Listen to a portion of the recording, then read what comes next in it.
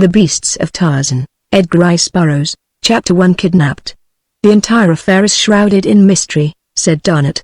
I have it on the best of authority that neither the police nor the special agents of the General Staff have the faintest conception of how it was accomplished.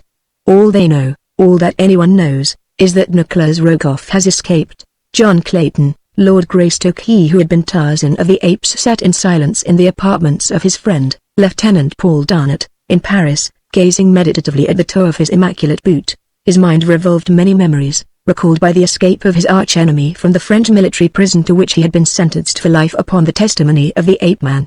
He thought of the lengths to which Rokoff had once gone to compass his death, and he realized that what the man had already done would doubtless be as nothing by comparison with what he would wish and plot to do now that he was again free. Tarzan had recently brought his wife and infant son to London to escape the discomforts and dangers of the rainy season upon their vast estate in Uziri, the land of the savage Waziri warriors whose broad African domains the ape-man had once ruled. He had run across the channel for a brief visit with his old friend, but the news of the Russians' escape had already cast a shadow upon his outing, so that though he had but just arrived he was already contemplating an immediate return to London. It is not that I fear for myself, Paul, he said at last.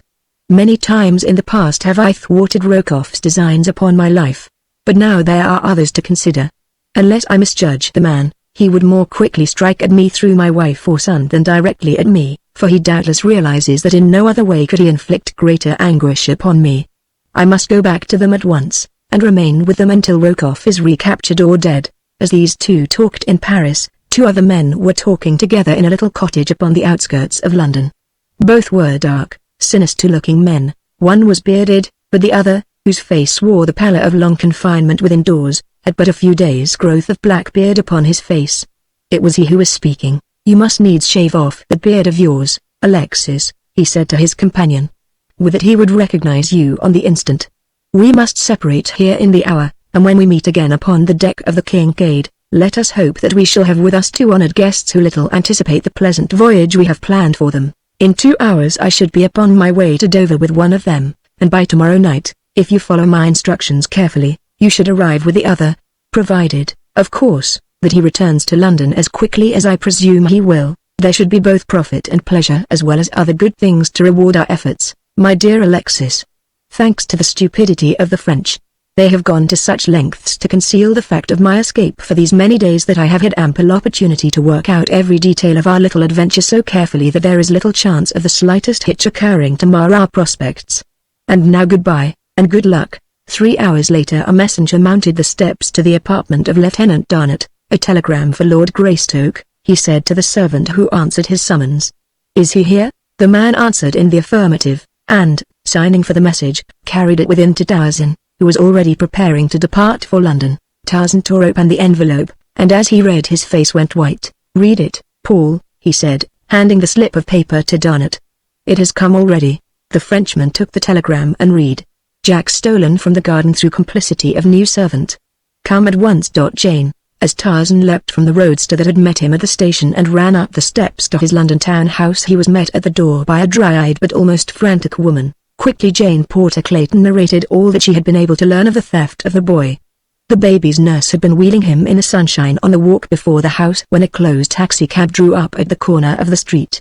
The woman had paid but passing attention to the vehicle, merely noting that it discharged no passenger, but stood at the curb with the motor running as though waiting for a fare from the residence before which it had stopped. Almost immediately the new houseman, Cal, had come running from the Greystoke house, saying that the girl's mistress wished to speak with her for a moment, and that she was to leave little Jack in his care until she returned. The woman said that she entertained not the slightest suspicion of the man's motives until she had reached the doorway of the house, when it occurred to her to warn him not to turn the carriage so as to permit the sun to shine in the baby's eyes. As she turned about to call this to him, she was somewhat surprised to see that he was wheeling the carriage rapidly toward the corner, and at the same time she saw the door of the taxicab open and a swarthy face framed for a moment in the aperture. Intuitively, the danger to the child flashed upon her, and with a shriek she dashed down the steps and up the walk toward the taxicab, into which Carl was now handing the baby to the swarthy one within. Just before she reached the vehicle, Carl leapt in beside his confederate, slamming the door behind him.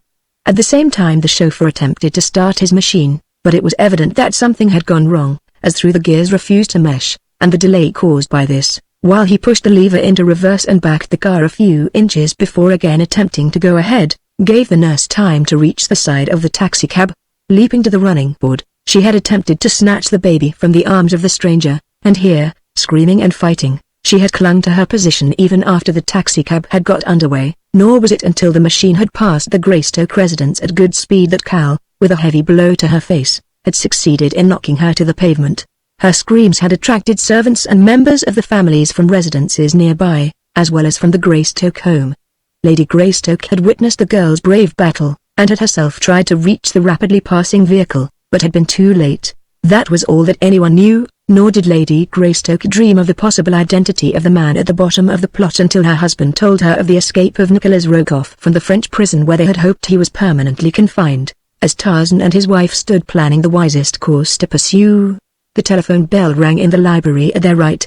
Tarzan quickly answered the call in person. "Lord Greystoke?" asked a man's voice at the other end of the line. "Yes, your son has been stolen," continued the voice, "and I alone may help you to recover him. I am conversant with the plot of those who took him. In fact, I was a party to it, and was to share in the reward, but now they are trying to ditch me, and to be quits with them I will aid you to recover him on condition that you will not prosecute me for my part in the crime. What do you say, if you lead me to where my son is hidden?" replied the ape-man. "You need fear nothing from me." "Good," replied the other. "But you must come alone to meet me, for it is enough that I must trust you. I cannot take the chance of permitting others to learn my identity." "Where and when may I meet you?" asked Tarzan. The other gave the name and location of a public house on the waterfront at Dover, a place frequented by sailors. "Come," he concluded, "about 10 o'clock tonight. It would do no good to arrive earlier. Your son will be safe enough in the meantime, and I can then lead you secretly to where he is hidden. But be sure to come alone, and under no circumstances notify Scotland Yard, for I know you well and shall be watching for you. Should any other accompany you, or should I see suspicious characters who might be agents of the police, I shall not meet you, and your last chance of recovering your son will be gone." Without more words the man rang off.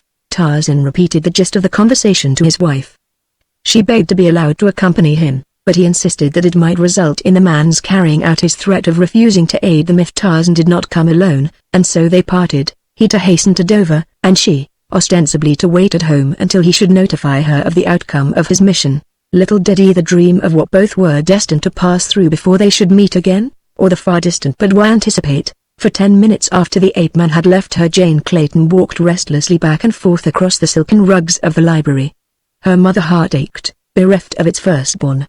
Her mind was in an anguish of hopes and fears, though her judgment told her that all would be well were her Tarzan to go alone in accordance with the mysterious stranger's summons. Her intuition would not permit her to lay aside suspicion of the gravest dangers to both her husband and her son. The more she thought of the matter, the more convinced she became that the recent telephone message might be but a ruse to keep them inactive until the boy was safely hidden away or spirited out of England. Or it might be that it had been simply a bait to lure Tarzan into the hands of the implacable Rokoff. With the lodgment of this thought she stopped in wide-eyed terror. Instantly it became a conviction. She glanced at the great clock ticking the minutes in the corner of the library. It was too late to catch the Dover train that Tarzan was to take. There was another, later, however, that would bring her to the Channel port in time to reach the address the stranger had given her husband before the appointed hour. Summoning her maiden chauffeur, she issued instructions rapidly. 10 minutes later she was being whisked through the crowded streets toward the railway station. It was 9:45 that night that Tarzan entered the squalid pub on the waterfront in Dover.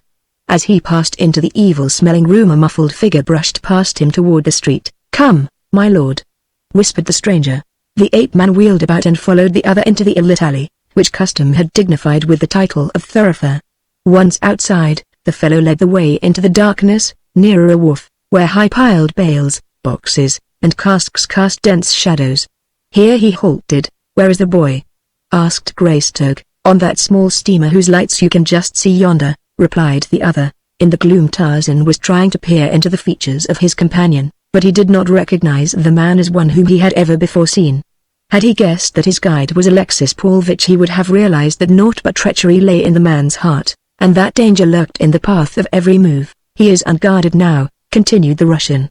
"Those who took him feel perfectly safe from detection, and with the exception of a couple of members of the crew, whom I have furnished with enough gin to silence them effectually for hours, there is none aboard the Kincaid. We can go aboard, get the child, and return without the slightest fear. Tarzan nodded. "Let's be about it, then," he said. His guide led him to a small boat moored alongside the wharf. The two men entered, and Paulvich pulled rapidly toward the steamer. The black smoke issuing from her funnel did not at the time make any suggestion to Tarzan's mind. All his thoughts were occupied with the hope that in a few moments he would again have his little son in his arms. At the steamer's side they found a monkey ladder dangling close above them, and up this the two men crept stealthily. Once on deck they hastened aft to where the Russian pointed to a hatch. "The boy is hidden there," he said.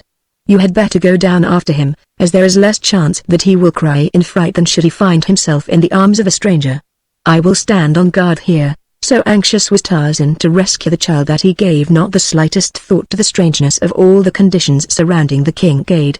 That her deck was deserted, though she had steam up, and from the volume of smoke pouring from her funnel was all ready to get underway made no impression upon him, with the thought that in another instant he would fold that precious little bundle of humanity in his arms. The ape-man swung down into the darkness below. Scarcely had he released his hold upon the edge of the hatch than the heavy covering fell clattering above him. Instantly he knew that he was the victim of a plot, and that far from rescuing his son he had himself fallen into the hands of his enemies. Though he immediately endeavored to reach the hatch and lift the cover, he was unable to do so. Striking a match, he explored his surroundings, finding that a little compartment had been partitioned off from the main hold, with the hatch above his head the only means of ingress or egress. It was evident that the room had been prepared for the very purpose of serving as a cell for himself. There was nothing in the compartment, and no other occupant. If the child was on board the Kincaid he was confined elsewhere. For over 20 years, from infancy to manhood, the ape-man had roamed his savage jungle haunts without human companionship of any nature.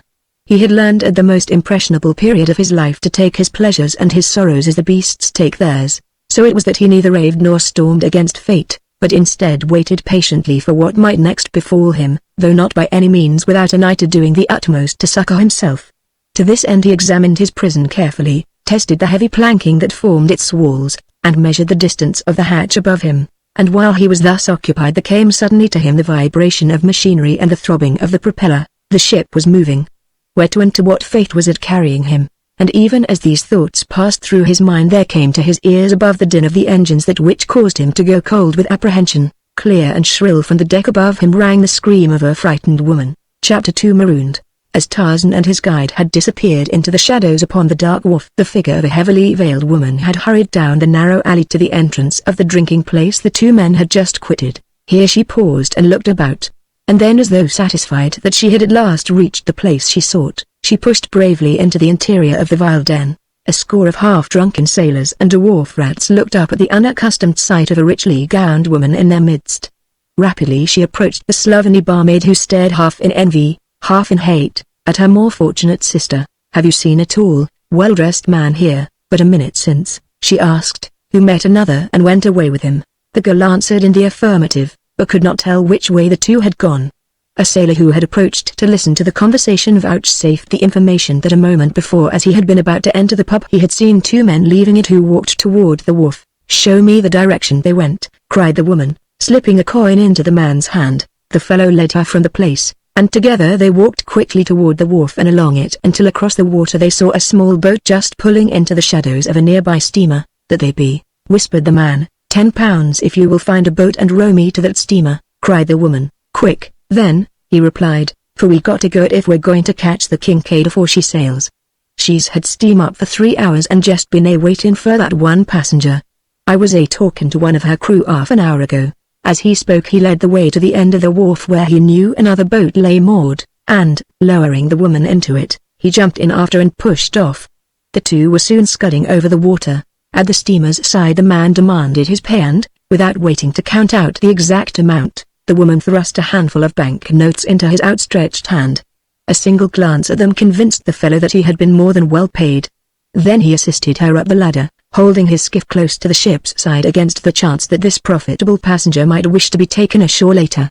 But presently the sound of the donkey engine and the rattle of a steel cable on the hoisting drum proclaimed the fact that the Kincaid's anchor was being raised, and a moment later the waiter heard the propellers revolving, and slowly the little steamer moved away from him out into the channel. As he turned to row back to shore he heard a woman's shriek from the ship's deck. "That's what I calls rotten luck," he soliloquized. "I might just as well have had the whole bloomin' wad." When Jane Clayton climbed to the deck of the Kincaid, she found the ship apparently deserted. There was no sign of those she sought nor of any other aboard, and so she went about her search for her husband and the child she hoped against hope to find there without interruption. Quickly she hastened to the cabin, which was half above and half below deck. As she hurried down the short companion ladder into the main cabin, on either side of which were the smaller rooms occupied by the officers, she failed to note the quick closing of one of the doors before her. She passed the full length of the main room, and then retracing her steps stopped before each door to listen, furtively trying each latch. All was silence, utter silence there, in which the throbbing of her own frightened heart seemed to her overwrought imagination to fill the ship with its thunderous alarm. One by one the doors opened before her touch, only to reveal empty interiors. In her absorption she did not note the sudden activity upon the vessel, the purring of the engines, the throbbing of the propeller. She had reached the last door upon the right now, and as she pushed it open she was seized from within by a powerful, dark-visaged man, and drawn hastily into the stuffy, ill-smelling interior. The sudden shock of fright which the unexpected attack had upon her drew a single piercing scream from her throat. Then the man clapped a hand roughly over the mouth. "Not until we are farther from land, my dear," he said. "Then you may yell your pretty head off." Lady Greystoke turned to look into the leering, bearded face so close to hers. The man relaxed the pressure of his fingers upon her lips, and with a little moan of terror as she recognized him the girl shrank away from her captor, Nicholas Rokoff. "Tarzan," she exclaimed. "Your devoted admirer," replied the Russian, with a low bow. "My little boy," she said next, ignoring the terms of endearment. "Where is he? Let me have him." "How could you be so cruel? Even as you Nicholas Rokoff cannot be entirely devoid of mercy and compassion. Tell me where he is. Is he aboard this ship? Oh, please, if such a thing as a heart beats within your breast, take me to my baby. If you do as you are bid no harm will befall him," replied Rokoff. "But remember that it is your own fault that you are here. You came aboard voluntarily, and you may take the consequences. I little thought," he added to himself, "that any such good luck as this would come to me." He went on deck then, locking the cabin door upon his prisoner, and for several days she did not see him. The truth of the matter being that Nicholas Rokoff was so poor a sailor that the heavy seas the Kincaid encountered from the very beginning of her voyage sent the Russian to his berth with a bad attack of seasickness. During this time her only visitor was an uncouth Swede, the Kincaid's unsavory cook, who brought her meals to her. His name was Sven Andersson, his one pride being that his patronymic was spelt with a double S. The man was tall and raw-boned, with a long yellow moustache, an unwholesome complexion, and filthy nails. The very sight of him with one grimy thumb buried deep in the lukewarm stew, that seemed, from the frequency of its repetition, to constitute the pride of his culinary art, was sufficient to take away the girl's appetite. His small, blue, close-set eyes never met hers squarely. There was a shiftiness of his whole appearance that even found expression in the cat-like manner of his gait, and to it all a sinister suggestion was added by the long slim knife that always rested at his waist, slipped through the greasy cord that supported his soiled apron. Ostensibly it was but an implement of his calling, but the girl could never free herself of the conviction that it would require less provocation to witness it put to other and less harmless uses. His manner toward her was surly, yet she never failed to meet him with a pleasant smile and a word of thanks when he brought her food to her, though more often than not she hurled the bulk of it through the tiny cabin port the moment that the door closed behind him. During the days of anguish that followed Jane Clayton's imprisonment, but two questions were uppermost in her mind: the whereabouts of her husband and her son. She fully believed that the baby was aboard the Kincaid, provided that he still lived, but whether Tarzan had been permitted to live after having been lured aboard the evil craft she could not guess. She knew, of course, the deep hatred that the Russian felt for the Englishman, and she could think of but one reason for having him brought aboard the ship: to dispatch him in comparative safety in revenge for his having thwarted Rokoff's pet schemes, and for having been at last the means of landing him in a French prison. Tarzan, on his part, lay in the darkness of his cell, ignorant of the fact that his wife was a prisoner in the cabin almost above his head. The same Swede that served Jane brought his meals to him, but, though on several occasions Tarzan had tried to draw the man into conversation, he had been unsuccessful. He had hoped to learn through this fellow whether his little son was aboard the Kincaid, but to every question upon this or kindred subjects the fellow returned but one reply: "Ain't tank it blow putty soon putty hard." So after several attempts Tarzan gave it up. For weeks that seemed months to the two prisoners the little steamer forged on they knew not where. Once the Kincaid stopped to coal, only immediately to take up the seemingly interminable voyage. Rokoff had visited Jane Clayton but once since he had locked her in the tiny cabin. He had come gaunt and hollow-eyed from a long siege of seasickness. The object of his visit was to obtain from her personal check for a large sum in return for a guarantee of her personal safety and return to England. "When you set me down safely in any civilized port, together with my son and my husband," she replied, "I will pay you in gold twice the amount you ask, but until then you shall not have a cent, nor the promise of a cent under any other conditions. You will give me the check I ask," he replied with a smile, "or neither you nor your child nor your husband will ever again set foot within any port, civilized or otherwise." "I would not trust you," she replied. "What guarantee have I that you would not take my money and then do as you please with me and mine regardless of your promise?" "I think you will do as I bid," he said, turning to leave the cabin. "Remember that I have your son. If you chance to hear the agonized wail of a tortured child, it may console you to reflect that it is because of your stubbornness that the baby suffers and that it is your baby." "You would not do it," cried the girl. "You would not, could not be so fiendishly cruel." "It is not I that am cruel, but you," he returned, "for you permit a paltry sum of money to stand between your baby and immunity from suffering." The end of it was that Jane Clayton wrote out a check of large denomination and handed it to Nicholas Rokoff, who left her cabin with a grin of satisfaction upon his lips. The following day the hatch was removed from Tarzan's cell, and as he looked up he saw Paulvich's head framed in the square of light above him. "Come up," commanded the Russian. "But bear in mind that you will be shot if you make a single move to attack me or any other aboard the ship." The ape-man swung himself lightly to the deck. About him, but at a respectful distance, stood a half-dozen sailors armed with rifles and revolvers. Facing him was Paulvich. Tarzan looked about for Rokoff, who he felt sure must be aboard, but there was no sign of him. "Lord Greystoke," commenced the Russian, "by your continued and wanton interference with M. Rokoff and his plans you have at last brought yourself and your family to this unfortunate extremity. You have only yourself to thank. As you may imagine, it has cost M. Rokoff a large amount of money to finance this expedition, and, as you are the sole cause of it, he naturally looks to you for reimbursement. Further, I may say that only by meeting M.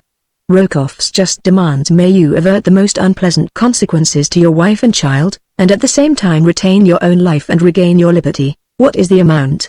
asked Tarzan. "And what assurance have I that you will live up to your end of the agreement? I have little reason to trust two such scoundrels as you and Rokoff, you know." The Russian flushed. "You are in no position to deliver insults," he said. "You have no assurance that we will live up to our agreement other than my word, but you have before you the assurance that we can make short work of you if you do not write out the check we demand. Unless you are a greater fool than I imagine, you should know that there is nothing that would give us greater pleasure than to order these men to fire. That we do not is because we have other plans for punishing you that would be entirely upset by your death." "Answer one question," said Tarzan. "Is my son on board this ship?" "No," replied Alexis Paulvich, "your son is quite safe elsewhere, nor will he be killed until you refuse to accede to our fair demands. If it becomes necessary to kill you, there will be no reason for not killing the child, since with you gone the one whom we wish to punish through the boy will be gone, and he will then be to us only a constant source of danger and embarrassment.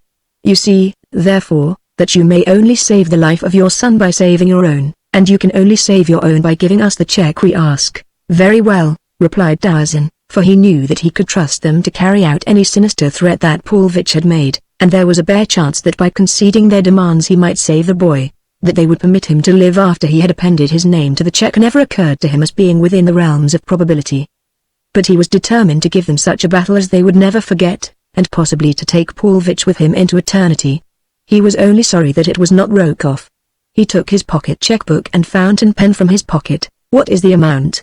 he asked. Paulvich named an enormous sum. Tarzan could scarce restrain a smile. Their very cupidity was to prove the means of their undoing, in the matter of the ransom at least. Purposely he hesitated and haggled over the amount, but Paulvich was obdurate. Finally the ape-man wrote out his check for a larger sum than stood to his credit at the bank. As he turned to hand the worthless slip of paper to the Russian, his glance chanced to pass across the starboard bow of the Kincaid. To his surprise he saw that the ship lay within a few hundred yards of land. Almost down to the water's edge ran a dense tropical jungle, and behind was higher land clothed in forest. Paulvich noted the direction of his gaze. "You are to be set at liberty here," he said. Tarzan's plan for immediate physical revenge upon the Russian vanished. He thought the land before him the mainland of Africa, and he knew that should they liberate him here he could doubtless find his way to civilization with comparative ease. Paulvich took the check. "Remove your clothing," he said to the ape-man. "Here you will not need it." Tarzan demurred. Paulvitch pointed to the armed sailors. Then the Englishman slowly divested himself of his clothing. A boat was lowered, and, still heavily guarded, the ape-man was rowed ashore. Half an hour later the sailors had returned to the Kincaid, and the steamer was slowly getting underway. As Tarzan stood upon the narrow strip of beach watching the departure of the vessel, he saw a figure appear at the rail and call aloud to attract his attention. The ape-man had been about to read a note that one of the sailors had handed him as the small boat that bore him to the shore was on the point of returning to the steamer, but at the hail from the vessel's deck he looked up. He saw a black-bearded man who laughed at him in derision as he held high above his head the figure of a little child. Tarzan half started as though to rush through the surf and strike out for the already moving steamer. But realizing the futility of so rash an act, he halted at the water's edge. Thus he stood, his gaze riveted upon the Kincaid until it disappeared beyond a projecting promontory of the coast. From the jungle at his back fierce bloodshot eyes glared from beneath shaggy overhanging brows upon him. Little monkeys in the treetops chattered and scolded, and from the distance of the inland forest came the scream of a leopard. But still John Clayton, Lord Greystoke, stood deaf and unseeing, suffering the pangs of keen regret for the opportunity that he had wasted because he had been so gullible as to place credence in a single statement of the first lieutenant of his arch-enemy. I have at least, he thought, one consolation: the knowledge that Jane is safe in London. Thank heaven she, too, did not fall into the clutches of those villains. Behind him the hairy thing whose evil eyes had been watching his as a cat watches a mouse was creeping stealthily toward him. Where were the trained senses of the savage ape-man? Where the acute hearing? Where the uncanny sense of scent? Chapter 3 Beasts at Bay. Slowly Tarzan unfolded the note the sailor had thrust into his hand, and read it.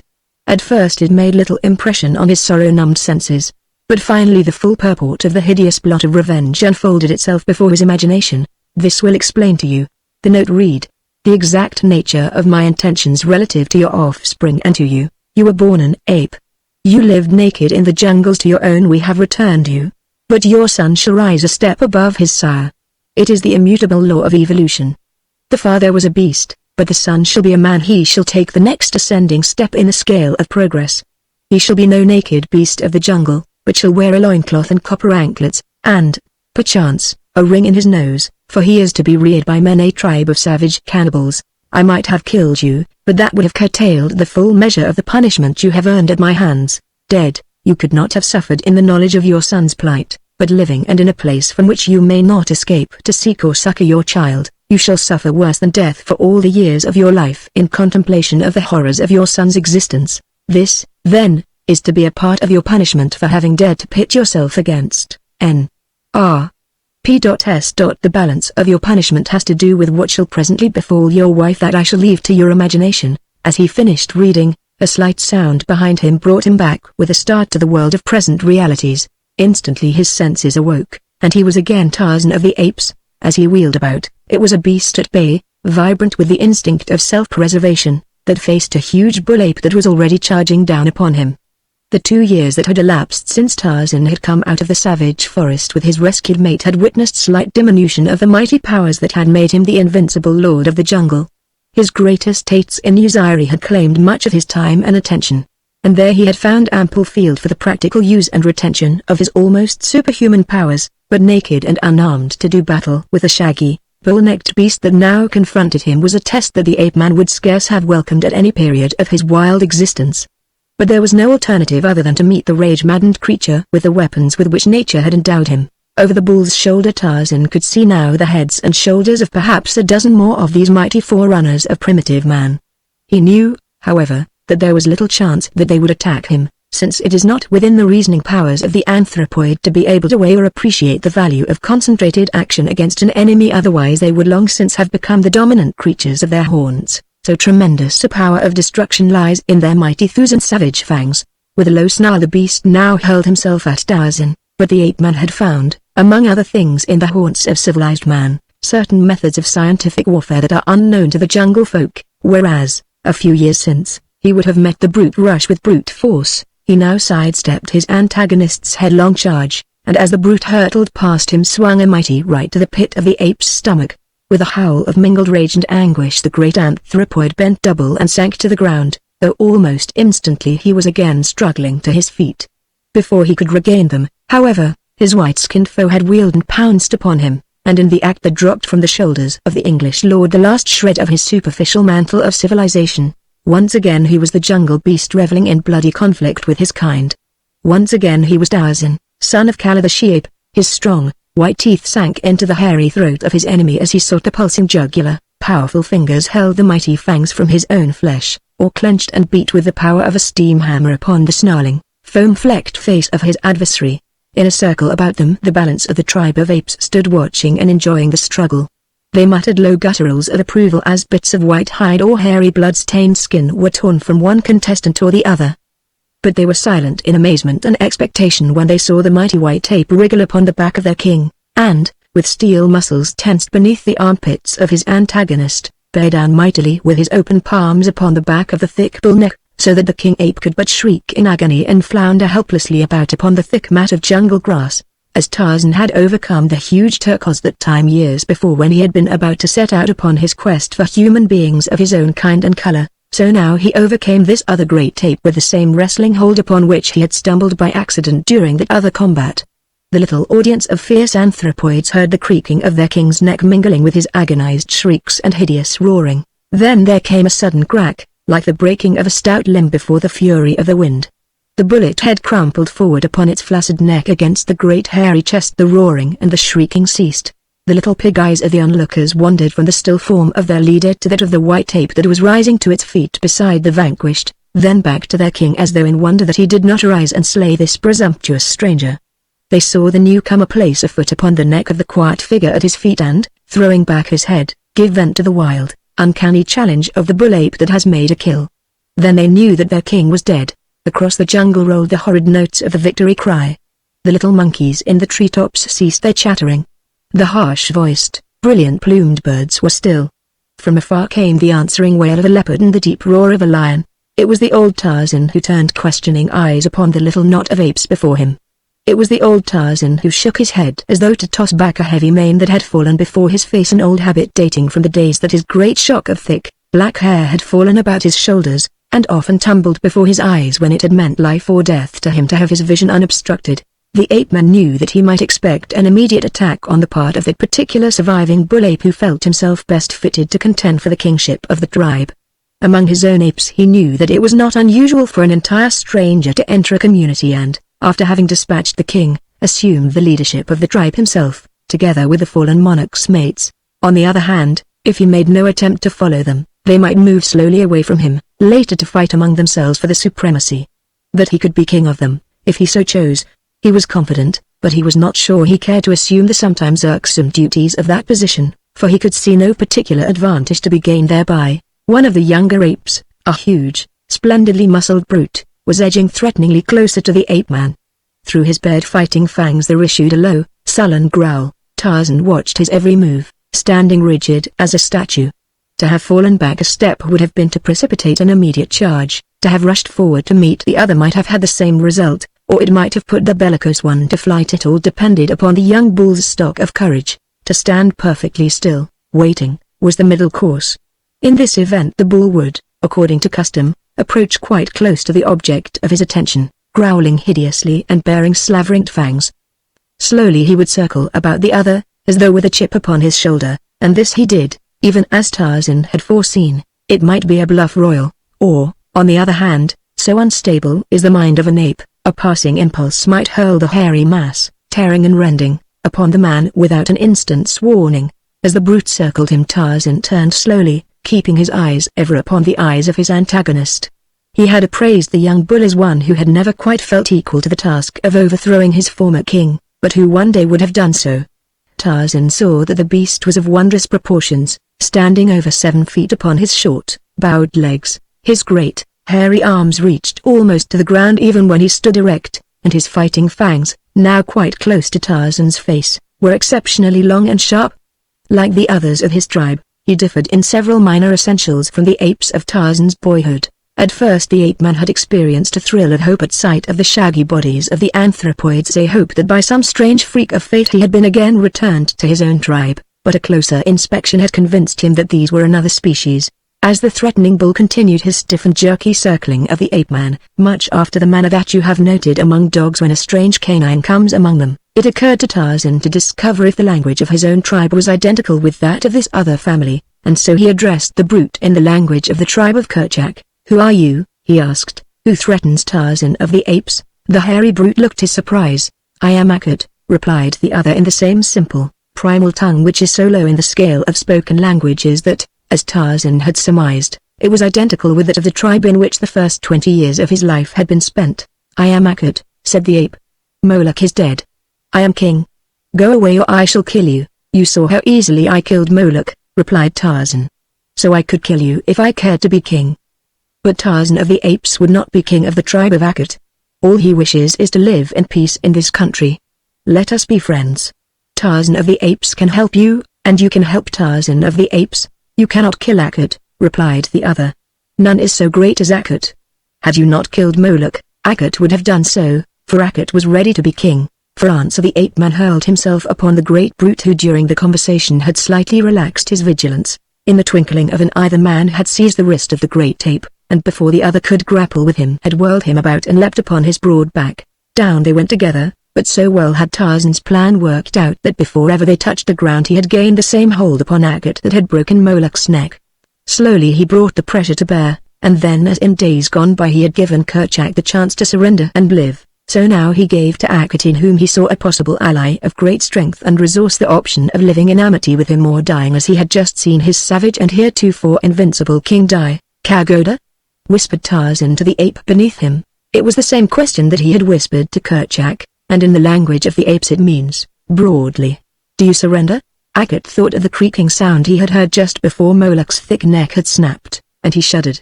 He hated to give up the kingship, though, so again he struggled to free himself, but a sudden torturing pressure upon his vertebra brought an agonized "Kagoda." From his lips, Tarzan relaxed his grip a trifle. "You may still be king, Akut," he said. "Tarzan told you that he did not wish to be king. If any question your right, Tarzan of the Apes will help you in your battles." The ape-man rose, and Akut came slowly to his feet.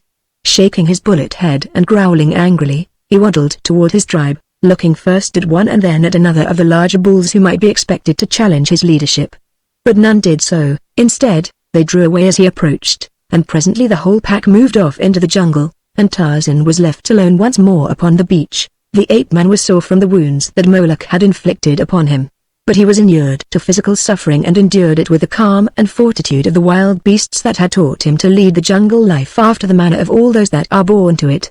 His first need, he realized, was for weapons of offense and defense, for his encounter with the apes, and the distant notes of the savage voices of Numa the lion, and Sheeta, the panther, warned him that his was to be no life of indolent ease and security. It was but a return to the old existence of constant bloodshed and danger to the hunting and the being hunted. Grim beasts would stalk him, as they had stalked him in the past, and never would there be a moment, by savage day or by cruel night, that he might not have instant need of such crude weapons as he could fashion from the materials at hand. Upon the shore he found an outcropping of brittle, igneous rock. By dint of much labor he managed to chip off a narrow sliver some 12 inches long by a quarter of an inch thick. One edge was quite thin for a few inches near the tip. It was the rudiment of a knife. With it he went into the jungle, searching until he found a fallen tree of a certain species of hardwood with which he was familiar. From this he cut a small straight branch, which he pointed at one end. Then he scooped a small, round hole in the surface of the prostrate trunk. Into this he grumbled a few bits of dry bark, minutely shredded, after which he inserted the tip of his pointed stick, and, sitting astride the bole of the tree, spun the slender rod rapidly between his palms. After a time a thin smoke rose from the little mass of tinder, and a moment later the whole broke into flame. Heaping some larger twigs and sticks upon the tiny fire, Tarzan soon had quite a respectable blaze roaring in the enlarging cavity of the dead tree. Into this he thrust the blade of his stone knife, and as it became superheated he would withdraw it, touching a spot near the thin edge with a drop of moisture. Beneath the wetted area a little flake of the glassy material would crack and scale away. Thus, very slowly, the ape-man commenced the tedious operation of putting a thin edge upon his primitive hunting knife. He did not attempt to accomplish the feat all in one sitting. At first he was content to achieve a cutting edge of a couple of inches, with which he cut a long, pliable bow, a handle for his knife, a stout cudgel, and a goodly supply of arrows. These he cached in a tall tree beside a little stream, and here also he constructed a platform with a roof of palm leaves above it. When all these things had been finished it was growing dusk, and Tarzan felt a strong desire to eat. He had noted during the brief incursion he had made into the forest that a short distance upstream from his tree there was a much-used watering place, where, from the trampled mud of either bank, it was evident beasts of all sorts and in great numbers came to drink. To this spot the hungry ape-man made his silent way. Through the upper terrace of the treetops he swung with the grace and ease of a monkey. But for the heavy burden upon his heart he would have been happy in this return to the old free life of his boyhood. Yet even with that burden he fell into the little habits and manners of his early life that were in reality more a part of him than the thin veneer of civilization that the past 3 years of his association with the white men of the outer world had spread lightly over him, a veneer that only hid the crudities of the beast that Tarzan of the Apes had been. Could his fellow peers of the House of Lords have seen him then they would have held up their noble hands in holy horror. Silently he crouched in the lower branches of a great forest giant that overhung the trail, his keen eyes and sensitive ears strained into the distant jungle, from which he knew his dinner would presently emerge. Nor had he long to wait. Scarce had he settled himself to a comfortable position, his lithe, muscular legs drawn well up beneath him as the panther draws his hindquarters in preparation for the spring, than Bara, the deer, came daintily down to drink. But more than Bara was coming. Behind the graceful buck came another which the deer could neither see nor scent, but whose movements were apparent to Tarzan of the Apes because of the elevated position of the ape-man's ambush.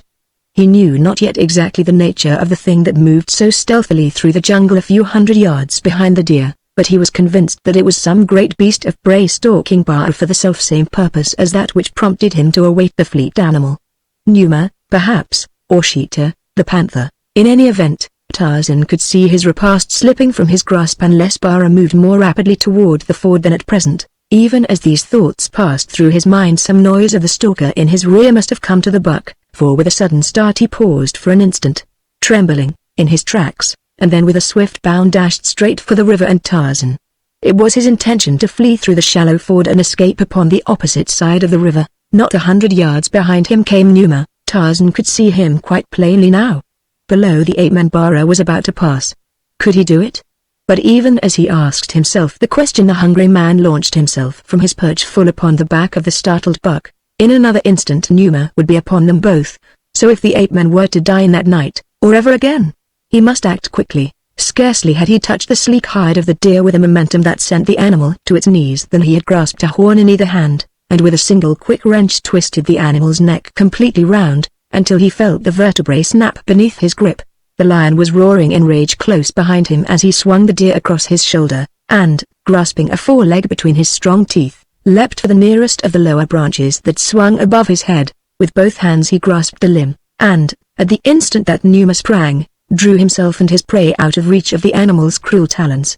There was a thud below him as the baffled cat fell back to earth, and then Tarzan of the Apes, drawing his dinner farther up to the safety of the higher limb, looked down with grinning face into the gleaming yellow eyes of the other wild beast that glared up at him from beneath, and with taunting insults flaunted the tender carcass of his kill in the face of him whom he had cheated of it. With his crude stone knife he cut a juicy steak from the hindquarters, and while the great lion paced, growling, back and forth below him, Lord Greystoke filled his savage belly, nor ever in the choicest of his exclusive London clubs had a meal tasted more palatable. The warm blood of his kill smeared his hands and face and filled his nostrils with the scent that the savage carnivore loved best, and when he had finished he left the balance of the carcass in a high fork of the tree where he had dined, and with Numa trailing below him, still keen for revenge, he made his way back to his treetop shelter, where he slept until the sun was high the following morning. Chapter 4 Sheeta. The next few days were occupied by Tarzan in completing his weapons and exploring the jungle. He strung his bow with tendons from the buck upon which he had dined his first evening upon the new shore, and though he would have preferred the gut of Sheeta for the purpose, he was content to wait until opportunity permitted him to kill one of the great cats. He also braided a long grass rope, such a rope as he had used so many years before to tantalize the ill-natured Tublat, and which later had developed into a wondrous effective weapon in the practiced hands of the little ape boy. A sheath and handle for his hunting knife he fashioned, and a quiver for arrows, and from the hide of Bara a belt and loincloth. Then he set out to learn something of the strange land in which he found himself. That it was not his old familiar west coast of the African continent he knew from the fact that it faced east. The rising sun came up out of the sea before the threshold of the jungle, but that it was not the east coast of Africa he was equally positive, for he felt satisfied that the Kincaid had not passed through the Mediterranean, the Suez Canal, and the Red Sea, nor had she had time to round the Cape of Good Hope. So he was quite at a loss to know where he might be. Sometimes he wondered if the ship had crossed the broad Atlantic to deposit him upon some wild South American shore, but the presence of Numa, the lion, decided him that such could not be the case. As Tarzan made his lonely way through the jungle paralleling the shore, he felt strong upon him a desire for companionship, so that gradually he commenced to regret that he had not cast his lot with the apes. He had seen nothing of them since that first day, when the influences of civilization were still paramount within him. Now he was more nearly returned to the Tarzan of old, and though he appreciated the fact that there could be little in common between himself and the great anthropoids, still they were better than no company at all.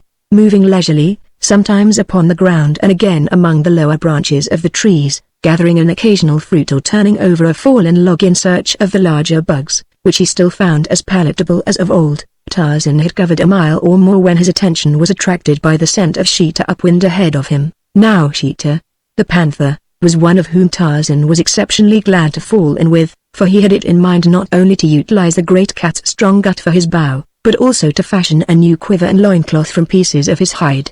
So, whereas the ape-man had gone carelessly before, he now became the personification of noiseless stealth. Swiftly and silently he glided through the forest in the wake of the savage cat, nor was the pursuer, for all his noble birth, one whit less savage than the wild, fierce thing he stalked. As he came closer to Sheeta he became aware that the panther on his part was stalking game of his own, and even as he realized this fact there came to his nostrils, wafted from his right by a vagrant breeze, the strong odor of a company of great apes. The panther had taken to a large tree as Tarzan came within sight of him, and beyond and below him Tarzan saw the tribe of Akut lolling in a little, natural clearing. Some of them were dozing against the boles of trees, while others roamed about turning over bits of bark from beneath which they transferred the luscious grubs and beetles to their mouths. Akut was the closest to Sheeta. The great cat lay crouched upon a thick limb, hidden from the ape's view by dense foliage, waiting patiently until the anthropoid should come within range of his spring. Tarzan cautiously gained a position in the same tree with the panther and a little above him. In his left hand he grasped his slim stone blade. He would have preferred to use his noose, but the foliage surrounding the huge cat precluded the possibility of an accurate throw with the rope. Akut had now wandered quite close beneath the tree wherein lay the waiting death. Sheeta slowly edged his hind paws along the branch still further beneath him, and then with a hideous shriek he launched himself toward the great ape. The barest fraction of a second before his spring another beast of prey above him leapt, its weird and savage cry mingling with his. As the startled Akut looked up he saw the panther almost above him, and already upon the panther's back the white ape that had bested him that day near the great water. The teeth of the ape-man were buried in the back of Sheeta's neck and his right arm was round the fierce throat, while the left hand, grasping a slender piece of stone, rose and fell in mighty blows upon the panther's side behind the left shoulder. Akut had just time to leap to one side to avoid being pinioned beneath these battling monsters of the jungle. With a crash they came to earth at his feet. Sheeta was screaming, snarling, and roaring horribly, but the white ape clung tenaciously and in silence to the thrashing body of his quarry.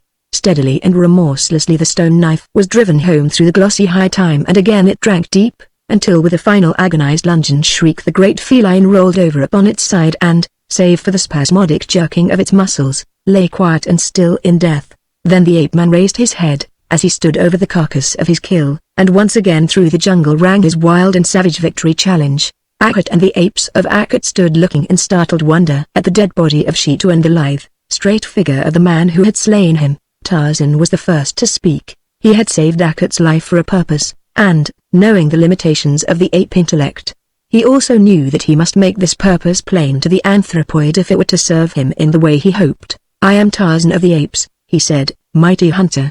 Mighty fighter. By the great water I spared Akut's life when I might have taken it and become king of the tribe of Akut. Now I have saved Akut from death beneath the rending fangs of Sheeta. When Akut or the tribe of Akut is in danger, let them call to Tarzan thus." And the ape-man raised the hideous cry with which the tribe of Kerchak had been wont to summon its absent members in times of peril.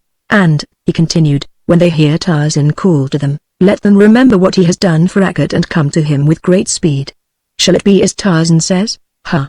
assented Akut, and from the members of his tribe there rose a unanimous "ha." Then, presently, they went to feeding again as though nothing had happened, and with them fed John Clayton, Lord Greystoke. He noticed, however, that Akut kept always close to him, and was often looking at him with a strange wonder in his little bloodshot eyes. And once he did a thing that Tarzan during all his long years among the apes have never before seen an ape do. He found a particularly tender morsel and handed it to Tarzan. As the tribe hunted, the glistening body of the ape-man mingled with the brown, shaggy hides of his companions.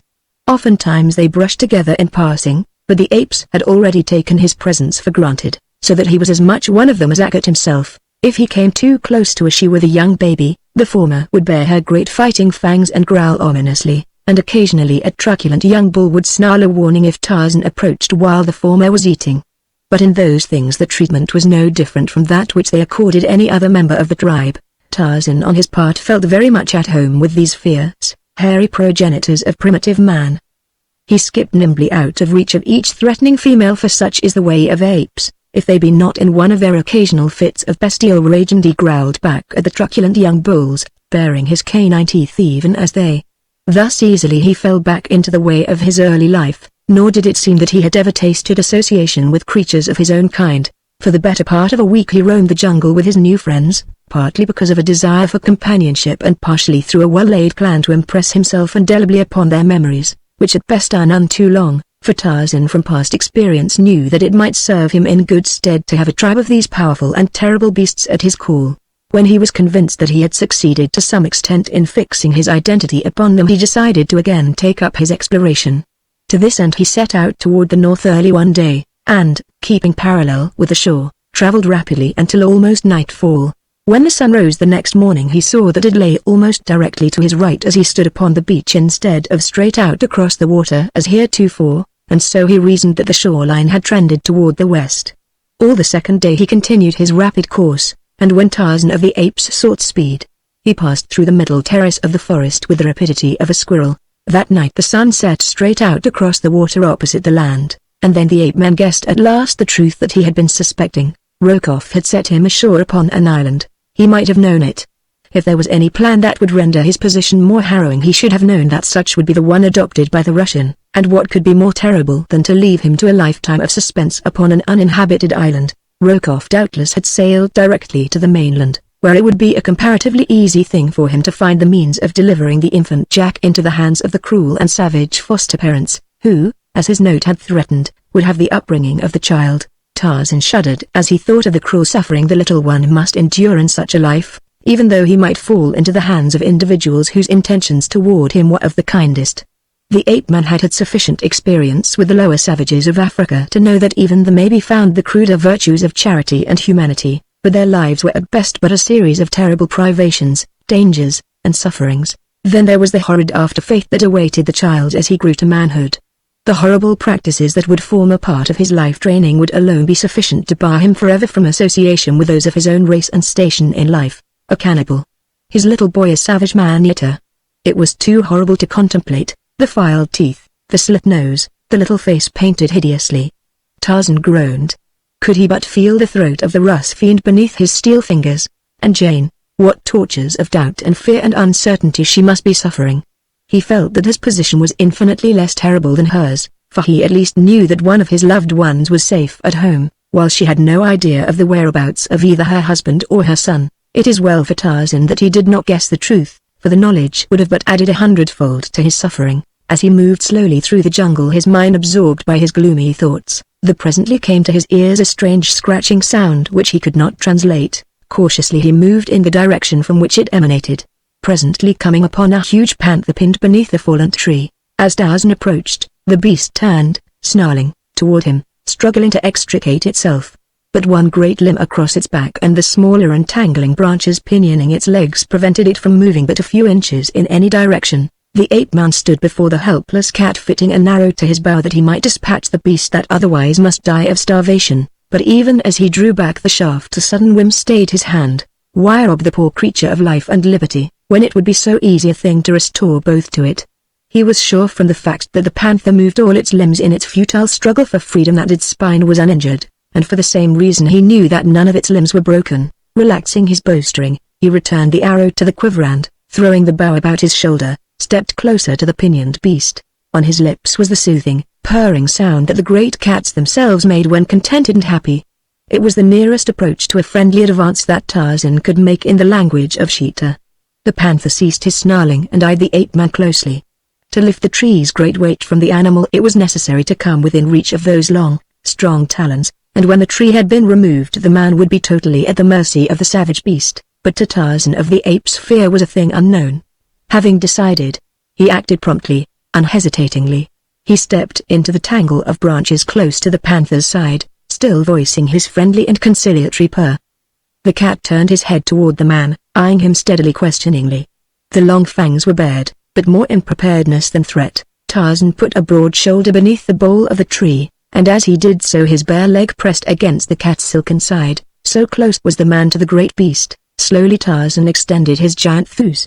The great tree with its entangling branches rose gradually from the panther, who, feeling the encumbering weight diminish, quickly crawled from beneath.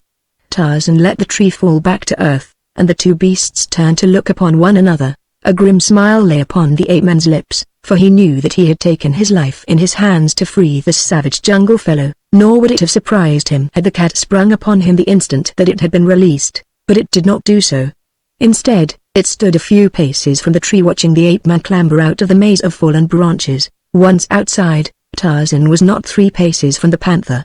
He might have taken to the higher branches of the trees upon the opposite side, for Sheeta cannot climb to the heights to which the ape-man can go, but something, a spirit of bravado perhaps, prompted him to approach the panther as though to discover if any feeling of gratitude would prompt the beast to friendliness.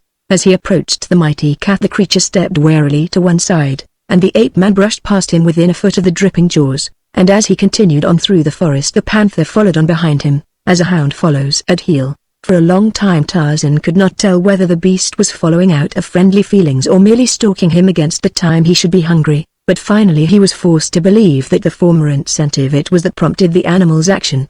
Later in the day the scent of a deer sent Tarzan into the trees, and when he had dropped his noose about the animal's neck he called to Sheeta, using a purr similar to that which he had utilized to pacify the brute's suspicions earlier in the day, but a trifle louder and more shrill. It was similar to that which he had heard panthers use after a kill when they had been hunting in pairs. Almost immediately there was a crashing of the underbrush close at hand, and the long, lithe body of his strange companion broke into view. At sight of the body of Burroughs and the smell of blood the panther gave forth a shrill scream, and a moment later 2 beasts were feeding side by side upon the tender meat of the deer. For several days this strangely assorted pair roamed the jungle together. When one made a kill he called the other, and thus they fed well and often. On one occasion as they were dining upon the carcass of a boar that Sheeta had dispatched, Numa, the lion, grim and terrible, broke through the tangled grasses close beside them. With an angry, warning roar he sprang forward to chase them from their kill. Sheeta bounded into a nearby thicket, while Tarzan took to the low branches of an overhanging tree. Here the ape-man unloosed his grass rope from about his neck, and as Numa stood above the body of the boar, challenging head erect, he dropped the sinuous noose about the mane neck, drawing the stout strands taut with a sudden jerk. At the same time he called shrilly to Sheeta, as he drew the struggling lion upward until only his hind feet touched the ground. Quickly he made the rope fast to a stout branch, and as the panther, in answer to his summons, leapt into sight, Tarzan dropped to the earth beside the struggling and infuriated Numa, and with a long sharp knife sprang upon him at one side even as Sheeta did upon the other. The panther tore and rent Numa upon the right, while the ape-man struck home with his stone knife upon the other, so that before the mighty clawing of the king of beasts had succeeded in parting the rope he hung quite dead and harmless in the noose. And then upon the jungle air there rose in unison from 2 savage throats the victory cry of the bull ape and the panther, blended into one frightful and uncanny scream. As the last notes died away in a long-drawn, fearsome wail, a score of painted warriors, drawing their long war canoe upon the beach, halted to stare in the direction of the jungle and to listen. Chapter 5 Mugambi. By the time that Tarzan had traveled entirely about the coast of the island, and made several trips inland from various points, he was sure that he was the only human being upon it. Nowhere had he found any sign that men had stopped even temporarily upon this shore, though, of course, he knew that so quickly does the rank vegetation of the tropics erase all but the most permanent of human monuments that he might be in error in his deductions. The day following the killing of Numa, Tarzan and Sheeta came upon the tribe of Akut. At sight of the panther the great apes took to flight, but after a time Tarzan succeeded in recalling them. It had occurred to him that it would be at least an interesting experiment to attempt to reconcile these hereditary enemies. He welcomed anything that would occupy his time and his mind beyond the filling of his belly and the gloomy thoughts to which he fell prey the moment that he became idle. To communicate his plan to the apes was not a particularly difficult matter, though their narrow and limited vocabulary was strained in the effort, but to impress upon the little, wicked brain of Sheeta that he was to hunt with and not for his legitimate prey proved a task almost beyond the powers of the ape-man. Tarzan, among his other weapons, possessed a long, stout cudgel, and after fastening his rope about the panther's neck he used this instrument freely upon the snarling beast, endeavoring in this way to impress upon its memory that it must not attack the great, shaggy man-like creatures that had approached more closely once they had seen the purpose of the rope about Sheeta's neck. That the cat did not turn and rend Tarzan is something of a miracle which may possibly be accounted for by the fact that twice when it turned growling upon the ape-man he had rapped it sharply upon its sensitive nose, inculcating in its mind thereby a most wholesome fear of the cudgel and the ape beasts behind it. It is a question if the original cause of his attachment for Tarzan was still at all clear in the mind of the panther, though doubtless some subconscious suggestion, superinduced by this primary reason and aided and abetted by the habit of the past few days, did much to compel the beast to tolerate treatment at his hands that would have sent it at the throat of any other creature. Then, too, there was the compelling force of the man-mind exerting its powerful influence over this creature of a lower order, and, after all, it may have been this that proved the most potent factor in Tarzan's supremacy over Sheeta and the other beasts of the jungle that had from time to time fallen under his domination. Be that as it may, for days the man, the panther, and the great apes roamed their savage haunts side by side, making their kills together and sharing them with one another, and of all the fierce and savage band none was more terrible than the smooth-skinned, powerful beast that had been but a few short months before a familiar figure in many a London drawing-room. Sometimes the beasts separated to follow their own inclinations for an hour or a day, and it was upon one of these occasions when the ape-man had wandered through the treetops toward the beach, and was stretched in the hot sun upon the sand, that from the low summit of a nearby promontory a pair of keen eyes discovered him. For a moment the owner of the eyes looked in astonishment at the figure of the savage white man basking in the rays of that hot, tropic sun, then he turned, making a sign to someone behind him. Presently another pair of eyes were looking down upon the ape-man, and then another and another, until a full score of hideously trapped, savage warriors were lying upon their bellies along the crest of the ridge watching the white-skinned stranger. They were downwind from Tarzan, and so their scent was not carried to him, and as his back was turned half toward them he did not see their cautious advance over the edge of the promontory and down through the rank grass toward the sandy beach where he lay. Big fellows they were, all of them, their barbaric headdresses and grotesquely painted faces, together with their many metal ornaments and gorgeously colored feathers, adding to their wild, fierce appearance. Once at the foot of the ridge, they came cautiously to their feet, and, bent half double, advanced silently upon the unconscious white man, their heavy war clubs swinging menacingly in their brawny hands. The mental suffering that Tarzan's sorrowful thoughts induced had the effect of numbing his keen, perceptive faculties, so that the advancing savages were almost upon him before he became aware that he was no longer alone upon the beach. So quickly, though, were his mind and muscles wont to react in unison to the slightest alarm that he was upon his feet and facing his enemies, even as he realized that something was behind him. As he sprang to his feet the warriors leapt toward him with raised clubs and savage yells, but the foremost went down to sudden death beneath the long, stout stick of the ape-man, and then the lithe, sinewy figure was among them, striking right and left with a fury, power, and precision that brought panic to the ranks of the blacks. For a moment they withdrew, those that were left of them, and consulted together at a short distance from the ape-man, who stood with folded arms, a half-smile upon his handsome face, watching them. Presently they advanced upon him once more, this time wielding their heavy war spears. They were between Tarzan and the jungle, in a little semicircle that closed in upon him as they advanced. There seemed to the ape-man but slight chance to escape the final charge when all the great spears should be hurled simultaneously at him, but if he had desired to escape there was no way other than through the ranks of the savages except the open sea behind him. His predicament was indeed most serious when an idea occurred to him that altered his smile to a broad grin. Their warriors were still some little distance away, advancing slowly, making, after the manner of their kind, a frightful din with their savage yells and the pounding of their naked feet upon the ground as they leapt up and down in a fantastic war dance. Then it was that the ape-man lifted his voice in a series of wild, weird screams that brought the blacks to a sudden, perplexed halt. They looked at one another questioningly, for here was a sound so hideous that their own frightful din faded into insignificance beside it. No human throat could have formed those bestial notes, they were sure, and yet with their own eyes they had seen this white man open his mouth to pour forth his awful cry, but only for a moment they hesitated, and then with one accord they again took up their fantastic advance upon their prey. but even then a sudden crashing in the jungle behind them brought them once more to a halt, and as they turned to look in the direction of this new noise there broke upon their startled visions a sight that may well have frozen the blood of brave men than the Wagambi. Leaping from the tangled vegetation of the jungle's rim came a huge panther, with blazing eyes and bared fangs, and in his wake a score of mighty, shaggy apes lumbering rapidly toward them, half erect upon their short, bowed legs, and with their long arms reaching to the ground, where their horny knuckles bore the weight of their ponderous bodies as they lurched from side to side in their grotesque advance. The beasts of Tarzan had come in answer to his call. Before the Wagambi could recover from their astonishment the frightful horde was upon them from one side and Tarzan of the apes from the other. Heavy spears were hurled and mighty war clubs wielded, and though apes went down never to rise, so, too, went down the men of Ugambi. Cheetah's cruel fangs and tearing talons ripped and tore at the black hides. Akut's mighty yellow tusks found the jugular of more than one sleek-skinned savage, and Tarzan of the apes was here and there and everywhere, urging on his fierce allies and taking a heavy toll with his long, slim knife. In a moment the blacks had scattered for their lives, but of the score that had crept down the grassy sides of the promontory only a single warrior managed to escape the horde that had overwhelmed his people. This one was MagneonBooks, chief of the Wagambi of Ugambi, and as he disappeared in the tangled luxuriousness of the rank growth upon the ridge's summit only the keen eyes of the ape-man saw the direction of his flight.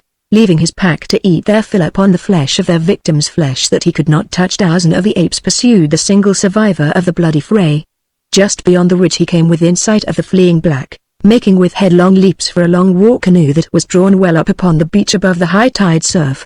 Noiseless as the fellow's shadow, the ape-man raced after the terror-stricken black. In the white man's mind was a new plan, awakened by sight of the war canoe.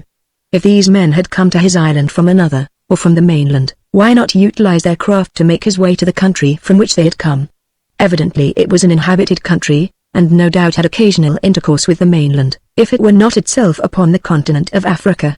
A heavy hand fell upon the shoulder of the escaping Mugambi before he was aware that he was being pursued, and as he turned to do battle with his assailant giant fingers closed about his wrists and he was hurled to earth with the giant astride him before he could strike a blow in his own defense. In the language of the West Coast, Tarzan spoke to the prostrate man beneath him. "Who are you?" he asked. "MagneonBooks, chief of the Wagambi," replied the black. "I will spare your life," said Tarzan, "if you will promise to help me to leave this island." "What do you answer?" "I will help you," replied MagneonBooks. "But now that you have killed all my warriors, I do not know that even I can leave your country, for there will be none to wield the paddles, and without paddlers we cannot cross the water." Tarzan rose and allowed his prisoner to come to his feet. The fellow was a magnificent specimen of manhood, a black counterpart in physique of the splendid white man whom he faced. "Come," said the ape-man, and started back in the direction from which they could hear the snarling and growling of the feasting pack. MagneonBooks drew back. "They will kill us," he said. "I think not," replied Tarzan. "They are mine." Still the black hesitated, fearful of the consequences of approaching the terrible creatures that were dining upon the bodies of his warriors, but Tarzan forced him to accompany him, and presently the two emerged from the jungle in full view of the grisly spectacle upon the beach. At sight of the men the beasts looked up with menacing growls, but Tarzan strode in among them, dragging the trembling Wagambi with him. As he had taught the apes to accept Cheetah, so he taught them to adopt MagneonBooks as well, and much more easily. But Cheetah seemed quite unable to understand that though he had been called upon to devour MagneonBooks' warriors he was not to be allowed to proceed after the same fashion with MagneonBooks. However, being well filled, he contented himself with walking round the terror-stricken savage, emitting low, menacing growls the while he kept his flaming, baleful eyes riveted upon the black. MagneonBooks, on his part, clung closely to Tarzan, so that the ape-man could scarce control his laughter at the pitiable condition to which the chief's fear had reduced him. But at length the white took the great cat by the scruff of the neck and, dragging it quite close to the Wagambi, slapped it sharply upon the nose each time that it growled at the stranger. At the sight of the thing a man mauling with his bare hands one of the most relentless and fierce of the jungle carnivora Mugambi's eyes bulged from their sockets, and from entertaining a sullen respect for the giant white man who had made him prisoner, the black felt an almost worshipping awe of Tarzan. The education of Cheetah progressed so well that in a short time MagneonBooks ceased to be the object of his hungry attention, and the black felt a degree more of safety in his society. To say that MagneonBooks was entirely happy or at ease in his new environment would not be to adhere strictly to the truth. His eyes were constantly rolling apprehensively from side to side as now one and now another of the fierce pack chanced to wander near him, so that for the most of the time it was principally the whites that showed. Together Tarzan and Mugambi, with Sheeta and Akut, lay in wait at the ford for a deer, and when at a word from the ape-man the four of them leapt out upon the affrighted animal. The black was sure that the poor creature died of fright before ever one of the great beasts touched it. Mugambi built a fire and cooked his portion of the kill, but Tarzan, Sheeta, and Akut tore theirs, raw, with their sharp teeth, growling among themselves when one ventured to encroach upon the share of another. It was not, after all, strange that the white man's ways should have been so much more nearly related to those of the beasts than were the savage blacks. We are, all of us, creatures of habit, and when the seeming necessity for schooling ourselves in new ways ceases to exist, we fall naturally and easily into the manners and customs which long usage has implanted ineradicably within us. Mugambi from childhood had eaten no meat until it had been cooked, while Tarzan, on the other hand, had never tasted cooked food of any sort until he had grown almost to manhood, and only within the past 3 or 4 years had he eaten cooked meat. Not only did the habit of a lifetime prompt him to eat it raw, but the craving of his palate as well, for to him cooked flesh was spoiled flesh when compared with the rich and juicy meat of a fresh, hot kill. That he could, with relish, eat raw meat that had been buried by himself weeks before, and enjoy small rodents and disgusting grubs, seems to us who have been always civilized a revolting fact. But had we learned in childhood to eat these things, and had we seen all those about us eat them, they would seem no more sickening to us now than do many of our greatest dainties, at which a savage African cannibal would look with repugnance and turn up his nose. For instance, there is a tribe in the vicinity of Lake Rudolph that will eat no sheep or cattle, though its next neighbors do so. Nearby is another tribe that eats donkey meat, a custom most revolting to the surrounding tribes that do not eat donkey. So who may say that it is nice to eat snails and frogs' legs and oysters, but disgusting to feed upon grubs and beetles, or that a raw oyster, hoof, horns, and tail, is less revolting than the sweet, clean meat of a fresh-killed buck? The next few days Tarzan devoted to the weaving of a bark-cloth sail with which to equip the canoe, for he despaired of being able to teach the apes to wield the paddles, though he did manage to get several of them to embark in the frail craft which he and Mugambi paddled about inside the reef where the water was quite smooth. During these trips he had placed paddles in their hands, when they attempted to imitate the movements of him and Mugambi, but so difficult is it for them long to concentrate upon a thing that he soon saw that it would require weeks of patient training before they would be able to make any effective use of these new implements, if, in fact, they should ever do so. There was one exception, however, and he was Akut. Almost from the first he showed an interest in this new sport that revealed a much higher plane of intelligence than that attained by any of his tribe. He seemed to grasp the purpose of the paddles, and when Tarzan saw that this was so he took much pains to explain in the meager language of the anthropoid how they might be used to the best advantage. From Mugambi Tarzan learned that the mainland lay but a short distance from the island. It seemed that the Wagambi warriors had ventured too far out in their frail craft, and when caught by a heavy tide and a high wind from offshore they had been driven out of sight of land. After paddling for a whole night, thinking that they were headed for home, they had seen this land at sunrise, and, still taking it for the mainland, had hailed it with joy, nor had Mugambi been aware that it was an island until Tarzan had told him that this was the fact. The Wagambi chief was quite dubious as to the sail, for he had never seen such a contrivance used. His country lay far up the broad Ugambi River, and this was the first occasion that any of his people had found their way to the ocean. Tarzan, however, was confident that with a good west wind he could navigate the little craft to the mainland. At any rate, he decided, it would be preferable to perish on the way than to remain indefinitely upon this evidently uncharted island to which no ships might ever be expected to come. And so it was that when the first fair wind rose he embarked upon his cruise, and with him he took as strange and fearsome a crew as ever sailed under a savage master. Mugambi and Akut went with him, and Sheeta, the panther, and a dozen great males of the tribe of Akut. Chapter 6. A hideous crew. The war canoe with its savage load moved slowly toward the break in the reef through which it must pass to gain the open sea. Tarzan, Mugambi, and Akut wielded the paddles, for the shore kept the west wind from the little sail. Sheeta crouched in the bow at the ape-man's feet, for it had seemed best to Tarzan always to keep the wicked beast as far from the other members of the party as possible, since it would require little or no provocation to send him at the throat of any than the white man, whom he evidently now looked upon as his master. In the stern was Mugambi, and just in front of him squatted Akut, while between Akut and Tarzan the 12 hairy apes sat upon their haunches, blinking dubiously this way and that, and now and then turning their eyes longingly back toward shore. All went well until the canoe had passed beyond the reef. Here the breeze struck the sail, sending the rude craft lunging among the waves that ran higher and higher as they drew away from the shore. with the tossing of the boat the apes became panic-stricken. They first moved uneasily about, and then commenced grumbling and whining.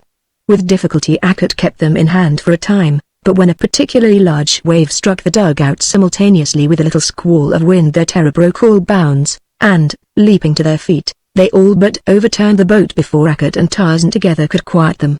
At last calm was restored, and eventually the apes became accustomed to the strange antics of their craft, after which no more trouble was experienced with them. The trip was uneventful. The wind held, and after 10 hours steady sailing the black shadows of the coast loomed close before the straining eyes of the ape-man in the bow. It was far too dark to distinguish whether they had approached close to the mouth of the Ugambi or not, so Tarzan ran in through the surf at the closest point to await the dawn. The dugout turned broadside the instant that its nose touched the sand, and immediately it rolled over, with all its crew scrambling madly for the shore. The next breaker rolled them over and over, but eventually they all succeeded in crawling to safety, and in a moment more their ungainly craft had been washed up beside them. The balance of the night the apes sat huddled close to one another for warmth, while Mugambi built a fire close to them over which he crouched. Tarzan and Sheeta, however, were of a different mind, for neither of them feared the jungle night, and the insistent craving of their hunger sent them off into the Stygian blackness of the forest in search of prey. Side by side they walked when there was room for two abreast. At other times in single file, first one and then the other in advance. It was Tarzan who first caught the scent of meat-table buffalo, and presently the two came stealthily upon the sleeping beast in the midst of a dense jungle of reeds close to a river. Closer and closer they crept toward the unsuspecting beast, Sheeta upon his right side and Tarzan upon his left nearest the great heart. They had hunted together now for some time, so that they worked in unison, with only low, purring sounds as signals. For a moment they lay quite silent near their prey, and then at a sign from the ape-man Sheeta sprang upon the great back, burying his strong teeth in the bull's neck.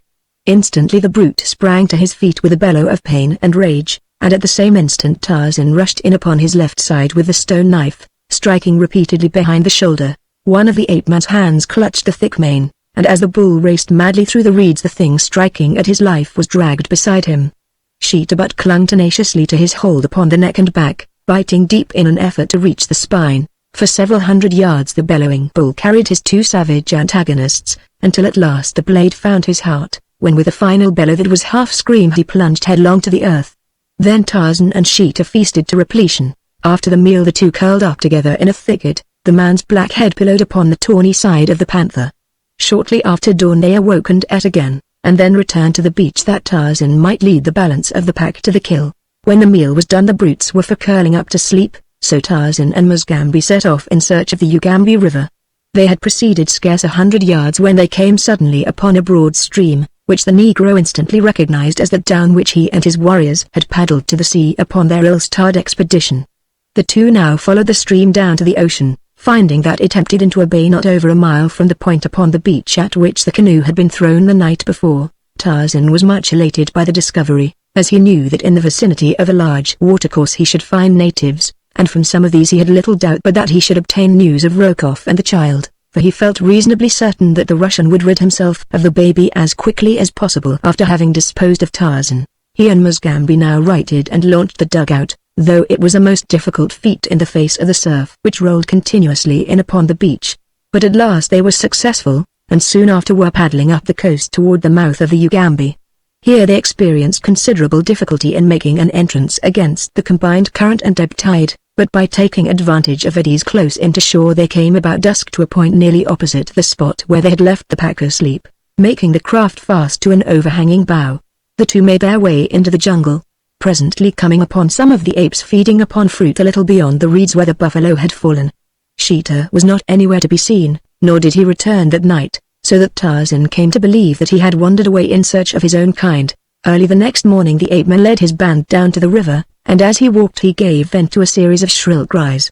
Presently from a great distance and faintly there came an answering scream, and a half-hour later the lithe form of Sheeta bounded into view where the others of the pack were clambering gingerly into the canoe. The great beast, with arched back and purring like a contented tabby, rubbed his sides against the ape-man, and then at a word from the latter sprang lightly to his former place in the bow of the dugout. When all were in place it was discovered that two of the apes of Ackert were missing, and though both the king ape and Tarzan called to them for the better part of an hour, there was no response, and finally the boat put off without them.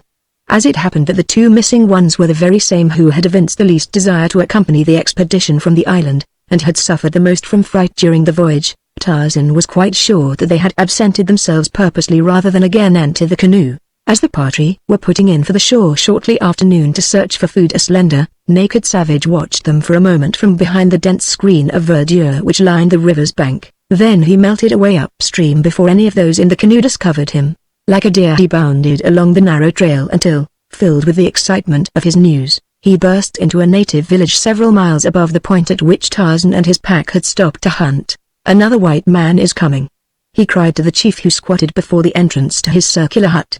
"Another white man, and with him are many warriors. They come in a great war canoe to kill and rob, as did the black-bearded one who has just left us." Kaveri leapt to his feet. He had but recently had a taste of the white man's medicine, and his savage heart was filled with bitterness and hate. In another moment the rumble of the war drums rose from the village, calling in the hunters from the forest and the tillers from the fields. 7 war canoes were launched and manned by paint-daubed, befeathered warriors. Long spears bristled from the rude battleships, as they slid noiselessly over the bosom of the water, propelled by giant muscles rolling beneath glistening, ebony hides. There was no beating of tom-toms now, nor blare of native horn, for Kaveri was a crafty warrior, and it was in his mind to take no chances, if they could be avoided.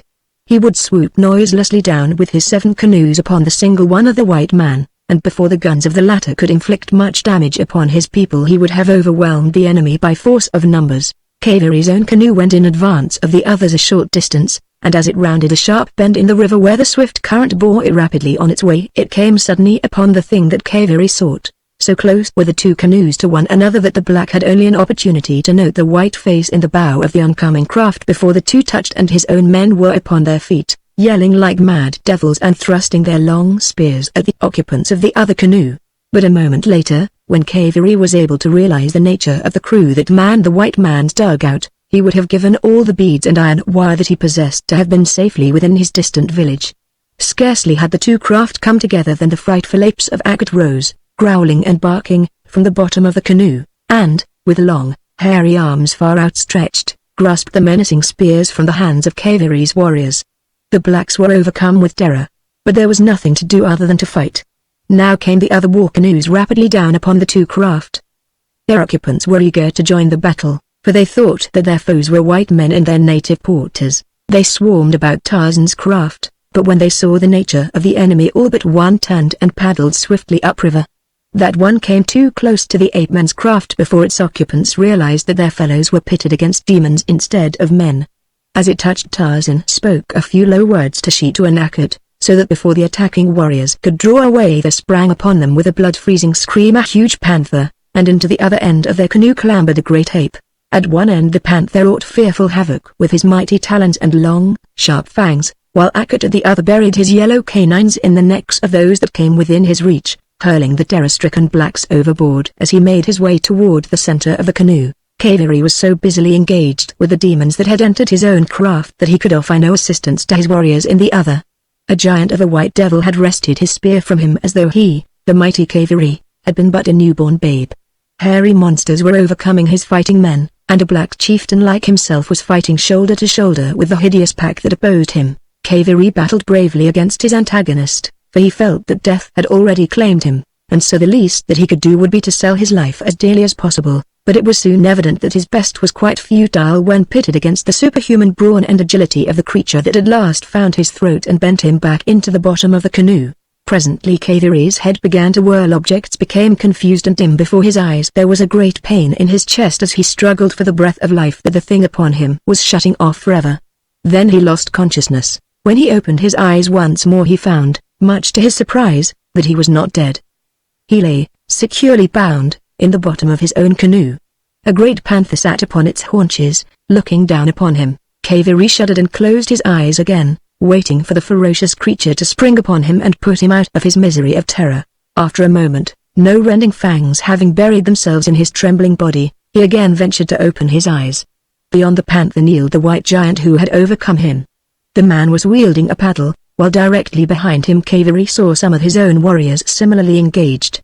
Back of them again squatted several of the hairy apes. Tarzan, seeing that the chief had regained consciousness, addressed him. "Your warriors tell me that you are the chief of a numerous people, "And that your name is Kaveri," he said. "Yes," replied the black. "Why did you attack me?" "I came in peace." "Another white man came in peace 3 moons ago," replied Kaveri, "and after we had brought him presents of a goat and cassava and milk, he set upon us with his guns and killed many of my people, and then went on his way, taking all of our goats and many of our young men and women. I am not as this other white man," replied Tarzan. "I should not have harmed you had you not set upon me. Tell me, what was the face of this bad white man like? I am searching for one who has wronged me. Possibly this may be the very one." "He was a man with a bad face, covered with a great, black beard, and he was very, very wicked." "Yes, very wicked indeed." "Was there a little white child with him?" asked Tarzan. His heart almost stopped as he awaited the black's answer. "No, Bwana," replied Kaveri, "the white child was not with this man's party, it was with the other party." "Other party?" exclaimed Tarzan. "What other party?" "With the party that the very bad white man was pursuing. There was a white man, woman, and the child, with 6 muscular porters. They passed up the river 3 days ahead of the very bad white man. I think that they were running away from him. A white man, woman, and child." Tarzan was puzzled. The child must be his little Jack, but who could the woman be and the man? Was it possible that one of Rokoff's confederates had conspired with some woman who had accompanied the Russian to steal the baby from him? If this was the case, they had doubtless purposed returning the child to civilization and they're either claiming a reward or holding the little prisoner for ransom. But now that Rokoff had succeeded in chasing them far inland, up the Savage River, there could be little doubt but that he would eventually overhaul them, unless, as was still more probable, they should be captured and killed by the very cannibals further up the Ugambi, to whom, Tarzan was now convinced, it had been Rokoff's intention to deliver the baby. As he talked to Kaveri, the canoes had been moving steadily upriver toward the chief's village. Kaveri's warriors plied the paddles in the 3 canoes, casting sidelong, terrified glances at their hideous passengers.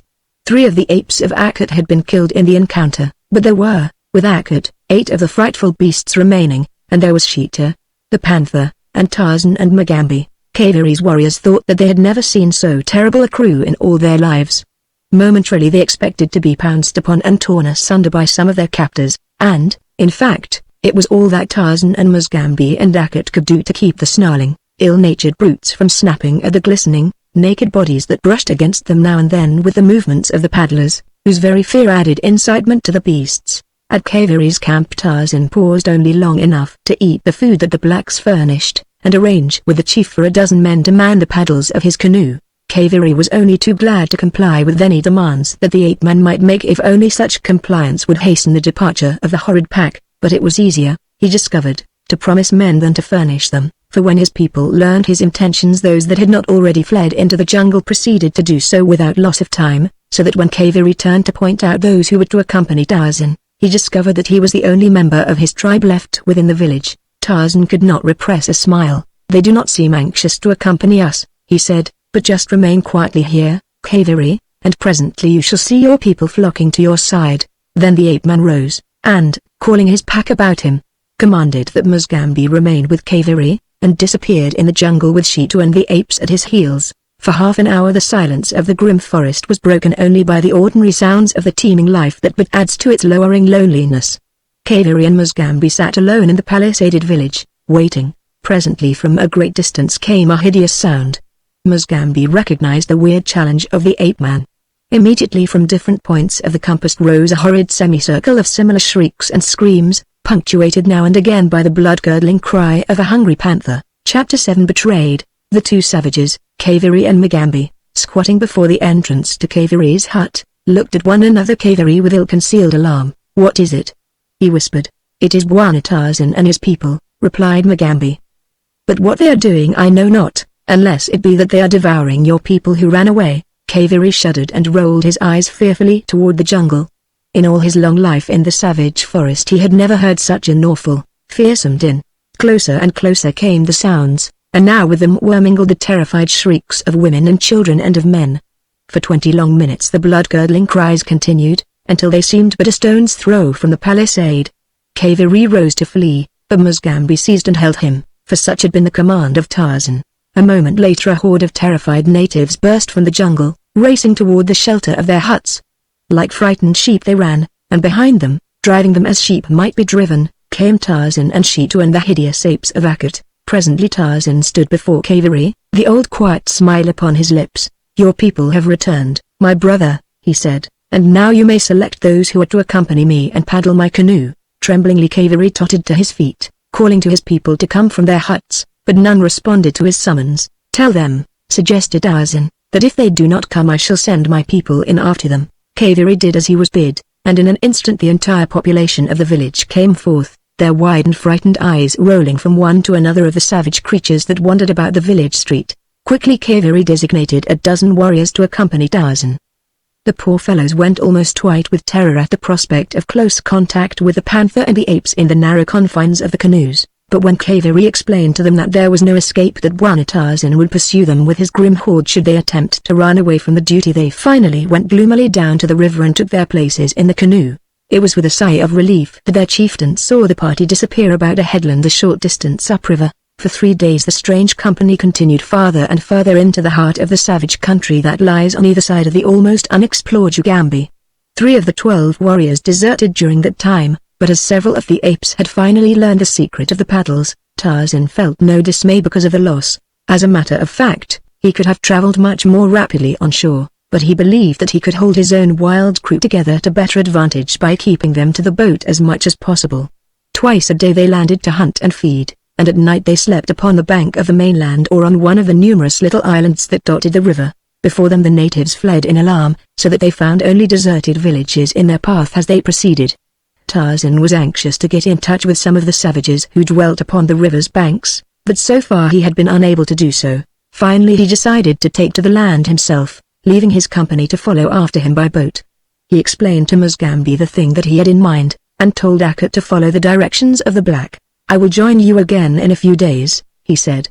"Now I go ahead to learn what has become of the very bad white man whom I seek." At the next halt Tarzan took to the shore, and was soon lost to the view of his people. The first few villages he came to were deserted, showing that news of the coming of his pack had traveled rapidly, but toward evening he came upon a distant cluster of thatched huts surrounded by a rude palisade, within which were a couple of hundred natives. The women were preparing the evening meal as Tarzan of the apes poised above them in the branches of a giant tree which overhung the palisade at one point. The ape-man was at a loss as to how he might enter into communication with these people without either frightening them or arousing their savage love of battle. He had no desire to fight now, for he was upon a much more important mission than that of battling with every chance tribe that he should happen to meet with. At last he hit upon a plan, and after seeing that he was concealed from the view of those below, he gave a few hoarse grunts in imitation of a panther. All eyes immediately turned upward toward the foliage above. It was growing dark, and they could not penetrate the leafy screen which shielded the ape-man from their view. The moment that he had won their attention he raised his voice to the shriller and more hideous scream of the beast he personated, and then, scarce stirring a leaf in his descent, dropped to the ground once again outside the palisade, and, with the speed of a deer, ran quickly round to the village gate. Here he beat upon the fiber-bound saplings of which the barrier was constructed, shouting to the natives in their own tongue that he was a friend who wished food and shelter for the night. Tarzan knew well the nature of the black man.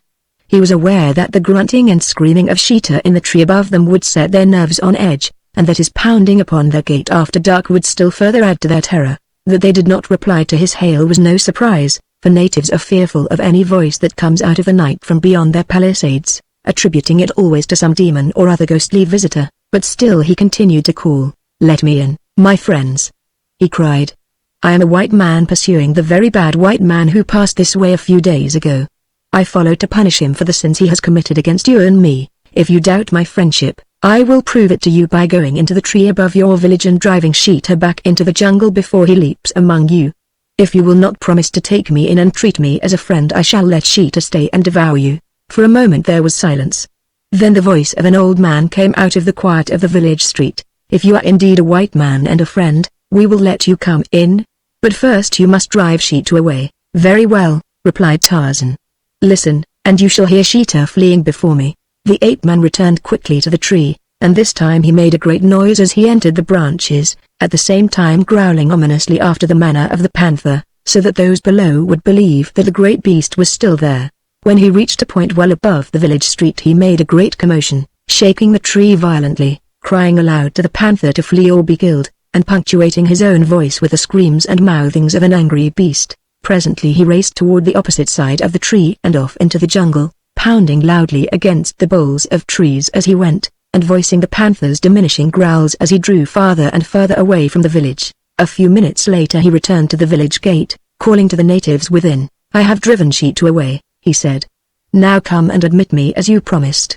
For a time there was the sound of excited discussion within the palisade, but at length a half-dozen warriors came and opened the gates, peering anxiously out in evident trepidation as to the nature of the creature which they should find waiting there. They were not much relieved at sight of an almost naked white man, but when Tarzan had reassured them in quiet tones, protesting his friendship for them, they opened the barrier a trifle farther and admitted him. When the gates had been once more secured, the self-confidence of the savages returned, and as Tarzan walked up the village street toward the chief's hut he was surrounded by a host of curious men, women, and children. From the chief he learned that Rokoff had passed up the river a week previous, and that he had horns growing from his forehead, and was accompanied by 1,000 devils. Later the chief said that the very bad white man had remained a month in his village, though none of these statements agreed with K theories, that the Russian was but 3 days gone from the chieftain's village and that his following was much smaller than now stated. Tarzan was in no manner surprised at the discrepancies, for he was quite familiar with the savage mind's strange manner of functioning. What he was most interested in knowing was that he was upon the right trail, and that it led toward the interior. In this circumstance he knew that Rokoff could never escape him.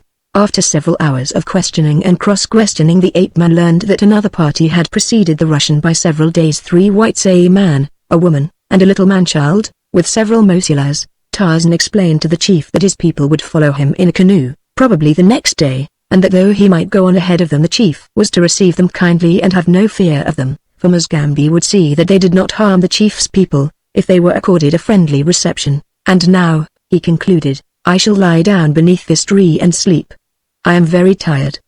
Permit no one to disturb me." The chief offered him a hut, but Tarzan, from past experience of native dwellings, preferred the open air, and, further, he had plans of his own that could be better carried out if he remained beneath the tree. He gave as his reason a desire to be close at hand should Cheetah return, and after this explanation the chief was very glad to permit him to sleep beneath the tree. Tarzan had always found that it stood him in good stead to leave with natives the impression that he was to some extent possessed of more or less miraculous powers. He might easily have entered their village without recourse to the gates, but he believed that a sudden and unaccountable disappearance when he was ready to leave them would result in a more lasting impression upon their childlike minds, and so as soon as the village was quiet and sleep he rose, and, leaping into the branches of the tree above him, faded silently into the black mystery of the jungle night. All the balance of that night the ape-man swung rapidly through the upper and middle terraces of the forest. When the going was good there he preferred the upper branches of the giant trees, for then his way was better lighted by the moon. But so accustomed were all his senses to the grim world of his birth that it was possible for him, even in the dense, black shadows near the ground, to move with ease and rapidity. You or I walking beneath the arcs of Main Street, or Broadway, or State Street, could not have moved more surely or with 1/10 the speed of the agile ape-man through the gloomy mazes that would have baffled us entirely. At dawn he stopped to feed, and then he slept for several hours, taking up the pursuit again toward noon. Twice he came upon natives, and, though he had considerable difficulty in approaching them, he succeeded in each instance in quieting both their fears and bellicose intentions toward him, and learned from them that he was upon the trail of the Russian. 2 days later, still following up the Ugambi, he came upon a large village. The chief, a wicked-looking fellow with the sharp-filed teeth that often denote the cannibal, received him with apparent friendliness. The ape-man was now thoroughly fatigued, and had determined to rest for 8 or 10 hours that he might be fresh and strong when he caught up with Rokoff, as he was sure he must do within a very short time. The chief told him that the bearded white man had left his village only the morning before, and that doubtless he would be able to overtake him in a short time. The other party the chief had not seen nor heard of, so he said. Tarzan did not like the appearance or manner of the fellow, who seemed, though friendly enough, to harbor a certain contempt for this half-naked white man who came with no followers and offered no presents, but he needed the rest and food that the village would afford him with less effort than the jungle, and so, as he knew no fear of man, beast, or devil, he curled himself up in the shadow of a hut and was soon asleep. Scarcely had he left the chief than the latter called 2 of his warriors, to whom he whispered a few instructions. A moment later the sleek, black bodies were racing along the river path, upstream, toward the east. In the village the chief maintained perfect quiet. He would permit no one to approach the sleeping visitor, nor any singing, nor loud talking. He was remarkably solicitous lest his guest be disturbed. 3 hours later several canoes came silently into view from up the Ugambi. They were being pushed ahead rapidly by the brawny muscles of their black crews. Upon the bank before the river stood the chief, his spear raised in a horizontal position above his head, as though in some manner of predetermined signal to those within the boats. And such indeed was the purpose of his attitude, which meant that the white stranger within his village still slept peacefully. In the bows of 2 of the canoes were the runners that the chief had sent forth 3 hours earlier. It was evident that they had been dispatched to follow and bring back this party, and that the signal from the bank was one that had been determined upon before they left the village. In a few moments the dugouts drew up to the verdure-clad bank. The native warriors filed out, and with them a half-dozen white men. Sullen, ugly-looking customers they were, and none more so than the evil-faced, black-bearded man who commanded them. "Where is the white man your messengers report to be with you?" he asked of the chief. "This way, Bwana," replied the native. "Carefully have I kept silence in the village that he might be still asleep when you returned. I do not know that he is one who seeks you to do you harm, but he questioned me closely about your coming and your going, and his appearance is as that of the one you described, but whom you believed safe in the country which you called Jungle Island. Had you not told me this tale I should not have recognized him, and then he might have gone after and slain you. If he is a friend and no enemy, then no harm has been done, Bwana, but if he proves to be an enemy, I should like very much to have a rifle and some ammunition." "You have done well," replied the white man, "and you shall have the rifle and ammunition whether he be a friend or enemy, provided that you stand with me." "I shall stand with you, Bwana," said the chief, "and now come and look upon the stranger, who sleeps within my village." So saying, he turned and led the way toward the hut, in the shadow of which the unconscious Tarzan slept peacefully. Behind the 2 men came the remaining whites and a score of warriors, but the raised forefingers of the chief and his companion held them all to perfect silence. As they turned the corner of the hut, cautiously and upon tiptoe, an ugly smile touched the lips of the white as his eyes fell upon the giant figure of the sleeping ape-man. The chief looked at the other inquiringly. The latter nodded his head, to signify that the chief had made no mistake in his suspicions. Then he turned to those behind him and, pointing to the sleeping man, motioned for them to cease and bind him. A moment later a dozen brutes had leapt upon the surprised Tarzan, and so quickly did they work that he was securely bound before he could make half an effort to escape. Then they threw him down upon his back, and as his eyes turned toward the crowd that stood near, they fell upon the malign face of Nicholas Rokoff. A sneer curled the Russian's lips. He stepped quite close to Tarzan. "Pig!" he cried. "Have you not learned sufficient wisdom to keep away from Nicholas Rokoff?" Then he kicked the prostrate man full in the face. "That for your welcome," he said. "Tonight, before my Ethiop friends eat you, I shall tell you what has already befallen your wife and child, and what further plans I have for their futures." Chapter 8 The Dance of Death. Through the luxuriant, tangled vegetation of the Stygian jungle night a great lithe body made its way sinuously and in utter silence upon its soft padded feet. Only 2 blazing points of yellow-green flame shone occasionally with the reflected light of the equatorial moon that now and again pierced the softly sighing roof rustling in the night wind. Occasionally the beast would stop with high-held nose, sniffing searchingly. At other times a quick, brief incursion into the branches above delayed it momentarily in its steady journey toward the east. To its sensitive nostrils came the subtle unseen spoor of many a tender 4-footed creature, bringing the slaver of hunger to the cruel, drooping jowl. But steadfastly it kept on its way, strangely ignoring the cravings of appetite that at another time would have sent the rolling, fur-clad muscles flying at some soft throat. All that night the creature pursued its lonely way, and the next day it halted only to make a single kill, which it tore to fragments and devoured with sullen, grumbling rumbles as though half-famished for lack of food. It was dusk when it approached the palisade that surrounded a large native village. Like the shadow of a swift and silent death it circled the village, nose to ground, halting at last close to the palisade, where it almost touched the backs of several huts. Here the beast sniffed for a moment, and then, turning its head upon one side, listened with up-pricked ears. What it heard was no sound by the standards of human ears, yet to the highly attuned and delicate organs of the beast a message seemed to be borne to the savage brain.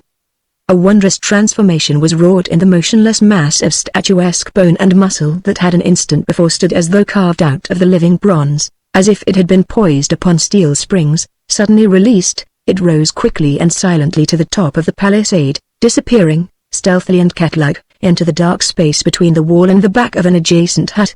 In the village street beyond women were preparing many little fires and fetching cooking pots filled with water, for a great feast was to be celebrated ere the night was many hours older. About a stout stake near the center of the circling fires a little knot of black warriors stood conversing, their bodies smeared with white and blue and ochre in broad and grotesque bands. Great circles of color were drawn about their eyes and lips, their breasts and abdomens, and from their clay-plastered coiffures rose gay feathers and bits of long, straight wire. The village was preparing for the feast, while in a hut at one side of the scene of the coming orgy the bound victim of their bestial appetites lay waiting for the end.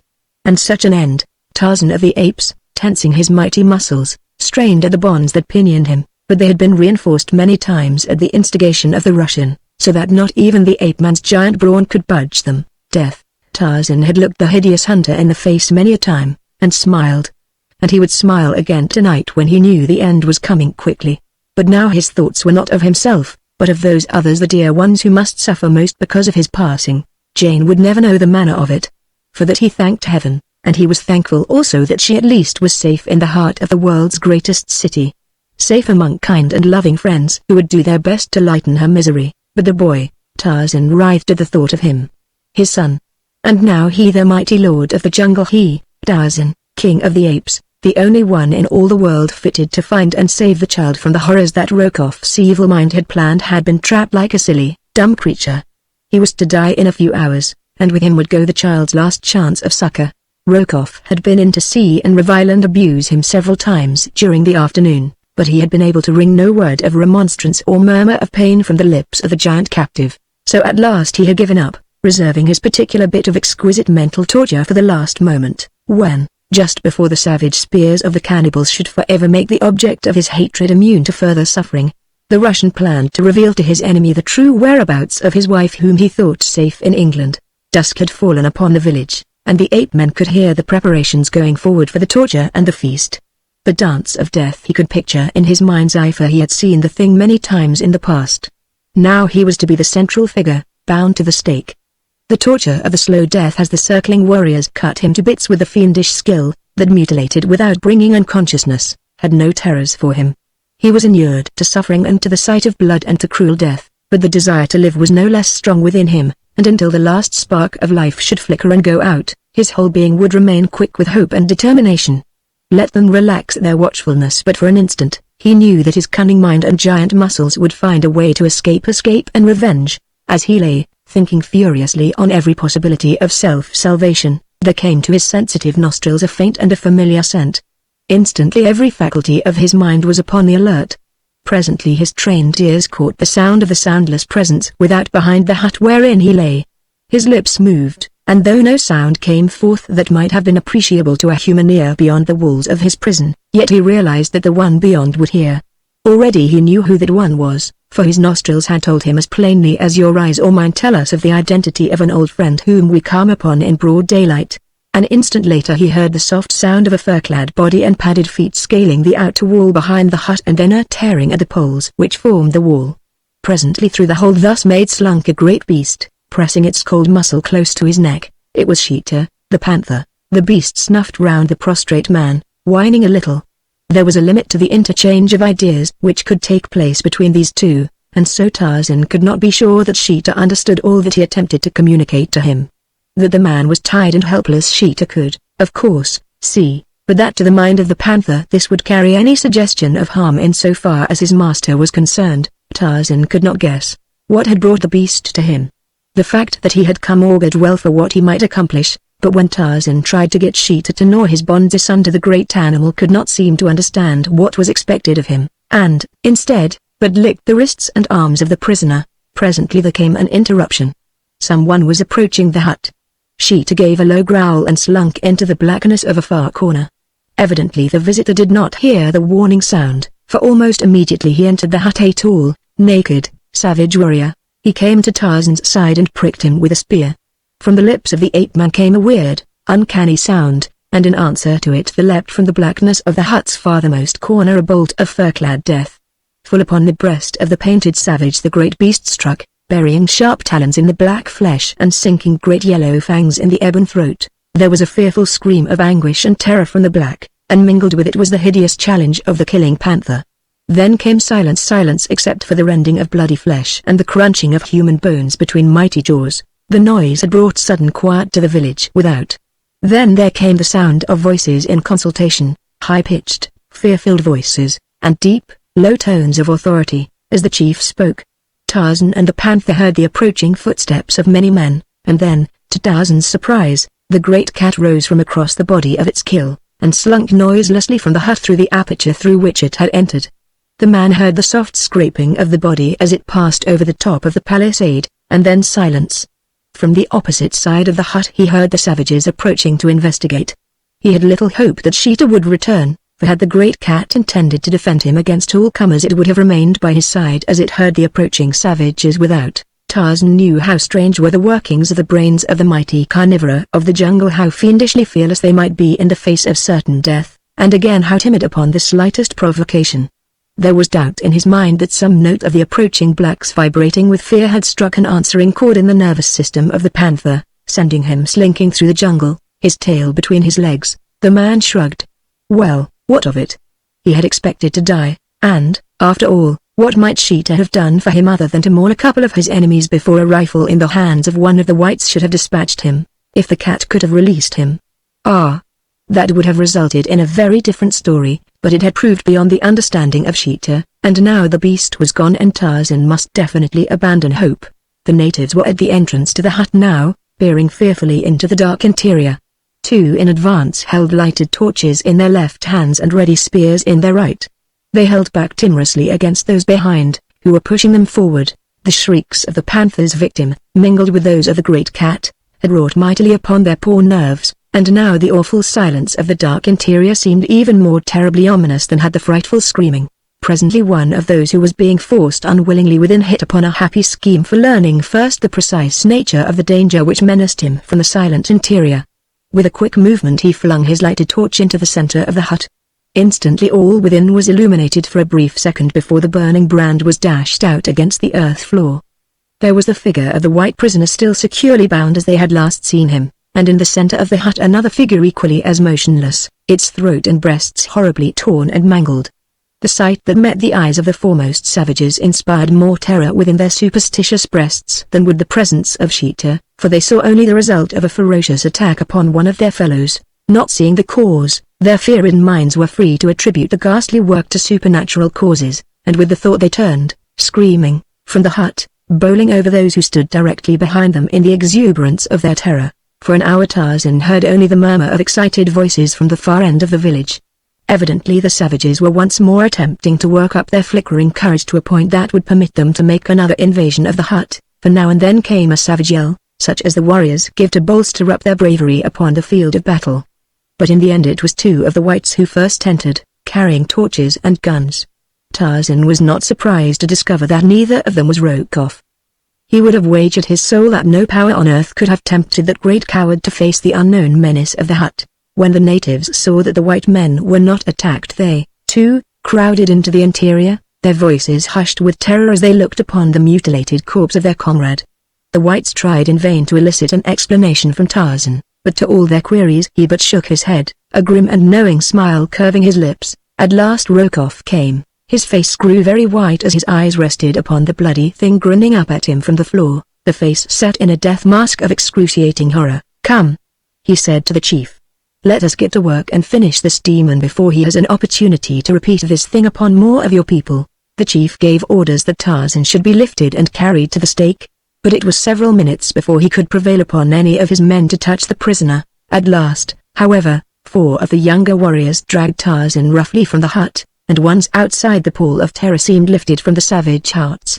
A score of howling blacks pushed and buffeted the prisoner down the village street and bound him to the post in the center of the circle of little fires and boiling cooking pots. When at last he was made fast and seemed quite helpless and beyond the faintest hope of succor, Rokoff's shriveled wart of courage swelled to its usual proportions when danger was not present. He stepped close to the ape-man, and, seizing a spear from the hands of one of the savages, was the first to prod the helpless victim.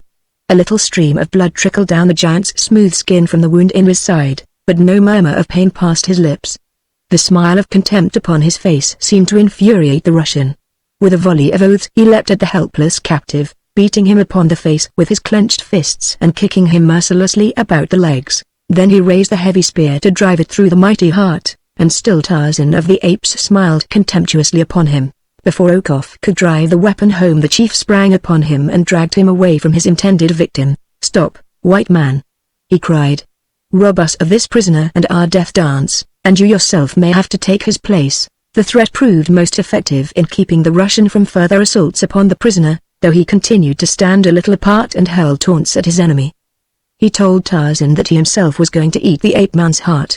He enlarged upon the horrors of the future life of Tarzan's son, and intimated that his vengeance would reach as well to Jane Clayton. "You think your wife safe in England," said Rokoff. "Poor fool. She is even now in the hands of one not even of decent birth, and far from the safety of London and the protection of her friends.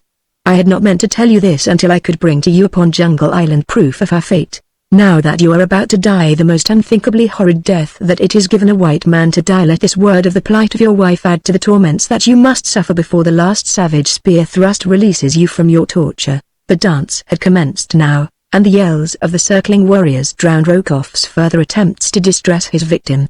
The leaping savages, the flickering firelight playing upon their painted bodies, circled about the victim at the stake. To Tarzan's memory came a similar scene, when he had rescued Garnet from a like predicament at the last moment before the final spear thrust should have ended his sufferings.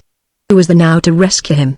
In all the world there was none able to save him from the torture and the death. The thought that these human fiends would devour him when the dance was done caused him not a single qualm of horror or disgust. It did not add to his sufferings as it would have to those of an ordinary white man. For all his life Tarzan had seen the beasts of the jungle devour the flesh of their kills. Had he not himself battled for the grisly forearm of a great ape at that long gone dum, when he had slain the fierce Tublat and won his niche in the respect of the apes of Kerchak? The dancers were leaping more closely to him now. The spears were commencing to find his body in the first torturing pricks that prefaced the more serious thrusts. It would not be long now. The ape-men longed for the last savage lunge that would end his misery. And then, far out in the mazes of the weird jungle, rose a shrill scream. For an instant the dancers paused, and in the silence of the interval there rose from the lips of the fast-bound white man an answering shriek, more fearsome and more terrible than that of the jungle beast that had roused it. For several minutes the blacks hesitated, then, at the urging of Rokoff and their chief, they leapt in to finish the dance and the victim. But ere ever another spear touched the brown-hide a tawny streak of green-eyed hate and ferocity bounded from the door of the hut in which Tarzan had been imprisoned, and Sheeta, the panther, stood snarling beside his master.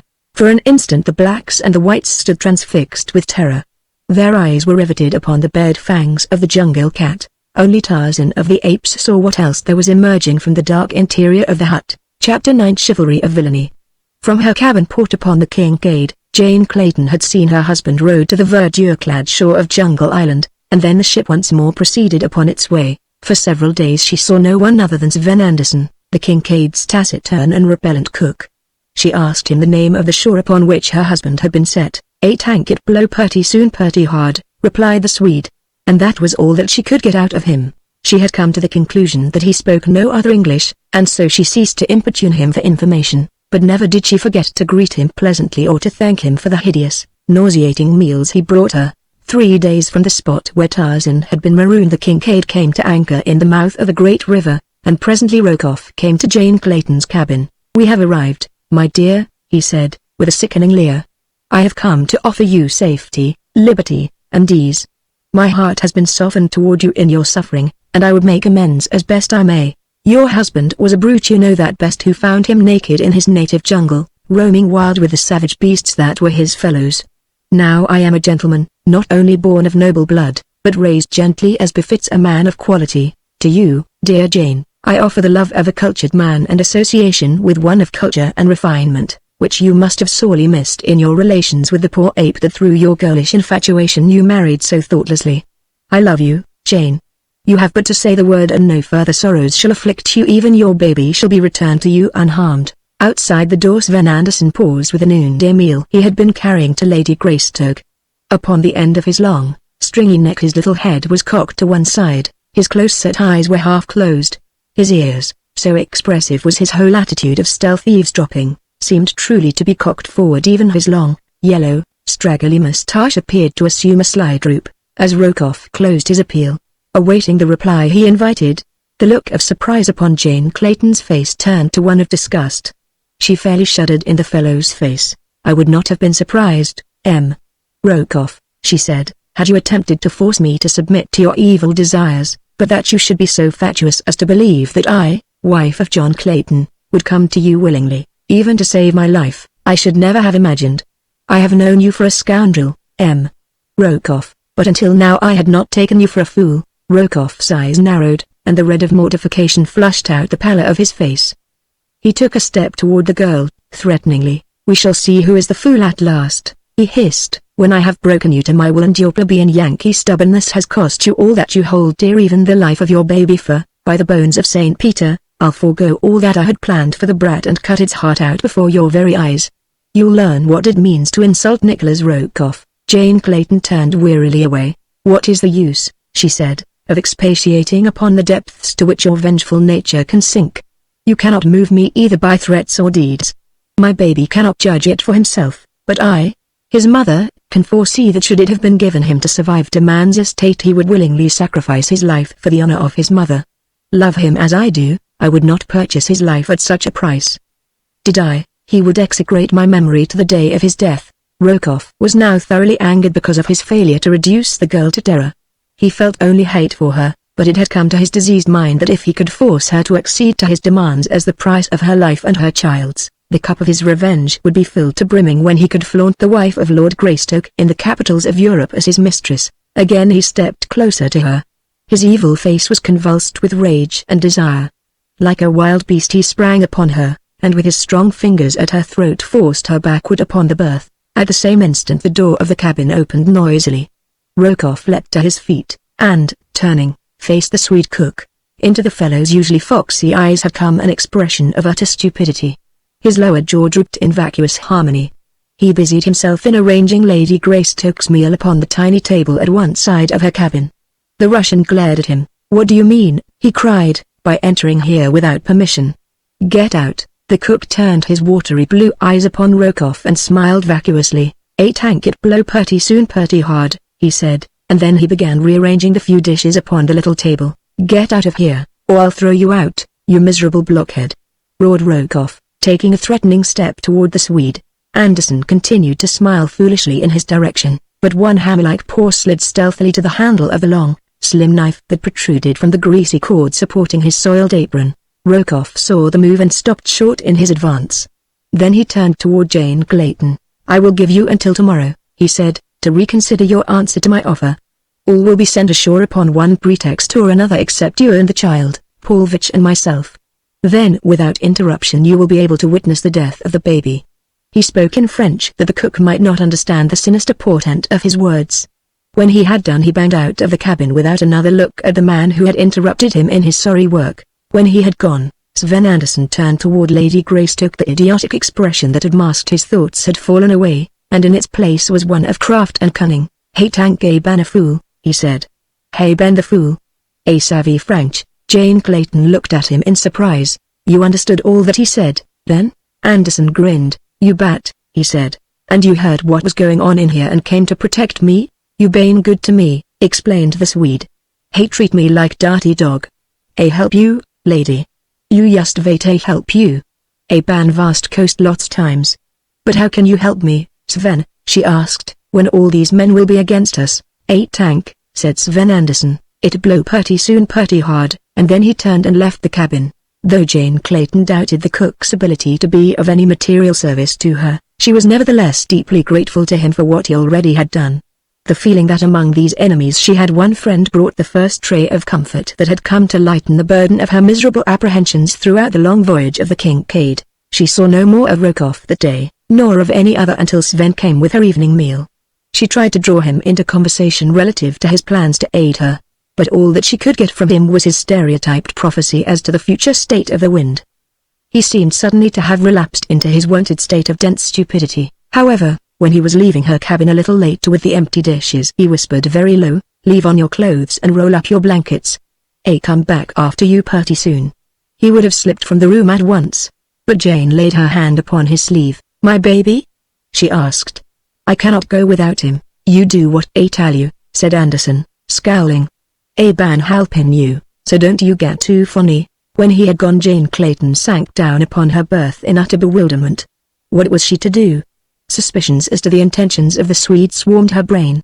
Might she not be infinitely worse off if she gave herself into his power than she already was? No, she could be no worse off in company with the devil himself than with Nicholas Rokoff, for the devil at least bore the reputation of being a gentleman. She swore a dozen times that she would not leave the Kincaid without her baby, and yet she remained clothed long past her usual hour for retiring, and her blankets were neatly rolled and bound with stout cord, when about midnight there came a stealthy scratching upon the panels of her door. Swiftly she crossed the room and drew the bolt.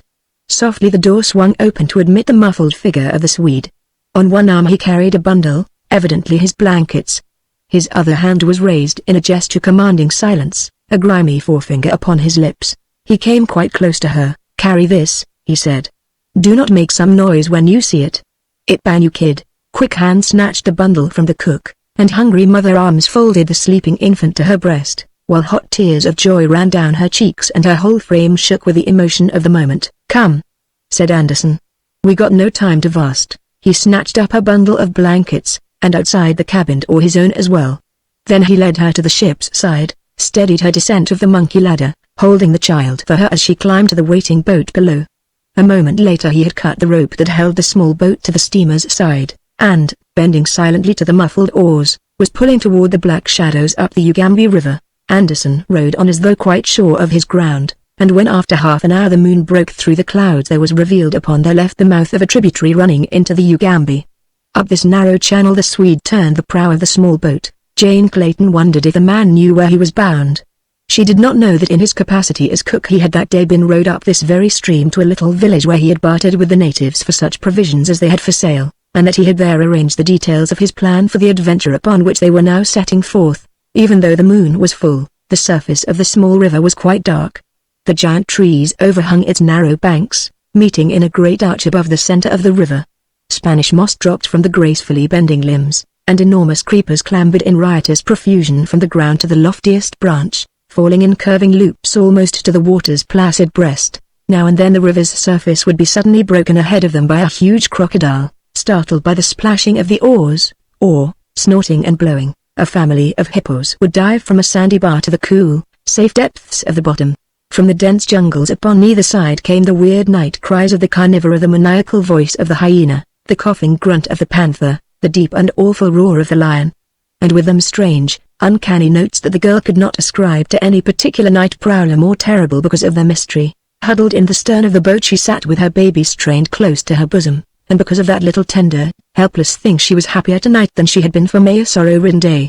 Even though she knew not to what fate she was going, or how soon that fate might overtake her, still was she happy and thankful for the moment, however brief, that she might press her baby tightly in her arms. She could scarce wait for the coming of the day that she might look again upon the bright face of her little, black-eyed Jack. Again and again she tried to strain her eyes through the blackness of the jungle night to have but a tiny peep at those beloved features, but only the dim outline of the baby face rewarded her efforts. Then once more she would cuddle the warm, little bundle close to her throbbing heart. It must have been close to 3 o'clock in the morning that Anderson brought the boat's nose to the shore before a clearing where could be dimly seen in the waning moonlight a cluster of native huts encircled by a thorn boma. At the village gate they were admitted by a native woman, the wife of the chief whom Anderson had paid to assist him. She took them to the chief's hut, but Anderson said that they would sleep without upon the ground, and so, her duty having been completed, she left them to their own devices. The Swede, after explaining in his gruff way that the huts were doubtless filthy and vermin-ridden, spread Jane's blankets on the ground for her, and at a little distance unrolled his own and lay down to sleep. It was some time before the girl could find a comfortable position upon the hard ground. But at last, the baby in the hollow of her arm, she dropped asleep from utter exhaustion. When she awoke it was broad daylight. About her were clustered a score of curious natives, mostly men, for among the aborigines it is the male who owns this characteristic in its most exaggerated form. Instinctively Jane Clayton drew the baby more closely to her, though she soon saw that the blacks were far from intending her or the child any harm. In fact, one of them offered her a gourd of milk, a filthy, smoke-begrimed gourd, with the ancient rind of long-curdled milk caked in layers within its neck, but the spirit of the giver touched her deeply, and her face lightened for a moment with one of those almost forgotten smiles of radiance that had helped to make her beauty famous both in Baltimore and London. She took the gourd in one hand, and rather than cause the giver pain raised it to her lips, though for the life of her she could scarce restrain the qualm of nausea that surged through her as the malodorous thing approached her nostrils. It was Anderson who came to her rescue, and taking the gourd from her, drank a portion himself, and then returned it to the native with a gift of blue beads. The sun was shining brightly now, and though the baby still slept, Jane could scarce restrain her impatient desire to have at least a brief glance at the beloved face. The natives had withdrawn at a command from their chief, who now stood talking with Anderson, a little apart from her, as she debated the wisdom of risking disturbing the child's slumber by lifting the blanket that now protected its face from the sun. She noted that the cook conversed with the chief in the language of the Negro. What a remarkable man the fellow was, indeed. She had thought him ignorant and stupid but a short day before, and now, within the past 24 hours, she had learned that he spoke not only English but French as well, and the primitive dialect of the West Coast. She had thought him shifty, cruel, and untrustworthy, yet in so far as she had reason to believe he had proved himself in every way the contrary since the day before. It scarce seemed credible that he could be serving her from motives purely chivalrous. There must be something deeper in his intentions and plans than he had yet disclosed, she wondered, and when she looked at him at his close-set, shifty eyes and repulsive features, she shuddered, for she was convinced that no lofty characteristics could be hid behind so foul an exterior. As she was thinking of these things the while she debated the wisdom of uncovering the baby's face, there came a little grunt from the wee bundle in her lap, and then a gurgling coo that set her heart in raptures. The baby was awake. Now she might feast her eyes upon him. Quickly she snatched the blanket from before the infant's face. Anderson was looking at her as she did so. He saw her stagger to her feet, holding the baby at arm's length from her, her eyes glued in horror upon the little chubby face and twinkling eyes. Then he heard her piteous cry as her knees gave beneath her, and she sank to the ground in a swoon. Chapter 10. The Swede. As the warriors, clustered thick about Tarzan and Sheeta, realized that it was a flesh-and-blood panther that had interrupted their dance of death, they took heart a trifle, for in the face of all those circling spears even the mighty Sheeta would be doomed. Rokoff was urging the chief to have his spearmen launch their missiles, and the black was upon the instant of issuing the command, when his eyes strayed beyond Tarzan, following the gaze of the ape-man. With a yell of terror the chief turned and fled toward the village gate, and as his people looked to see the cause of his fright, they too took to their heels, for there, lumbering down upon them, their huge forms exaggerated by the play of moonlight and campfire, came the hideous apes of Akut. The instant the natives turned to flee, the ape-man's savage cry rang out above the shrieks of the blacks, and in answer to it Sheeta and the apes leapt growling after the fugitives. Some of the warriors turned to battle with their enraged antagonists, but before the fiendish ferocity of the fierce beasts they went down to bloody death. Others were dragged down in their flight, and it was not until the village was empty and the last of the blacks had disappeared into the bush that Tarzan was able to recall his savage pack to his side. Then it was that he discovered to his chagrin that he could not make one of them, not even the comparatively intelligent Akut, understand that he wished to be freed from the bonds that held him to the stake. In time, of course, the idea would filter through their thick skulls, but in the meanwhile many things might happen. The blacks might return in force to regain their village, the whites might readily pick them all off with their rifles from the surrounding trees, he might even starve to death before the dull-witted apes realized that he wished them to gnaw through his bonds. As for Sheeta, the great cat understood even less than the apes, but yet Tarzan could not but marvel at the remarkable characteristics this beast had evidenced. That it felt real affection for him there seemed little doubt, for now that the blacks were disposed of it walked slowly back and forth about the stake, rubbing its sides against the ape-man's legs and purring like a contented tabby. That it had gone of its own volition to bring the balance of the pack to his rescue, Tarzan could not doubt. His Sheeta was indeed a jewel among beasts. Musgambi's absence worried the ape-man not a little. He attempted to learn from Akut what had become of the black, fearing that the beasts, freed from the restraint of Tarzan's presence, might have fallen upon the man and devoured him. But to all his questions the great ape but pointed back in the direction from which they had come out of the jungle. The night passed with Tarzan still fast bound to the stake, and shortly after dawn his fears were realized in the discovery of naked black figures moving stealthily just within the edge of the jungle about the village. The blacks were returning. With daylight their courage would be equal to the demands of a charge upon the handful of beasts that had rooted them from their rightful abodes. The result of the encounter seemed foregone if the savages could curb their superstitious terror, for against their overwhelming numbers, their long spears and poisoned arrows, the panther and the apes could not be expected to survive a really determined attack. That the blacks were preparing for a charge became apparent a few moments later, when they commenced to show themselves in force upon the edge of the clearing, dancing and jumping about as they waved their spears and shouted taunts and fierce war cries toward the village.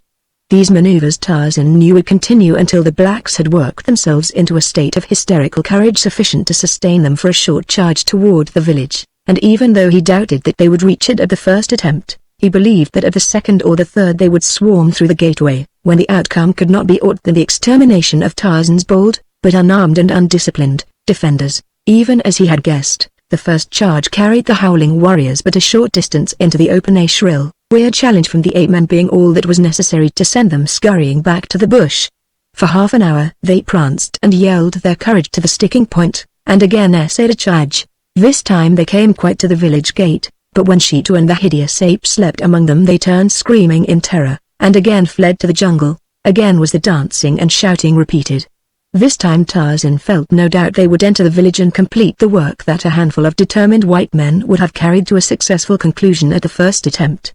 To have rescue come so close only to be thwarted because he could not make his poor, savage friends understand precisely what he wanted of them was most irritating, but he could not find it in his heart to place blame upon them. They had done their best, and now he was sure they would doubtless remain to die with him in a fruitless effort to defend him. The blacks were already preparing for the charge. A few individuals had advanced a short distance toward the village and were exhorting the others to follow them. In a moment the whole savage horde would be racing across the clearing. Tarzan thought only of the little child somewhere in this cruel, relentless wilderness. His heart ached for the son that he might no longer seek to save, that and the realization of Jane's suffering were all that weighed upon his brave spirit in these that he thought his last moments of life. Succor, all that he could hope for, had come to him in the instant of his extremity and failed. There was nothing further for which to hope. The blacks were halfway across the clearing when Tarzan's attention was attracted by the actions of one of the apes. The beast was glaring toward one of the huts. Tarzan followed his gaze. To his infinite relief and delight he saw the stalwart form of Mugambi racing toward him. The huge black was panting heavily as though from strenuous physical exertion and nervous excitement. He rushed to Tarzan's side, and as the first of the savages reached the village gate the native's knife severed the last of the cords that bound Tarzan to the stake. In the street lay the corpses of the savages that had fallen before the pack the night before. From one of these Tarzan seized a spear and knob stick, and with Mugambi at his side and the snarling pack about him, he met the natives as they poured through the gate. Fierce and terrible was the battle that ensued. But at last the savages were routed, more by terror, perhaps, at sight of a black man and a white fighting in company with a panther and the huge fierce apes of Akkad, than because of their inability to overcome the relatively small force that opposed them. One prisoner fell into the hands of Tarzan, and him the ape-man questioned in an effort to learn what had become of Rokoff and his party. Promised his liberty in return for the information, the black told all he knew concerning the movements of the Russian. It seemed that early in the morning their chief had attempted to prevail upon the whites to return with him to the village and with their guns destroy the ferocious pack that had taken possession of it, but Rokoff appeared to entertain even more fears of the giant white man and his strange companions than even the blacks themselves. Upon no conditions would he consent to returning even within sight of the village. Instead, he took his party hurriedly to the river, where they stole a number of canoes the blacks had hidden there. The last that had been seen of them they had been paddling strongly upstream, their porters from Kaviri's village wielding the blades. So once more Tarzan of the Apes with his hideous pack took up his search for the ape-man's son and the pursuit of his abductor. For weary days they followed through an almost uninhabited country, only to learn at last that they were upon the wrong trail. The little band had been reduced by three, for 3 of Akkad's apes had fallen in the fighting at the village. Now, with Akkad, there were 5 great apes, and Sheeta was there and Mugambi and Tarzan. The ape-men no longer heard rumors even of the 3 who had preceded Rokoff, the white man and woman and the child. Who the man and woman were he could not guess, but that the child was his was enough to keep him hot upon the trail. He was sure that Rokoff would be following this trio, and so he felt confident that so long as he could keep upon the Russian's trail he would be winning so much nearer to the time he might snatch his son from the dangers and horrors that menaced him. In retracing their way after losing Rokoff's trail, Tarzan picked it up again at a point where the Russian had left the river and taken to the brush in a northerly direction. He could only account for this change on the ground that the child had been carried away from the river by the 2 who now had possession of it. Nowhere along the way, however, could he gain definite information that might assure him positively that the child was ahead of him. Not a single native they questioned had seen or heard of this other party, though nearly all had had direct experience with the Russian or had talked with others who had. It was with difficulty that Tarzan could find means to communicate with the natives, as the moment their eyes fell upon his companions they fled precipitately into the bush. His only alternative was to go ahead of his pack and waylay an occasional warrior whom he found alone in the jungle. One day as he was thus engaged, tracking an unsuspecting savage, he came upon the fellow in the act of hurling a spear at a wounded white man who crouched in a clump of bush at the trail's side. The white was one whom Tarzan had often seen, and whom he recognized at once. Deep in his memory was implanted those repulsive features: the close-set eyes, the shifty expression, the drooping yellow mustache. Instantly it occurred to the ape-man that this fellow had not been among those who had accompanied Rokoff at the village where Tarzan had been a prisoner. He had seen them all, and this fellow had not been there. There could be but one explanation: it was who had fled ahead of the Russian with the woman and the child, and the woman had been Jane Clayton. He was sure now of the meaning of Rokoff's words. The ape-man's face went white as he looked upon the pasty, vice-marked countenance of the Swede. Across Tarzan's forehead stood out the broad band of scarlet that marked the scar where, years before, Turcos had torn a great strip of the ape-man's scalp from his skull in the fierce battle in which Tarzan had sustained his fitness to the kingship of the apes of Kerchak. The man was his prey. The black should not have him, and with the thought he leapt upon the warrior, striking down the spear before it could reach its mark.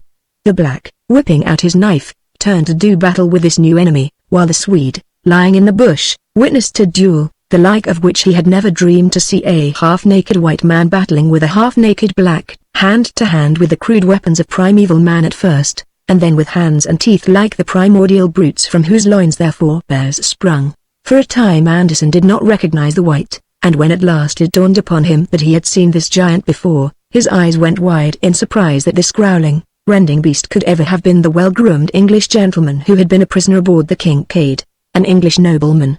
He had learned the identity of the Kincaid's prisoners from Lady Greystoke during their flight up the Ugambi.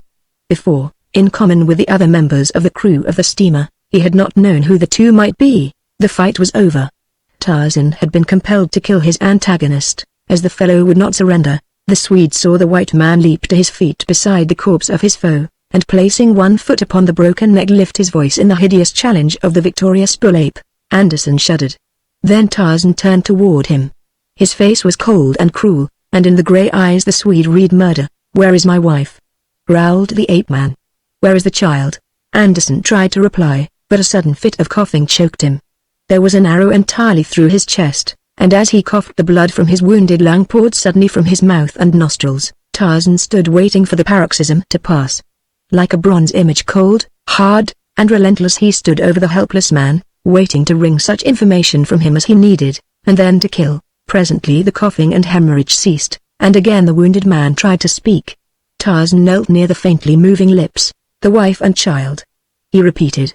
"Where are they?" Anderson pointed up the trail. "The Russian, he got them," he whispered. "How did you come here?" continued Tarzan. "Why are you not with Rokoff?" "They catch us," replied Anderson, in a voice so low that the ape-man could just distinguish the words. "They catch us. A fight, but my men they all run away. Then they get me when a ban wounded. Rokoff he say leave me here for the hyenas. That was worse than to kill. He take your wife and kid. What were you doing with them? Where were you taking them?" asked Tarzan, and then fiercely, leaping close to the fellow with fierce eyes blazing with the passion of hate and vengeance that he had with difficulty controlled, "What harm did you do to my wife or child? Speak quick before I kill you. Make your peace with God.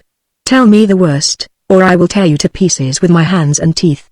You have seen that I can do it." A look of wide-eyed surprise overspread Anderson's face. "Why," he whispered, "I did not hurt them. I tried to save them from that Russian. Your wife was kind to me on the Kincaid, and I hear the little baby cry sometimes. I got a wife and kid for my own by Christiania, and I couldn't bear for to see them separated and in Rokoff's hands any more. That was all. Do I look like a ban here to hurt them?" he continued after a pause, pointing to the arrow protruding from his breast. There was something in the man's tone and expression that convinced Tarzan of the truth of his assertions. More weighty than anything else was the fact that Anderson evidently seemed more hurt than frightened.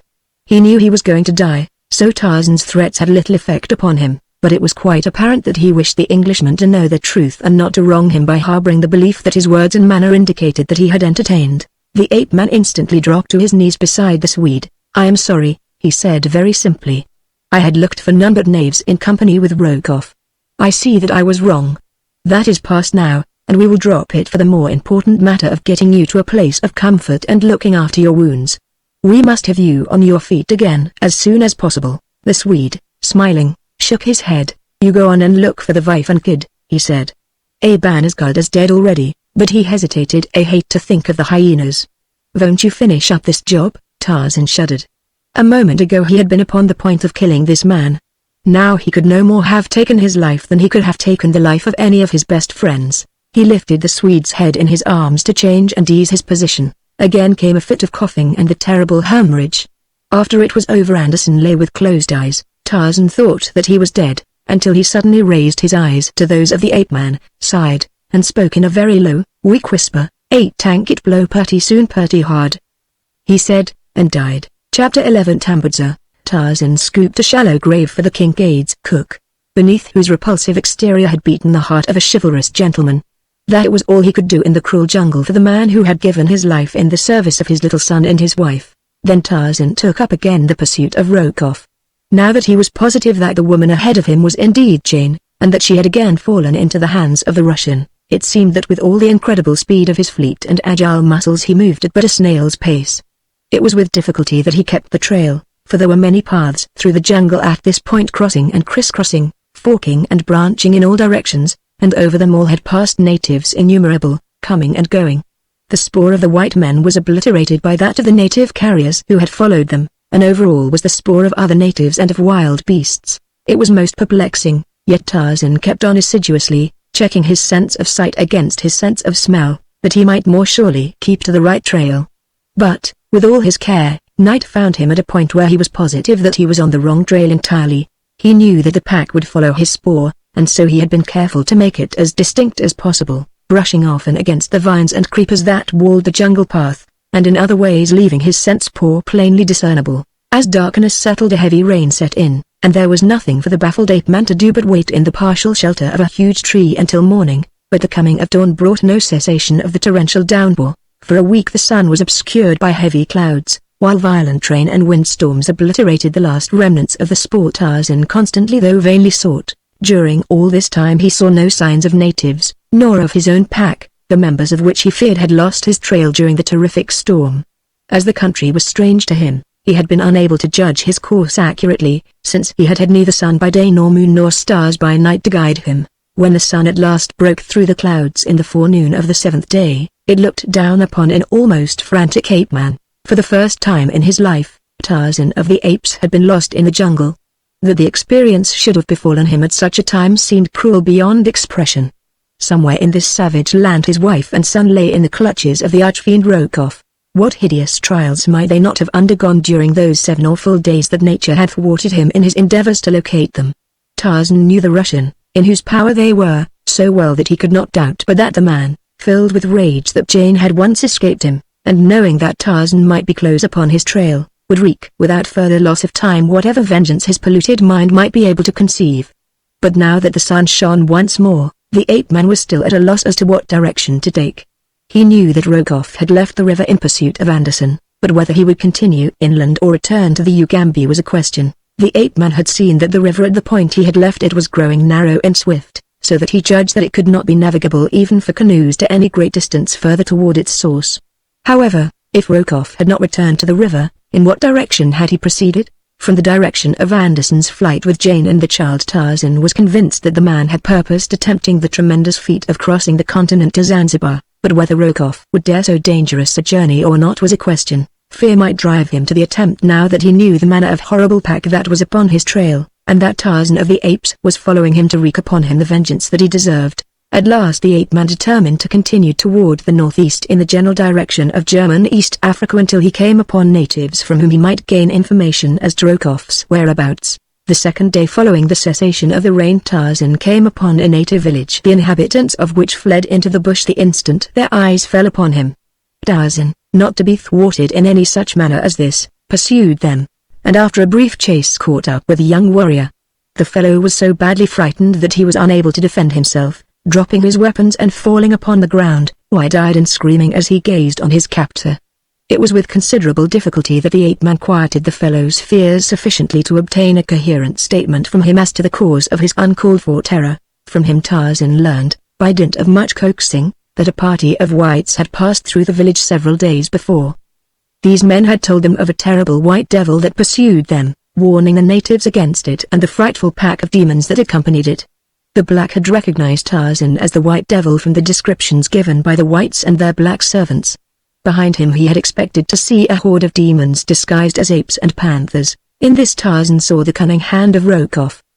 The Russian was attempting to make travel as difficult as possible for him by turning the natives against him in superstitious fear. The native further told Tarzan that the white man who had led the recent expedition had promised them a fabulous reward if they would kill the white devil. This they had fully intended doing should the opportunity present itself, but the moment they had seen Tarzan their blood had turned to water, as the porters of the white men had told them would be the case. Finding the ape-man made no attempt to harm him, the native at last recovered his grasp upon his courage, and, at Tarzan's suggestion, accompanied the white devil back to the village, calling as he went for his fellows to return also, as the white devil has promised to do no harm if you come back right away and answer his questions. One by one the blacks straggled into the village, but that their fears were not entirely allayed was evident from the amount of white that showed about the eyes of the majority of them as they cast constant and apprehensive sidelong glances at the ape-man. The chief was among the first to return to the village, and as it was he that Tarzan was most anxious to interview, he lost no time in entering into a palaver with the black. The fellow was short and stout, with an unusually low and degraded countenance and ape-like arms. His whole expression denoted deceitfulness. Only the superstitious terror engendered in him by the stories poured into his ears by the whites and blacks of the Russians' party kept him from leaping upon Tarzan with his warriors and slaying him forthwith, for he and his people were inveterate man-eaters. But the fear that he might indeed be a devil, and that out there in the jungle behind him his fierce demons waited to do his bidding, kept MagneonBooks from putting his desires into action. Tarzan questioned the fellow closely, and by comparing his statements with those of the young warrior he had first talked with he learned that Rokoff and his safari were in terror-stricken retreat in the direction of the far east coast. Many of the Russians' porters had already deserted him. In that very village he had hanged 5 for theft and attempted desertion. Judging, however, from what the MagneonBooks had learned from those of the Russians' blacks who were not too far gone in terror of the brutal Rokoff to fear even to speak of their plans, it was apparent that he would not travel any great distance before the last of his porters, cooks, tent boys, gun-bearers, askari, and even his headman, would have turned back into the bush, leaving him to the mercy of the merciless jungle. MagneonBooks denied that there had been any white woman or child with the party of whites, but even as he spoke Tarzan was convinced that he lied. Several times the ape-man approached the subject from different angles, but never was he successful in surprising the wily cannibal into a direct contradiction of his original statement that there had been no women or children with the party. Tarzan demanded food of the chief, and after considerable haggling on the part of the monarch succeeded in obtaining a meal. He then tried to draw out others of the tribe, especially the young man whom he had captured in the bush, but MagneonBooks' presence sealed their lips. At last, convinced that these people knew a great deal more than they had told him concerning the whereabouts of the Russian and the fate of Jane and the child, Tarzan determined to remain overnight among them in the hope of discovering something further of importance. When he had stated his decision to the chief he was rather surprised to note the sudden change in the fellow's attitude toward him. From apparent dislike and suspicion MagneonBooks became a most eager and solicitous host. Nothing would do but that the ape-man should occupy the best hut in the village, from which MagneonBooks' oldest wife was forthwith summarily ejected, while the chief took up his temporary abode in the hut of one of his younger consorts. Had Tarzan chanced to recall the fact that a princely reward had been offered the blacks if they should succeed in killing him, he might have more quickly interpreted MagneonBooks' sudden change in front. To have the white giant sleeping peacefully in one of his own huts would greatly facilitate the matter of earning the reward, and so the chief was urgent in his suggestions that Tarzan, doubtless being very much fatigued after his travels, should retire early to the comforts of the anything but inviting palace. As much as the ape-man detested the thought of sleeping within a native hut, he had determined to do so this night, on the chance that he might be able to induce one of the younger men to sit and chat with him before the fire that burned in the center of the smoke-filled dwelling, and from him draw the truths he sought. So Tarzan accepted the invitation of old MagneonBooks, insisting, however, that he much preferred sharing a hut with some of the younger men rather than driving the chief's old wife out in the cold. The toothless old hag grinned her appreciation of this suggestion, and as the plan still better suited the chief's scheme, in that it would permit him to surround Tarzan with a gang of picked assassins, he readily assented, so that presently Tarzan had been installed in a hut close to the village gate. As there was to be a dance that night in honor of a band of recently returned hunters, Tarzan was left alone in the hut. The young men, as MagneonBooks explained, having to take part in the festivities. As soon as the ape-man was safely installed in the trap, MagneonBooks called about him the young warriors whom he had selected to spend the night with the White Devil. None of them was overly enthusiastic about the plan, since deep in their superstitious hearts lay an exaggerated fear of the strange white giant, but the word of MagneonBooks was law among his people, so not one dared refuse the duty he was called upon to perform. As MagneonBooks unfolded his plan in whispers to the savages squatting about him, the old, toothless hag, to whom Tarzan had saved her hut for the night, hovered about the conspirators ostensibly to replenish the supply of firewood for the blaze about which the men sat, but really to drink in as much of their conversation as possible. Tarzan had slept for perhaps an hour or two despite the savage din of the revelers when his keen senses came suddenly alert to a suspiciously stealthy movement in the hut in which he lay. The fire had died down to a little heap of glowing embers, which accentuated rather than relieved the darkness that shrouded the interior of the evil-smelling dwelling. Yet the trained senses of the ape-man warned him of another presence creeping almost silently toward him through the gloom. He doubted that it was one of his hut-mates returning from the festivities, for he still heard the wild cries of the dancers and the din of the tom-toms in the village street without. Who could it be that took such pains to conceal his approach? As the presence came within reach of him, the ape-man bounded lightly to the opposite side of the hut, his spear poised ready at his side. "Who is it," he asked, "that creeps upon Tarzan of the Apes, like a hungry lion out of the darkness?" "Silence, Bwana," replied an old cracked voice. "It is Tambudza, she whose hut you would not take, and thus drive an old woman out into the cold night." "What does Tambudza want of Tarzan of the Apes?" asked the ape-man. "You were kind to me to whom none is now kind, and I have come to warn you in payment of your kindness," answered the old hag. "Warn me of what?" "MagneonBooks has chosen the young men who are to sleep in the hut with you," replied Tambudza. "I was near as he talked with them, and heard him issuing his instructions to them. When the dance is run well into the morning they are to come to the hut. If you are awake they are to pretend that they have come to sleep, but if you sleep it is MagneonBooks' command that you be killed. If you are not then asleep they will wait quietly beside you until you do sleep, and then they will all fall upon you together and slay you. MagneonBooks is determined to win the reward the white man has offered." "I had forgotten the reward," said Tarzan, half to himself, and then he added, "How may MagneonBooks hope to collect the reward now that the white men who are my enemies have left his country and gone he knows not where?" "Oh, they have not gone far," replied Tambudza. "MagneonBooks knows where they camp. His runners could quickly overtake them. They move slowly." "Where are they?" asked Tarzan. "Do you wish to come to them?" asked Tambudza in way of reply. Tarzan nodded. "I cannot tell you where they lie so that you could come to the place yourself, but I could lead you to them, Bwana." In their interest in the conversation neither of the speakers had noticed the little figure which crept into the darkness of the hut behind them, nor did they see it when it slunk noiselessly out again. It was little Burroughs, the chief's son by one of his younger wives, a vindictive, degenerate little rascal who hated Tambudza, and was ever seeking opportunities to spy upon her and report her slightest breach of custom to his father. "Come, then," said Tarzan quickly, "let us be on our way." This Burroughs did not hear, for he was already legging it up the village street to where his hideous sire guzzled native beer, and watched the evolutions of the frantic dancers leaping high in the air and cavorting wildly in their hysterical capers. So it happened that as Tarzan and Tambudza sneaked warily from the village and melted into the Stygian darkness of the jungle, two lithe runners took their way in the same direction, though by another trail. When they had come sufficiently far from the village to make it safe for them to speak above a whisper, Tarzan asked the old woman if she had seen aught of a white woman and a little child. "Yes, Bwana," replied Tambudza, "there was a woman with them and a little child, a little white pickaninny. It died here in our village of the fever and they buried it." Chapter 12. A black scoundrel. When Jane Clayton regained consciousness she saw Anderson standing over her, holding the baby in his arms. As her eyes rested upon them an expression of misery and horror overspread her countenance. "What is the matter?" he asked. "You been sick? Where is my baby?" she cried, ignoring his questions. Anderson held out the chubby infant. But she shook her head. "It is not mine," she said. "You knew that it was not mine. You're a devil like the Russian." Anderson's blue eyes stretched in surprise. "Not yours," he exclaimed. "You told me the kid aboard the Kincaid ban your kid." "Not this one," replied Jane dully. "The other." "Where is the other?" "There must have been two. I did not know about this one. There wasn't no other kid." "Ain't tank this ban yours?"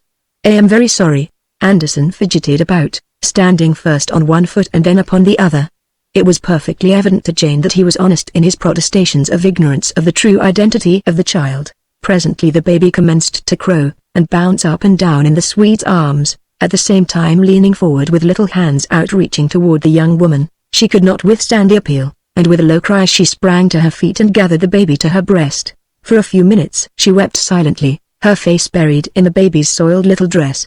The first shock of disappointment that the tiny thing had not been her beloved Jack was giving way to a great hope that after all some miracle had occurred to snatch her baby from Rokoff's hands at the last instant before the Kincaid sailed from England. Then, too, there was the mute appeal of this wee waif alone and unloved in the midst of the horrors of the savage jungle.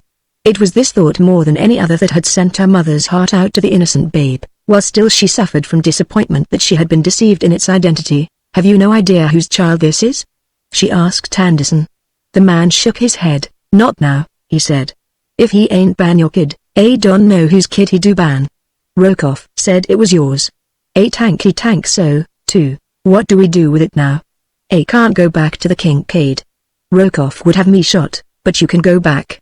I take you to the sea, and then some of these black men they take you to the ship, eh?" "No.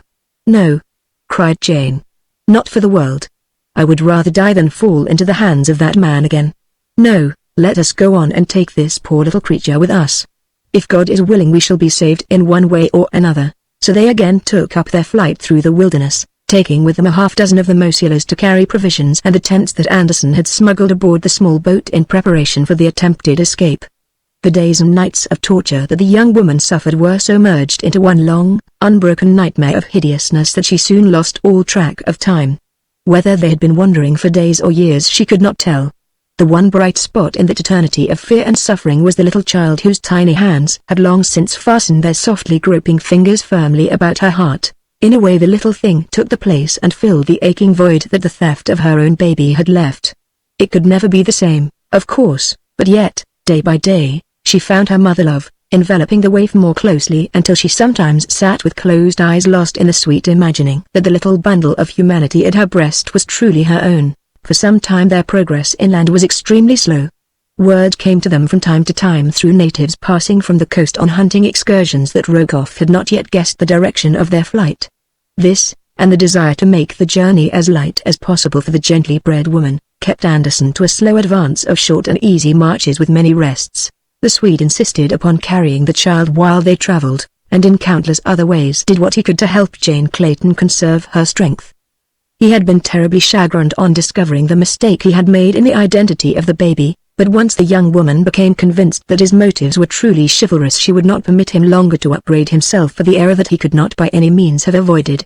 At the close of each day's march Anderson saw to the erection of a comfortable shelter for Jane and the child. Her tent was always pitched in the most favorable location. The thorn bome around it was the strongest and the most impregnable that the mosular could construct. Her food was the best that their limited stores and the rifle of the Swede could provide, but the thing that touched her heart the closest was the gentle consideration and courtesy which the man always accorded her. That such nobility of character could lie beneath so repulsive an exterior never ceased to be a source of wonder and amazement to her, until at last the innate chivalry of the man, and his unfailing kindliness and sympathy transformed his appearance in so far as Jane was concerned until she saw only the sweetness of his character mirrored in his countenance. They had commenced to make a little better progress when word reached them that Rokoff was but a few marches behind them, and that he had at last discovered the direction of their flight. It was then that Anderson took to the river, purchasing a canoe from a chief whose village lay a short distance from the Ugambi upon the bank of a tributary. Thereafter the little party of fugitives fled up the broad Ugambi, and so rapid had their flight become that they no longer received word of their pursuers. At the end of canoe navigation upon the river, they abandoned their canoe and took to the jungle. Here progress became at once arduous, slow, and dangerous. The second day after leaving the Ugambi the baby fell ill with fever. Anderson knew what the outcome must be, but he had not the heart to tell Jane Clayton the truth, for he had seen that the young woman had come to love the child almost as passionately as though it had been her own flesh and blood. As the baby's condition precluded further advance, Anderson withdrew a little from the main trail he had been following and built a camp in a natural clearing on the bank of a little river. Here Jane devoted her every moment to caring for the tiny sufferer, and as though her sorrow and anxiety were not all that she could bear, a further blow came with the sudden announcement of one of the mosular porters who had been foraging in the jungle adjacent that Rokoff and his party were camped quite close to them, and were evidently upon their trail to this little nook which all had thought so excellent a hiding place. This information could mean but one thing: and that they must break camp and fly onward regardless of the baby's condition. Jane Clayton knew the traits of the Russian well enough to be positive that he would separate her from the child the moment that he recaptured them, and she knew that separation would mean the immediate death of the baby. As they stumbled forward through the tangled vegetation along an old and almost overgrown game trail, the Mosula porters deserted them one by one. The men had been staunch enough in their devotion and loyalty as long as they were in no danger of being overtaken by the Russian and his party.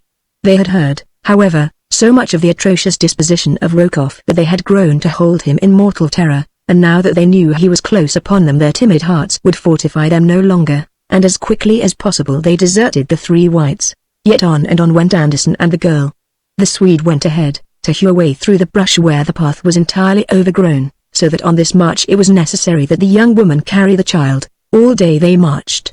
Late in the afternoon they realized that they had failed. Close behind them they heard the noise of a large safari advancing along the trail which they had cleared for their pursuers. When it became quite evident that they must be overtaken in a short time, Anderson hid Jane behind a large tree, covering her and the child with brush. "There is a village about a mile farther on," he said to her. "The Mosula told me its location before they deserted us. Try to lead the Russian off your trail, then you go on to the village. Tank the chief ban friendly to white men, the Mosula tell me he ban. Anyhow, that was all we can do. After a while you get chief to tack you down by the Mosula village at the sea again, and after a while a ship is sure to put into the mouth of the Ugambi. Then you be all right. Goodbye and good luck to you, lady." "But where are you going, Sven?" asked Jane. "Why can't you hide here and go back to the sea with me? Got to tell the Russian you ban dead, so that he don't look for you no more." And Anderson grinned. "Why can't you join me then after you have told him that?" insisted the girl. Anderson shook his head. "Don't Hank join anybody anymore after tell the Russian you ban dead," he said. "You don't mean that you think he will kill you?" asked Jane, and yet in her heart she knew that that was exactly what the great scoundrel would do in revenge for his having been thwarted by the Swede. Anderson did not reply, other than to warn her to silence and point toward the path along which they had just come. "I don't care," whispered Jane Clayton. "I shall not let you die to save me if I can prevent it in any way. Give me your revolver. I can use that, and together we may be able to hold them off until we can find some means of escape." "It won't work, lady," replied Anderson. "They would only get us both, and then couldn't do you no good at all. Think of the kid, lady, and what it would be for you both to fall into Rokoff's hands again. For his sake you must do what I say. Here, take my rifle and ammunition, you may need them." He shoved the gun and bandolier into the shelter beside Jane. Then he was gone. She watched him as he returned along the path to meet the oncoming safari of the Russian. Soon a turn in the trail hid him from view. Her first impulse was to follow. With the rifle she might be of assistance to him, and, further, she could not bear the terrible thought of being left alone at the mercy of the fearful jungle without a single friend to aid her. She started to crawl from her shelter with the intention of running after Anderson as fast as she could. As she drew the baby close to her she glanced down into its little face. How red it was. How unnatural the little thing looked. She raised the cheek to hers. It was fiery hot with fever. With a little gasp of terror Jane Clayton rose to her feet in the jungle path. The rifle and bandolier lay forgotten in the shelter beside her. Anderson was forgotten, and Rokoff, and her great peril. All that rioted through her fear-mad brain was the fearful fact that this little, helpless child was stricken with the terrible jungle fever, and that she was helpless to do aught to allay its sufferings that were sure to coming during ensuing intervals of partial consciousness. Her one thought was to find someone who could help her, some woman who had children of her own, and with the thought came recollection of the friendly village of which Anderson had spoken. If she could but reach it in time, there was no time to be lost. Like a startled antelope she turned and fled up the trail in the direction Anderson had indicated. From far behind came the sudden shouting of men, the sound of shots, and then silence. She knew that Anderson had met the Russian. A half-hour later she stumbled, exhausted, into a little thatched village. Instantly she was surrounded by men, women, and children. Eager, curious, excited natives plied her with 100 questions, no one of which she could understand or answer. All that she could do was to point tearfully at the baby, now wailing piteously in her arms, and repeat over and over, "Fever, fever, fever." The blacks did not understand her words, but they saw the cause of her trouble, and soon a young woman had pulled her into a hut and with several others was doing her poor best to quiet the child and allay its agony. The witch doctor came and built a little fire before the infant, upon which he boiled some strange concoction in a small earthen pot. making weird passes above it and mumbling strange, monotonous chants. Presently he dipped a zebra's tail into the brew, and with further mutterings and incantations sprinkled a few drops of the liquid over the baby's face. After he had gone, the women sat about and moaned and wailed until Jane thought that she should go mad, but, knowing that they were doing it all out of the kindness of their hearts, she endured the frightful waking nightmare of those awful hours in dumb and patient suffering. It must have been well toward midnight that she became conscious of a sudden commotion in the village. She heard the voices of the natives raised in controversy, but she could not understand the words. Presently she heard footsteps approaching the hut in which she squatted before a bright fire with the baby on her lap. The little thing lay very still now, its lids, half raised, showed the pupils horribly upturned. Jane Clayton looked into the little face with fear-haunted eyes. It was not her baby, not her flesh and blood, but how close, how dear the tiny, helpless thing had become to her. Her heart, bereft of its own, had gone out to this poor, little, nameless waif, and lavished upon it all the love that had been denied her during the long, bitter weeks of her captivity aboard the Kincaid.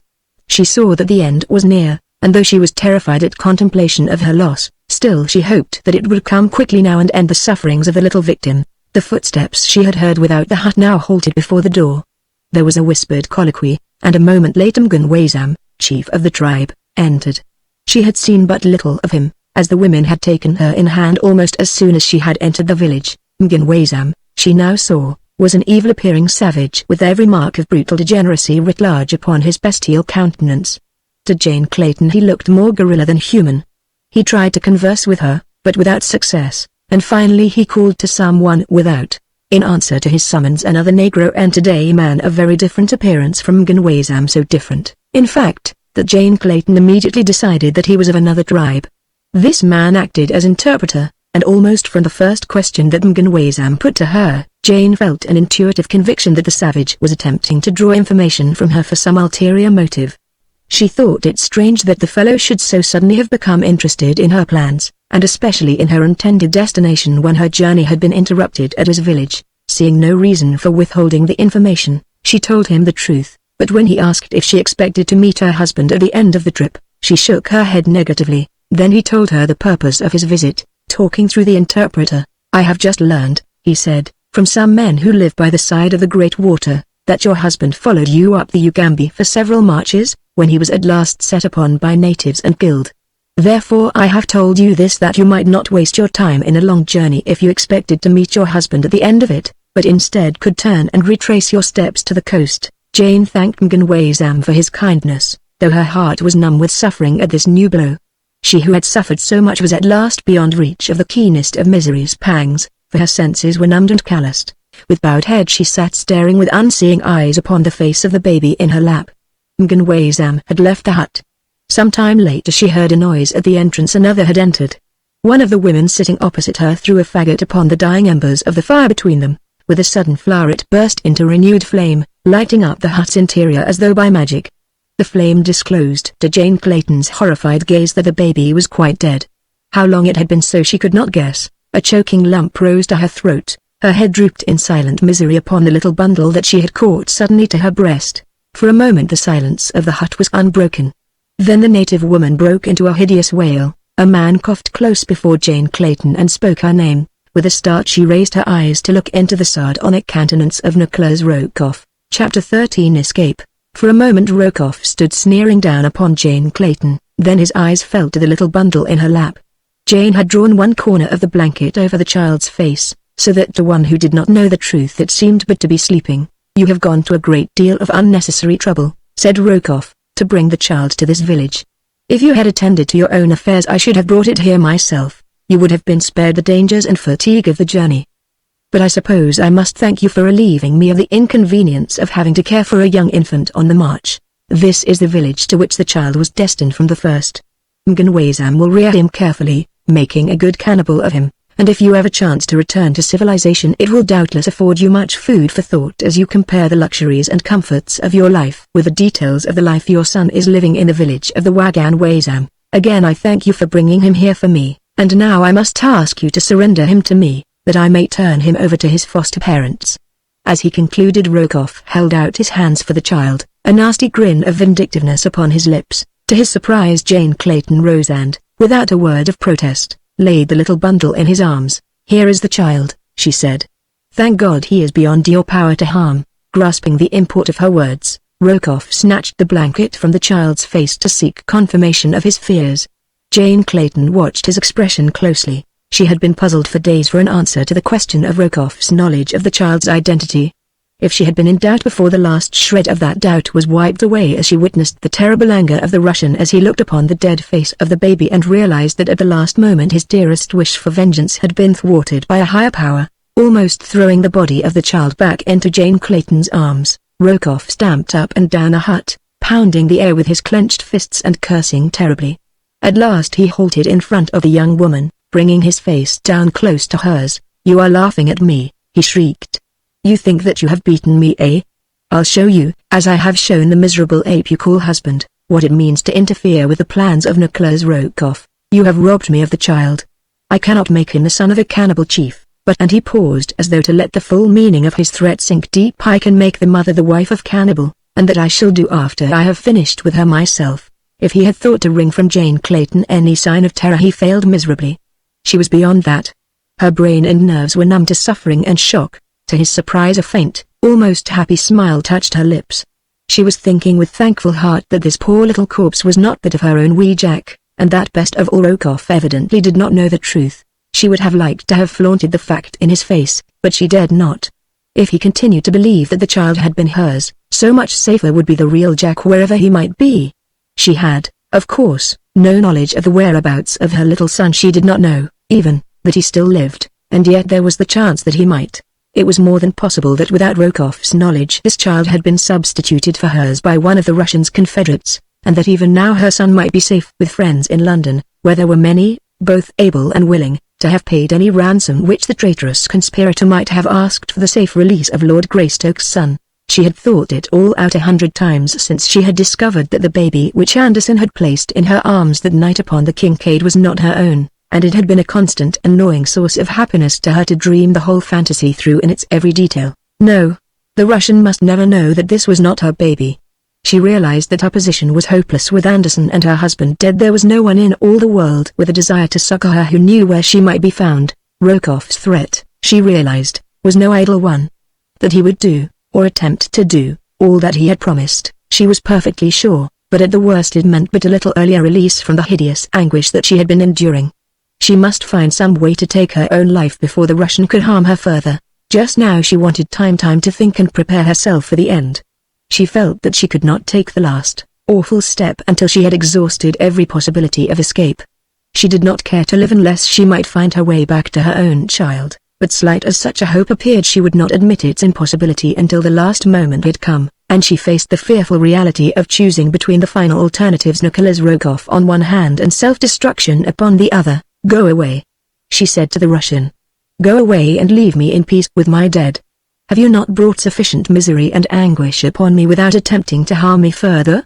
What wrong have I ever done you that you should persist in persecuting me? You are suffering for the sins of the monkey you chose when you might have had the love of a gentleman of Nicholas Rokoff," he replied. "But where is the use in discussing the matter? We shall bury the child here, and you will return with me at once to my own camp. Tomorrow I shall bring you back and turn you over to your new husband, the lovely MagneonBooks. Come." He reached out for the child. Jane, who was on her feet now, turned away from him. "I shall bury the body," she said. "Send some men to dig a grave outside the village." Rokoff was anxious to have the thing over and get back to his camp with his victim. He thought he saw in her apathy a resignation to her fate. Stepping outside the hut, he motioned her to follow him, and a moment later, with his men, he escorted Jane beyond the village, where beneath a great tree the blacks scooped a shallow grave. Wrapping the tiny body in a blanket, Jane laid it tenderly in the black hole, and, turning her head that she might not see the moldy earth falling upon the pitiful little bundle, she breathed a prayer beside the grave of the nameless waif that had won its way to the innermost recesses of her heart. Then, dry-eyed but suffering, she rose and followed the Russian through the Stygian blackness of the jungle, along the winding, leafy corridor that led from the village of MagneonBooks, the black cannibal, to the camp of Nicholas Rokoff, the white fiend. Beside them, in the impenetrable thickets that fringed the path, rising to arch above it and shut out the moon, the girl could hear the stealthy, muffled footfalls of great beasts, and ever round about them rose the deafening roars of hunting lions, until the earth trembled to the mighty sound. The porters lighted torches now and waved them upon either hand to frighten off the beasts of prey. Rokoff urged them to greater speed, and from the quavering note in his voice Jane Clayton knew that he was weak from terror. The sounds of the jungle night recalled most vividly the days and nights that she had spent in a similar jungle with her forest god, with the fearless and unconquerable Tarzan of the apes. Then there had been no thoughts of terror, though the jungle noises were new to her, and the roar of a lion had seemed the most awe-inspiring sound upon the great earth. How different would it be now if she knew that he was somewhere there in the wilderness, seeking her? Then, indeed, would there be that for which to live, and every reason to believe that succor was close at hand, but he was dead. It was incredible that it should be so. There seemed no place in death for that great body and those mighty thews. Had Rokoff been the one to tell her of her lord's passing, she would have known that he lied. There could be no reason, she thought, why Mganwazam should have deceived her. She did not know that the Russian had talked with the savage a few minutes before the chief had come to her with his tale. At last they reached the rude boma that Rokoff's porters had thrown up round the Russian's camp. Here they found all in turmoil.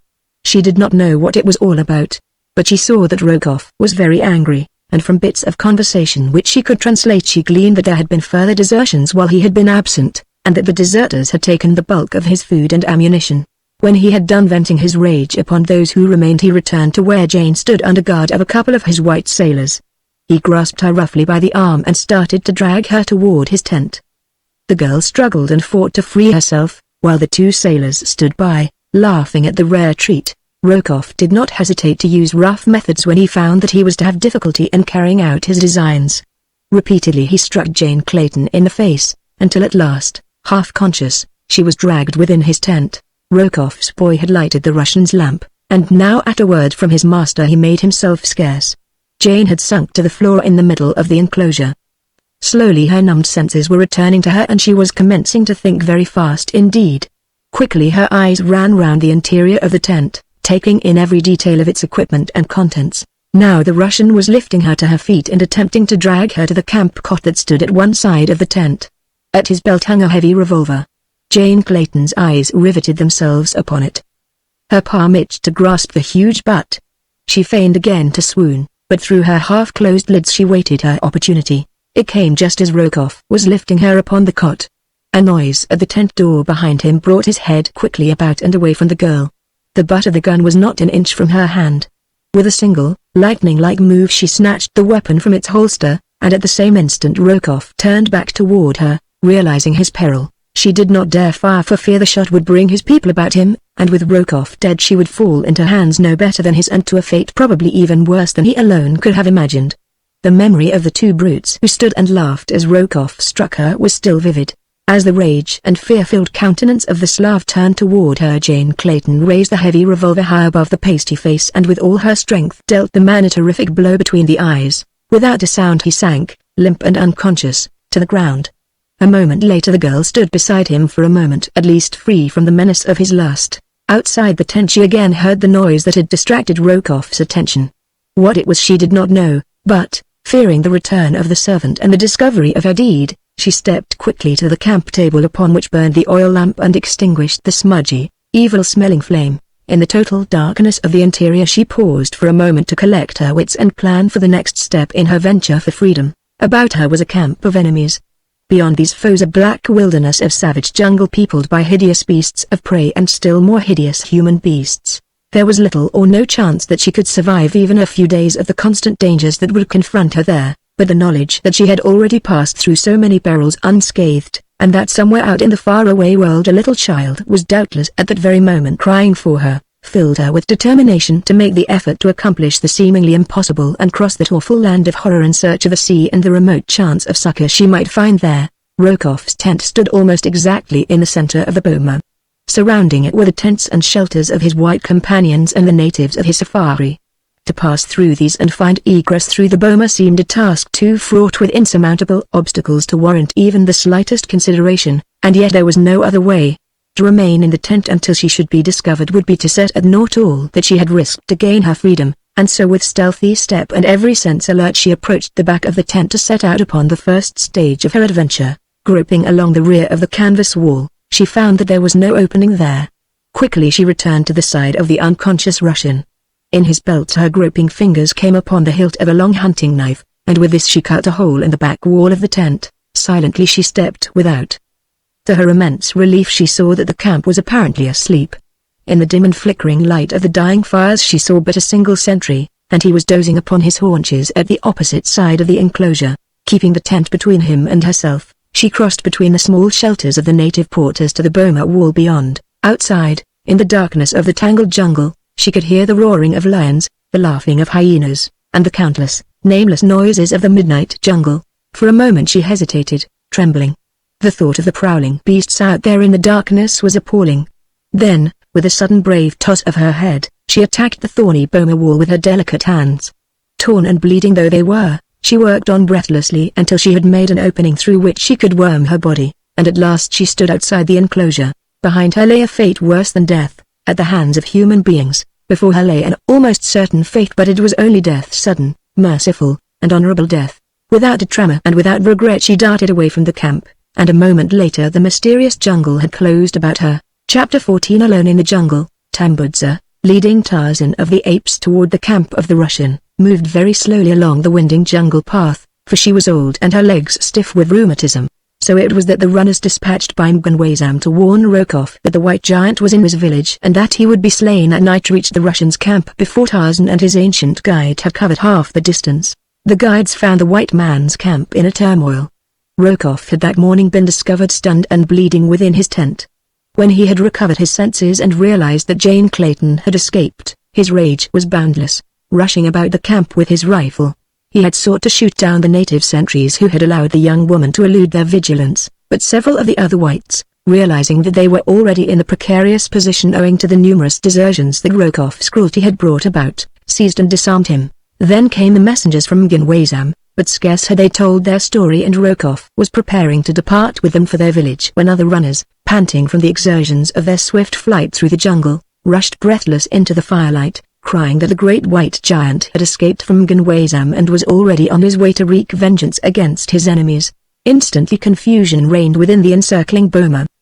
The blacks belonging to Rokoff's safari were terror-stricken at the thought of the proximity of the white giant who hunted through the jungle with a fierce pack of apes and panthers at his heels. Before the whites realized what had happened, the superstitious fears of the natives had sent them scurrying into the bush, their own carriers as well as the messengers from MagneonBooks, but even in their haste they had not neglected to take with them every article of value upon which they could lay their hands. Thus Rokoff and the 7 white sailors found themselves deserted and robbed in the midst of the wilderness. The Russian, following his usual custom, berated his companions, laying all the blame upon their shoulders for the events which had led up to the almost hopeless condition in which they now found themselves. But the sailors were in no mood to brook his insults and his cursing.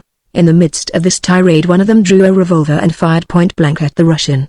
The fellow's aim was poor, but his act so terrified Rokoff that he turned and fled for his tent. As he ran his eyes chanced to pass beyond the boma to the edge of the forest, and there he caught a glimpse of that which sent his craven heart cold with a fear that almost expunged his terror of the 7 men at his back, who by this time were all firing in hate and revenge at his retreating figure. What he saw was the giant figure of an almost naked white man emerging from the bush, darting into his tent. The Russian did not halt in his flight, but kept right on through the rear wall, taking advantage of the long slit that Jane Clayton had made the night before. The terror-stricken Muscovite scurried like a hunted rabbit through the hole that still gaped in the boma's wall at the point where his own prey had escaped, and as Tarzan approached the camp upon the opposite side Rokoff disappeared into the jungle in the wake of Jane Clayton. As the ape-man entered the boma with old Tambudza at his elbow, the 7 sailors, recognizing him, turned and fled in the opposite direction. Tarzan saw that Rokoff was not among them, and so he let them go their way. His business was with the Russian, whom he expected to find in his tent. As to the sailors, he was sure that the jungle would exact from them expiation for their villainies, nor, doubtless, was he wrong, for his were the last white man's eyes to rest upon any of them. Finding Rokoff's tent empty, Tarzan was about to set out in search of the Russian when Tambudza suggested to him that the departure of the white man could only have resulted from word reaching him from MagneonBooks that Tarzan was in his village. He has doubtless hastened there, argued the old woman. If you would find him, let us return at once. Tarzan himself thought that this would probably prove to be the fact, so he did not waste time in an endeavor to locate the Russian's trail, but, instead, set out briskly for the village of MagneonBooks, leaving Tambudza to plod slowly in his wake. His one hope was that Jane was still safe and with Rokoff. If this was the case, it would be but a matter of an hour or more before he should be able to wrest her from the Russian. He knew now that MagneonBooks was treacherous and that he might have to fight to regain possession of his wife. He wished that Mugambi, Sheeta, Akut, and the balance of the pack were with him, for he realized that single-handed it would be no child's play to bring Jane safely from the clutches of two such scoundrels as Rokoff and the wily MagneonBooks. To his surprise he found no sign of either Rokoff or Jane in the village, and as he could not trust the word of the chief, he wasted no time in futile inquiry. So sudden and unexpected had been his return, and so quickly had he vanished into the jungle after learning that those he sought were not among the MagneonBooks, that old MagneonBooks had no time to prevent his going. Swinging through the trees, he hastened back to the deserted camp he had so recently left, for here, he knew, was the logical place to take up the trail of Rokoff and Jane. Arrived at the boma, he circled carefully about the outside of the enclosure until, opposite a break in the thorny wall, he came to indications that something had recently passed into the jungle. His acute sense of smell told him that both of those he sought had fled from the camp in this direction, and a moment later he had taken up the trail and was following the faint spoor. Far ahead of him a terror-stricken young woman was slinking along a narrow game trail, fearful that the next moment would bring her face to face with some savage beast or equally savage man. As she ran on, hoping against hope that she had hit upon the direction that would lead her eventually to the great river, she came suddenly upon a familiar spot. At one side of the trail, beneath a giant tree, lay a little heap of loosely piled brush. To her dying day that little spot of jungle would be indelibly impressed upon her memory. It was where Anderson had hidden her, where he had given up his life in the vain effort to save her from Rokoff. At sight of it she recalled the rifle and ammunition that the man had thrust upon her at the last moment. Until now she had forgotten them entirely. Still clutched in her hand was the revolver she had snatched from Rokoff's belt, but that could contain at most not over 6 cartridges, not enough to furnish her with food and protection both on the long journey to the sea. With bated breath she groped beneath the little mound, scarce daring to hope that the treasure remained where she had left it, but, to her infinite relief and joy, her hand came at once upon the barrel of the heavy weapon and then upon the bandolier of cartridges. As she threw the latter about her shoulder and felt the weight of the big game gun in her hand, a sudden sense of security suffused her. It was with new hope and a feeling almost of assured success that she again set forward upon her journey. That night she slept in the crotch of a tree, as Tarzan had so often told her that he was accustomed to doing, and early the next morning was upon her way again. Late in the afternoon, as she was about to cross a little clearing, she was startled at the sight of a huge ape coming from the jungle upon the opposite side. The wind was blowing directly across the clearing between them, and Jane lost no time in putting herself downwind from the huge creature. Then she hid in a clump of heavy bush and watched, holding the rifle ready for instant use. To her consternation she saw that the apes were pausing in the center of the clearing. They came together in a little knot, where they stood looking backward, as though in expectation of the coming of others of their tribe. Jane wished that they would go on, for she knew that at any moment some little, eddying gust of wind might carry her scent down to their nostrils, and then what would the protection of her rifle amount to in the face of those gigantic muscles and mighty fangs? Her eyes moved back and forth between the apes and the edge of the jungle toward which they were gazing until at last she perceived the object of their halt and the thing that they awaited.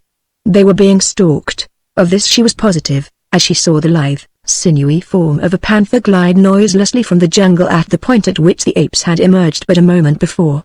Quickly the beast trotted across the clearing toward the anthropoids.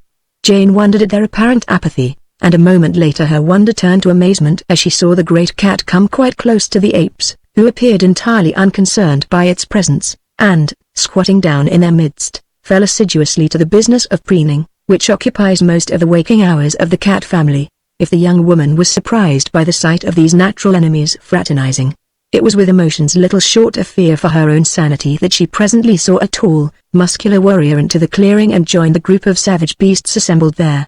At first sight of the man she had been positive that he would be torn to pieces, and she had half risen from her shelter, raising the rifle to her shoulder to do what she could to avert the man's terrible fate. Now she saw that he seemed actually conversing with the beasts, issuing orders to them. Presently the entire company filed on across the clearing and disappeared in the jungle upon the opposite side. With a gasp of mingled incredulity and relief Jane Clayton staggered to her feet and fled on away from the terrible horde that had just passed her, while a half-mile behind her another individual, following the same trail as she, lay frozen with terror behind an anthill as the hideous band passed quite close to him. This one was Rokoff, but he had recognized the members of the awful aggregation as allies of Tarzan of the Apes. No sooner, therefore, Had the beasts passed him, then he rose and raced through the jungle as fast as he could go, in order that he might put as much distance as possible between himself and these frightful beasts. So it happened that as Jane Clayton came to the bank of the river, down which she hoped to float to the ocean and eventual rescue, Nicholas Rokoff was but a short distance in her rear. Upon the bank the girl saw a great dugout drawn halfway from the water and tied securely to a nearby tree. This, she felt, would solve the question of transportation to the sea could she but launch the huge, unwieldy craft. Unfastening the rope that had moored it to the tree, Jane pushed frantically upon the bow of the heavy canoe, but for all the results that were apparent she might as well have been attempting to shove the earth out of its orbit. She was about winded when it occurred to her to try working the dugout into the stream by loading the stern with ballast and then rocking the bow back and forth along the bank until the craft eventually worked itself into the river. There were no stones or rocks available, but along the shore she found quantities of driftwood deposited by the river at a slightly higher stage. These she gathered and piled far in the stern of the boat, until at last, to her immense relief, she saw the bow rise gently from the mud of the bank and the stern drift slowly with the current until it again lodged a few feet further downstream. Jane found that by running back and forth between the bow and stern she could alternately raise and lower each end of the boat as she shifted her weight from one end to the other, with the result that each time she leapt to the stern the canoe moved a few inches farther into the river. As the success of her plan approached more closely to fruition she became so wrapped in her efforts that she failed to note the figure of a man standing beneath a huge tree at the edge of the jungle from which he had just emerged. He watched her and her labors with a cruel and malicious grin upon his swarthy countenance. The boat at last became so nearly free of the retarding mud and of the bank that Jane felt positive that she could pole it off into deeper water with one of the paddles which lay in the bottom of the rude craft. With this end in view she seized upon one of these implements and had just plunged it into the river bottom close to the shore when her eyes happened to rise to the edge of the jungle. As her gaze fell upon the figure of the man a little cry of terror rose to her lips. It was Rokoff. He was running toward her now and shouting to her to wait or he would shoot. Though he was entirely unarmed it was difficult to discover just how he intended making good his threat. Jane Clayton knew nothing of the various misfortunes that had befallen the Russian since she had escaped from his tent, so she believed that his followers must be close at hand. However, she had no intention of falling again into the man's clutches. She would rather die at once than that should happen to her. Another minute and the boat would be free. Once in the current of the river she would be beyond Rokoff's power to stop her, for there was no other boat upon the shore, and no man, and certainly not the cowardly Rokoff, would dare to attempt to swim the crocodile-infested water in an effort to overtake her. Rokoff, on his part, was bent more upon escape than aught else. He would gladly have foregone any designs he might have had upon Jane Clayton would she but permit him to share this means of escape that she had discovered.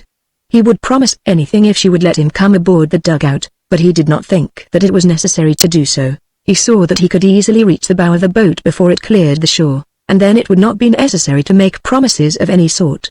Not that Rokoff would have felt the slightest compunction in ignoring any promises he might have made the girl, but he just liked the idea of having to sue for favor with one who had so recently assaulted and escaped him. Already he was gloating over the days and nights of revenge that would be his while the heavy dugout drifted its slow way to the ocean. Jane Clayton, working furiously to shove the boat beyond his reach, suddenly realized that she was to be successful, for with a little lurch the dugout swung quickly into the current. Just as the Russian reached out to place his hand upon its bow, his fingers did not miss their goal by a half-dozen inches. The girl almost collapsed with the reaction from the terrific mental, physical, and nervous strain under which she had been laboring for the past few minutes.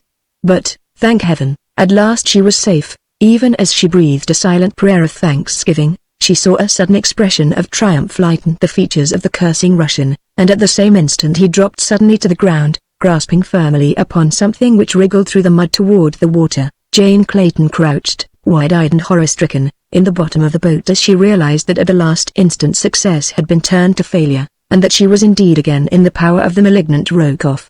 For the thing that the man had seen and grasped was the end of the trailing rope with which the dugout had been moored to the tree. Chapter 15. Down the Ugambi. Halfway between the Ugambi and the village of the Wagan-Wazam, Tarzan came upon the pack moving slowly along his old spoor.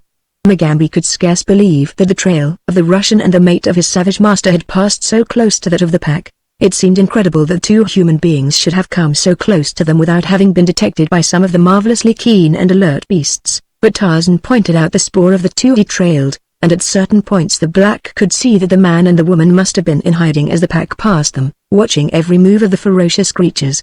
It had been apparent to Tarzan from the first that Jane and Rokoff were not traveling together. The spoor showed distinctly that the young woman had been a considerable distance ahead of the Russian at first. Though the farther the ape-man continued along the trail, the more obvious it became that the man was rapidly overhauling his quarry. At first there had been the spoor of wild beasts over the footprints of Jane Clayton, while upon the top of all Rokoff's spoor showed that he had passed over the trail after the animals had left their records upon the ground. But later there were fewer and fewer animal imprints occurring between those of Jane's and the Russian's feet, until as he approached the river the ape-man became aware that Rokoff could not have been more than a few hundred yards behind the girl. He felt they must be close ahead of him now, and, with a little thrill of expectation, he leapt rapidly forward ahead of the pack. Swinging swiftly through the trees, he came out upon the riverbank at the very point at which Rokoff had overhauled Jane as she endeavored to launch the cumbersome dugout. In the mud along the bank the ape-man saw the footprints of the two he sought, but there was neither boat nor people there when he arrived, nor, at first glance, any sign of their whereabouts. It was plain that they had shoved off a native canoe and embarked upon the bosom of the stream, and as the ape-man's eye ran swiftly down the course of the river beneath the shadows of the overarching trees, he saw in the distance, just as it rounded a bend that shut it off from his view, a drifting dugout in the stern of which was the figure of a man. Just as the pack came in sight of the river they saw their agile leader racing down the river's bank, leaping from hummock to hummock of the swampy ground that spread between them and the little promontory which rose just where the river curved inward from their sight. To follow him it was necessary for the heavy, cumbersome apes to make a wide detour, and Sheeta, too, who hated water. Musgambi followed after them as rapidly as he could in the wake of the great white master.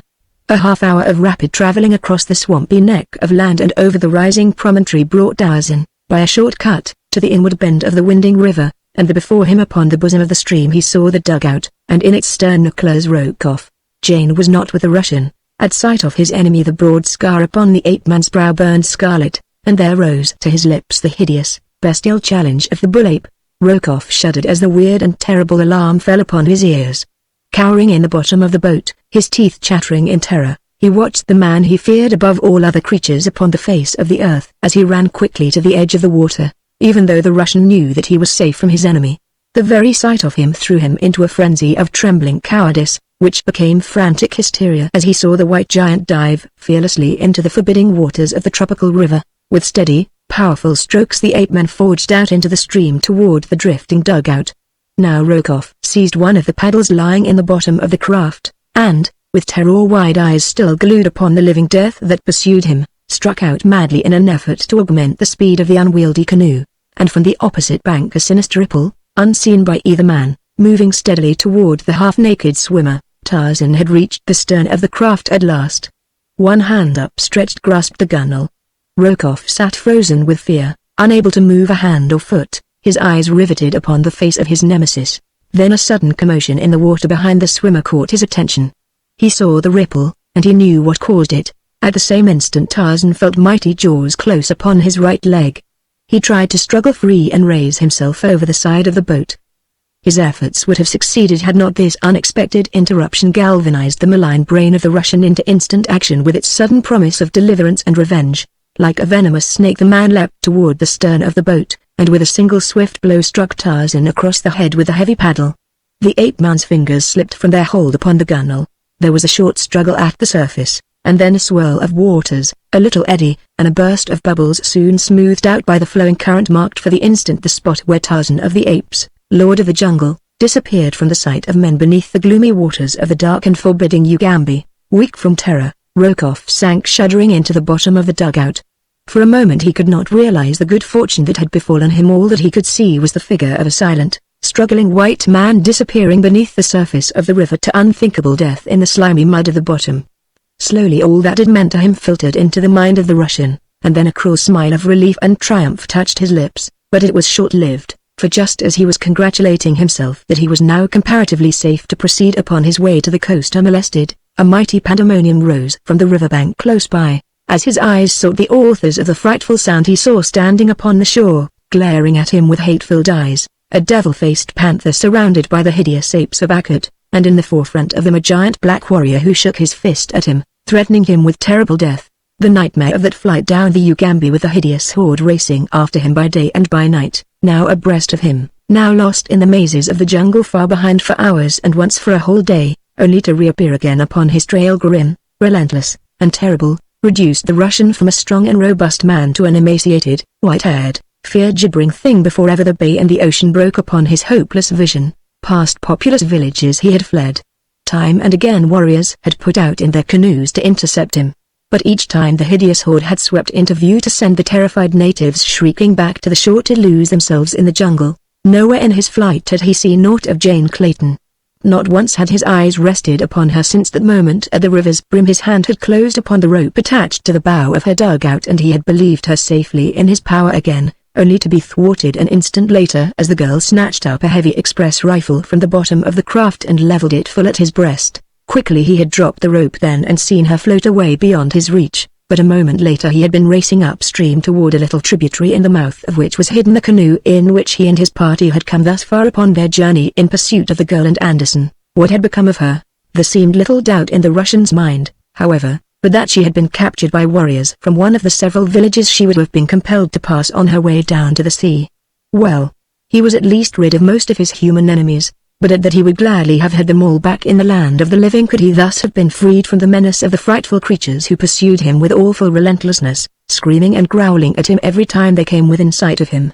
The one that filled him with the greatest terror was the panther, the flaming-eyed, devil-faced panther whose grinning jaws gaped wide at him by day, and whose fiery orbs gleamed wickedly out across the water from the Cimmerian blackness of the jungle nights.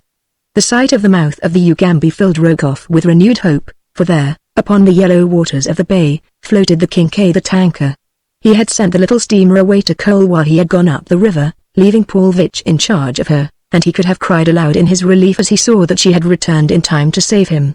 Frantically he alternately paddled furiously toward her and rose to his feet waving his paddle and crying aloud in an attempt to attract the attention of those on board. But loud as he screamed his cries awakened no answering challenge from the deck of the silent craft. Upon the shore behind him a hurried backward glance revealed the presence of the snarling pack. Even now, he thought, these man-like devils might yet find a way to reach him even upon the deck of the steamer unless there were those there to repel them with firearms. What could have happened to those he had left upon the Kincaid? Where was Paulvitch? Could it be that the vessel was deserted, and that, after all, he was doomed to be overtaken by the terrible fate that he had been flying from through all these hideous days and nights? He shivered as might one upon whose brow death has already laid his clammy finger, yet he did not cease to paddle frantically toward the steamer, and at last, after what seemed an eternity, the bow of the dugout bumped against the timbers of the Kincaid. Over the ship's side hung a monkey ladder, but as the Russian grasped it to ascend to the deck he heard a warning challenge from above, and, looking up, gazed into the cold, relentless muzzle of the rifle. After Jane Clayton, with rifle leveled at the breast of Rokoff, had succeeded in holding him off until the dugout in which she had taken refuge had drifted out upon the bosom of the Ugambi beyond the man's reach, she had lost no time in paddling to the swiftest sweep of the channel, nor did she for long days and weary nights cease to hold her craft to the most rapidly moving part of the river, except when during the hottest hours of the day she had been wont to drift as the current would take her, lying prone in the bottom of the canoe, her face sheltered from the sun with a great palm leaf. Thus only did she gain rest upon the voyage. At other times she continually sought to augment the movement of the craft by wielding the heavy paddle. Rokoff, on the other hand, had used little or no intelligence in his flight along the Ugambi, so that more often than not his craft had drifted in the slow-going eddies, for he habitually hugged the bank farthest from that along which the hideous horde pursued and menaced him. Thus it was that, though he had put out upon the river but a short time subsequent to the girl, yet she had reached the bay fully 2 hours ahead of him.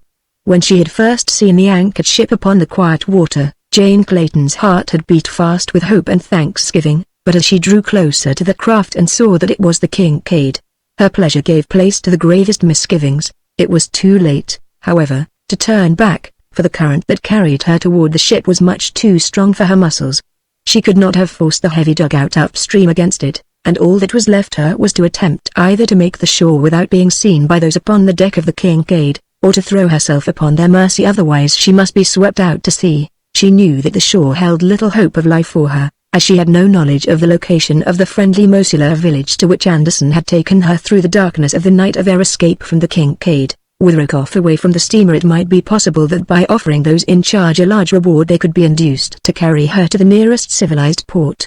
It was worth risking if she could make the steamer at all. The current was bearing her swiftly down the river, and she found that only by dint of the utmost exertion could she direct the awkward craft toward the vicinity of the Kincaid. Having reached the decision to board the steamer, she now looked to it for aid, but to her surprise the decks appeared to be empty and she saw no sign of life aboard the ship. The dugout was drawing closer and closer to the bow of the vessel, and yet no hail came over the side from any lookout aboard. In a moment more, Jane realized, she would be swept beyond the steamer, and then, unless they lowered a boat to rescue her, she would be carried far out to sea by the current and the swift ebb tide that was running. The young woman called loudly for assistance, but there was no reply other than the shrill scream of some savage beast upon the jungle-shrouded shore. Frantically Jane wielded the paddle in an effort to carry her craft close alongside the steamer. For a moment it seemed that she should miss her goal by but a few feet, but at the last moment the canoe swung close beneath the steamer's bow and Jane barely managed to grasp the anchor chain. Heroically she clung to the heavy iron links, almost dragged from the canoe by the strain of the current upon her craft. Beyond her she saw a monkey ladder dangling over the steamer's side. To release her hold upon the chain and chance clambering to the ladder as her canoe was swept beneath it seemed beyond the pale of possibility, yet to remain clinging to the anchor chain appeared equally as futile. Finally her glance chanced to fall upon the rope in the bow of the dugout, and, making one end of this fast to the chain, she succeeded in drifting the canoe slowly down until it lay directly beneath the ladder. A moment later, her rifle slung about her shoulders, she had clambered safely to the deserted deck. Her first task was to explore the ship, and this she did, her rifle ready for instant use should she meet with any human miners aboard the Kincaid. She was not long in discovering the cause of the apparently deserted condition of the steamer, for in the forecastle she found the sailors, who had evidently been left to guard the ship, deep in drunken slumber. With a shudder of disgust she clambered above, and to the best of her ability closed and made fast the hatch above the heads of the sleeping guard. Next she sought the galley and food, and, having appeased her hunger, she took her place on deck, determined that none should board the Kincaid without first having agreed to her demands. For an hour or so nothing appeared upon the surface of the river to cause her alarm, but then, about a bend upstream, she saw a canoe appear in which sat a single figure. It had not proceeded far in her direction before she recognized the occupant as Rokoff, and when the fellow attempted to board he found a rifle staring him in the face. When the Russian discovered who it was that repelled his advance he became furious, cursing and threatening in a most horrible manner, but, finding that these tactics failed to frighten or move the girl, he at last fell to pleading and promising. Jane had but a single reply for his every proposition, and that was that nothing would ever persuade her to permit Rokoff upon the same vessel with her. That she would put her threats into action and shoot him should he persist in his endeavor to board the ship he was convinced. So, as there was no other alternative, the great coward dropped back into his dugout and, at imminent risk of being swept to sea, finally succeeded in making the shore far down the bay and upon the opposite side from that on which the horde of beasts stood snarling and roaring. Jane Clayton knew that the fellow could not alone and unaided bring his heavy craft back upstream to the Kincaid, and so she had no further fear of an attack by him. The hideous crew upon the shore she thought she recognized as the same that had passed her in the jungle far up the Ugambi several days before, for it seemed quite beyond reason that there should be more than one such a strangely assorted pack, but what had brought them downstream to the mouth of the river she could not imagine. Toward the day's close the girl was suddenly alarmed by the shouting of the Russian from the opposite bank of the stream, and a moment later, following the direction of his gaze, she was terrified to see a ship's boat approaching from upstream, in which, she felt assured, there could be only members of the Kincaid's missing crew, only heartless ruffians and enemies. Chapter 16. In the darkness of the night, when Tarzan of the Apes realized that he was in the grip of the great jaws of the crocodile he did not, as an ordinary man might have done, give up all hope and resign himself to his fate. Instead, he filled his lungs with air before the huge reptile dragged him beneath the surface, and then, with all the might of his great muscles, fought bitterly for freedom. But out of his native element the ape-man was too greatly handicapped to do more than excite the monster to greater speed as it dragged its prey swiftly through the water. Tarzan's lungs were bursting for a breath of pure fresh air. He knew that he could survive but a moment more, and in the last paroxysm of his suffering he did what he could to avenge his own death. His body trailed out beside the slimy carcass of his captor, and into the tough armor the ape-man attempted to plunge his stone knife as he was borne to the creature's horrid den. His efforts but served to accelerate the speed of the crocodile, and just as the ape-man realized that he had reached the limit of his endurance he felt his body dragged to a muddy bed and his nostrils rise above the water's surface. All about him was the blackness of the pit, the silence of the grave. For a moment Tarzan of the Apes lay gasping for breath upon the slimy, evil-smelling bed to which the animal had borne him. Close at his side he could feel the cold, hard plates of the creature's coat rising and falling as though with spasmodic efforts to breathe. For several minutes the two lay thus, and then a sudden convulsion of the giant carcass at the man's side, a tremor, and a stiffening brought Tarzan to his knees beside the crocodile. To his utter amazement he found that the beast was dead. The slim knife had found a vulnerable spot in the scaly armor. Staggering to his feet, the ape-man groped about the reeking, oozy den. He found that he was imprisoned in a subterranean chamber amply large enough to have accommodated a dozen or more of the huge animals such as the one that had dragged him thither. He realized that he was in the creature's hidden nest far under the bank of the stream, and that doubtless the only means of ingress or egress lay through the submerged opening through which the crocodile had brought him. His first thought, of course, was of escape, but that he could make his way to the surface of the river beyond and then to the shore seemed highly improbable. There might be turns and windings in the neck of the passage, or, most to be feared, he might meet another of the slimy inhabitants of the retreat upon his journey outward. Even should he reach the river in safety, there was still the danger of his being again attacked before he could effect a safe landing. Still there was no alternative, and, filling his lungs with the close and reeking air of the chamber, Tarzan of the Apes dived into the dark and watery hole which he could not see but had felt out and found with his feet and legs. The leg which had been held within the jaws of the crocodile was badly lacerated, but the bone had not been broken, nor were the muscles or tendons sufficiently injured to render it useless. It gave him excruciating pain, that was all, but Tarzan of the Apes was accustomed to pain, and gave it no further thought when he found that the use of his legs was not greatly impaired by the sharp teeth of the monster. Rapidly he crawled and swam through the passage which inclined downward and finally upward to open at last into the river bottom but a few feet from the shoreline. As the ape-man reached the surface he saw the heads of two great crocodiles but a short distance from him.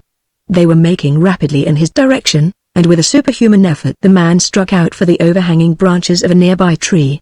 Nor was he a moment too soon, for scarcely had he drawn himself to the safety of the limb than two gaping mouths snapped venomously below him. For a few minutes Tarzan rested in the tree that had proved the means of his salvation. His eyes scanned the river as far downstream as the tortuous channel would permit, but there was no sign of the Russian or his dugout. When he had rested and bound up his wounded leg he started on in pursuit of the drifting canoe. He found himself upon the opposite of the river to that at which he had entered the stream, but as his quarry was upon the bosom of the water it made little difference to the ape-man upon which side he took up the pursuit. To his intense chagrin he soon found that his leg was more badly injured than he had thought, and that its condition seriously impeded his progress. It was only with the greatest difficulty that he could proceed faster than a walk upon the ground, and in the trees he discovered that it not only impeded his progress, but rendered traveling distinctly dangerous. From the old negress, Tambudza, Tarzan had gathered a suggestion that now filled his mind with doubts and misgivings. When the old woman had told him of the child's death she had also added that the white woman, though grief-stricken, had confided to her that the baby was not hers. Tarzan could see no reason for believing that Jane could have found it advisable to deny her identity or that of the child. The only explanation that he could put upon the matter was that, after all, the white woman who had accompanied his son and the Swede into the jungle fastness of the interior had not been Jane at all. The more he gave thought to the problem, the more firmly convinced he became that his son was dead and his wife still safe in London, and in ignorance of the terrible fate that had overtaken her firstborn. After all, then, his interpretation of Rokoff's sinister taunt had been erroneous, and he had been bearing the burden of a double apprehension needlessly, at least so thought the ape-man. From this belief he garnered some slight surcease from the numbing grief that the death of his little son had thrust upon him, and such a death. Even the savage beast that was the real Tarzan, inured to the sufferings and horrors of the grim jungle, shuddered as he contemplated the hideous fate that had overtaken the innocent child. As he made his way painfully towards the coast, he let his mind dwell so constantly upon the frightful crimes which the Russian had perpetrated against his loved ones that the great scar upon his forehead stood out almost continuously in the vivid scarlet that marked the man's most relentless and bestial moods of rage. At times he startled even himself and sent the lesser creatures of the wild jungle scampering to their hiding places as involuntary roars and growls rumbled from his throat. Could he but lay his hand upon the Russian. Twice upon the way to the coast bellicose natives ran threateningly from their villages to bar his further progress, but when the awful cry of the bull ape thundered upon their affrighted ears, and the great white giant charged bellowing upon them, they had turned and fled into the bush, nor ventured thence until he had safely passed. Though his progress seemed tantalizingly slow to the ape-man whose idea of speed had been gained by such standards as the lesser apes attain, he made, as a matter of fact, almost as rapid progress as the drifting canoe that bore Rokoff on ahead of him, so that he came to the bay and within sight of the ocean just after darkness had fallen upon the same day that Jane Clayton and the Russian ended their flights from the interior. The darkness lowered so heavily upon the Black River and the encircling jungle that Tarzan, even with eyes accustomed to much use after dark, could make out nothing a few yards from him. His idea was to search the shore that night for signs of the Russian and the woman who he was certain must have preceded Rokoff down the Ugambi. That the Kincaid or other ship lay at anchor but 100 yards from him he did not dream, for no light showed on board the steamer. Even as he commenced his search, his attention was suddenly attracted by a noise that he had not at first perceived: the stealthy dip of paddles in the water some distance from the shore, and about opposite the point at which he stood. Motionless as a statue he stood listening to the faint sound. Presently it ceased, to be followed by a shuffling noise that the ape-man's trained ears could interpret as resulting from but a single cause: the scraping of leather-shod feet upon the rounds of a ship's monkey ladder. And yet, as far as he could see, there was no ship there, nor might there be one within 1,000 miles. As he stood thus, peering out into the darkness of the cloud-enshrouded night, there came to him from across the water, like a slap in the face, so sudden and unexpected was it, the sharp staccato of an exchange of shots and then the scream of a woman. Wounded though he was, and with the memory of his recent horrible experience still strong upon him, Tarzan of the Apes did not hesitate as the notes of that frightened cry rose shrill and piercing upon the still night air. With a bound he cleared the intervening bush. There was a splash as the water closed about him, and then, with powerful strokes, he swam out into the impenetrable night with no guide save the memory of an elusive cry, and for company the hideous denizens of an equatorial river. The boat that had attracted Jane's attention as she stood guard upon the deck of the Kincaid had been perceived by Rokoff upon one bank and MagneonBooks and the Horde upon the other. The cries of the Russian had brought the dugout first to him, and then, after a conference, it had been turned toward the Kincaid. But before ever it covered half the distance between the shore and the steamer a rifle had spoken from the latter's deck, and one of the sailors in the bow of the canoe had crumpled and fallen into the water. After that they went more slowly, and presently, when Jane's rifle had found another member of the party, the canoe withdrew to the shore, where it lay as long as daylight lasted. The savage, snarling pack upon the opposite shore had been directed in their pursuit by the black warrior, MagneonBooks, chief of the Wagambi. Only he knew which might be foe and which friend of their lost master. Could they have reached either the canoe or the Kincaid, they would have made short work of any whom they found there, but the gulf of black water intervening shut them off from farther advance as effectually as though it had been the broad ocean that separated them from their prey. MagneonBooks knew something of the occurrences which had led up to the landing of Tarzan upon Jungle Island and the pursuit of the whites up the Ugambi. He knew that his savage master sought his wife and child, who had been stolen by the wicked white man whom they had followed far into the interior and now back to the sea. He believed also that this same man had killed the great white giant whom he had come to respect and love as he had never loved the greatest chiefs of his own people. And so in the wild breast of MagneonBooks burned an iron resolve to win to the side of the wicked one and wreak vengeance upon him for the murder of the ape-man. But when he saw the canoe come down the river and take in Rokoff, when he saw it make for the Kincaid, he realized that only by possessing himself of canoe could he hope to transport the beasts of the pack within striking distance of the enemy. So it happened that even before Jane Clayton fired the first shot into Rokoff's canoe, the beasts of Tarzan had disappeared into the jungle. After the Russian and his party, which consisted of Paulvitch and the several men he had left upon the Kincaid to attend to the matter of coaling, had retreated before her fire, Jane realized that it would be but a temporary respite from their attentions which she had gained, and with the conviction came a determination to make a bold and final stroke for freedom from the menacing threat of Rokoff's evil purpose. With this idea in view she opened negotiations with the two sailors she had imprisoned in the forecastle, and having forced their consent to her plans, upon pain of death should they attempt disloyalty, she released them just as darkness closed about the ship. With ready revolver to compel obedience, she let them up one by one, searching them carefully for concealed weapons as they stood with hands elevated above their heads.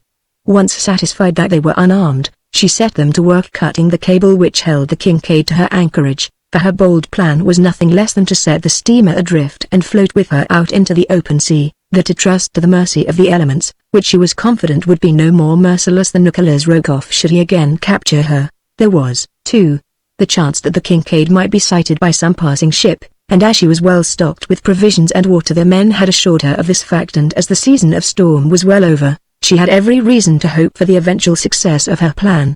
The night was deeply overcast, heavy clouds riding low above the jungle and the water only to the west, where the broad ocean spread beyond the river's mouth. Was there a suggestion of lessening gloom? It was a perfect night for the purposes of the work in hand. Her enemies could not see the activity aboard the ship nor mark her course as the swift current bore her outward into the ocean. Before daylight broke, the ebb tide would have carried the Kincaid well into the Bengal current which flows northward along the coast of Africa, and, as a south wind was prevailing, Jane hoped to be out of sight of the mouth of the Ugambi before Okoff could become aware of the departure of the steamer. Standing over the laboring seaman, the young woman breathed a sigh of relief as the last strand of the cable parted and she knew that the vessel was on its way out of the maw of the savage Ugambi. With her 2 prisoners still beneath the coercing influence of her rifle, she ordered them upon deck with the intention of again imprisoning them in the forecastle. But at length she permitted herself to be influenced by their promises of loyalty and the arguments which they put forth that they could be of service to her, and permitted them to remain above. For a few minutes the Kincaid drifted rapidly with the current, and then, with a grinding jar, she stopped in midstream.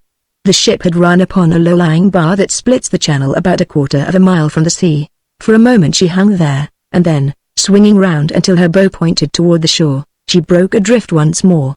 At the same instant, just as Jane Clayton was congratulating herself that the ship was once more free, there fell upon her ears from a point up the river about where the Kincaid had been anchored the rattle of musketry and a woman's scream, shrill, piercing, fear-laden. The sailors heard the shots with certain conviction that they announced the coming of their employer, and as they had no relish for the plan that would consign them to the deck of a drifting derelict, they whispered together a hurried plan to overcome the young woman and hail Rokoff and their companions to their rescue. It seemed that fate would play into their hands, for with the reports of the guns Jane Clayton's attention had been distracted from her unwilling assistance, and instead of keeping one eye upon them as she had intended doing, she ran to the bow of the Kincaid to peer through the darkness toward the source of the disturbance upon the river's bosom. Seeing that she was off her guard, the 2 sailors crept stealthily upon her from behind. The scraping upon the deck of the shoes of one of them startled the girl to a sudden appreciation of her danger, but the warning had come too late. As she turned, both men leapt upon her and bore her to the deck, and as she went down beneath them she saw, outlined against the lesser gloom of the ocean, the figure of another man clamber over the side of the Kincaid.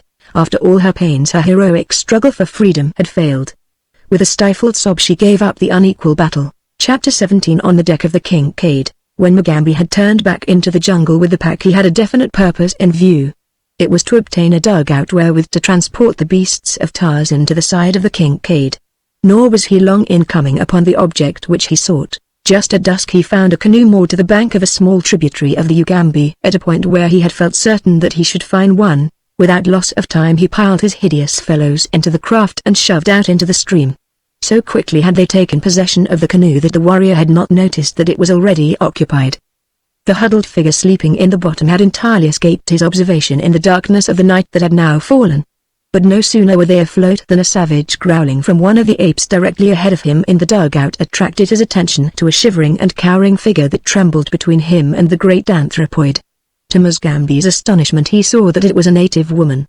With difficulty he kept the ape from her throat, and after a time succeeded in quelling her fears. It seemed that she had been fleeing from marriage with an old man she loathed and had taken refuge for the night in the canoe she had found upon the river's edge. Mugambi did not wish her presence, but there she was, and rather than lose time by returning her to the shore the black permitted her to remain on board the canoe. As quickly as his awkward companions could paddle the dugout downstream toward the Ugambi and the Kincaid they moved through the darkness.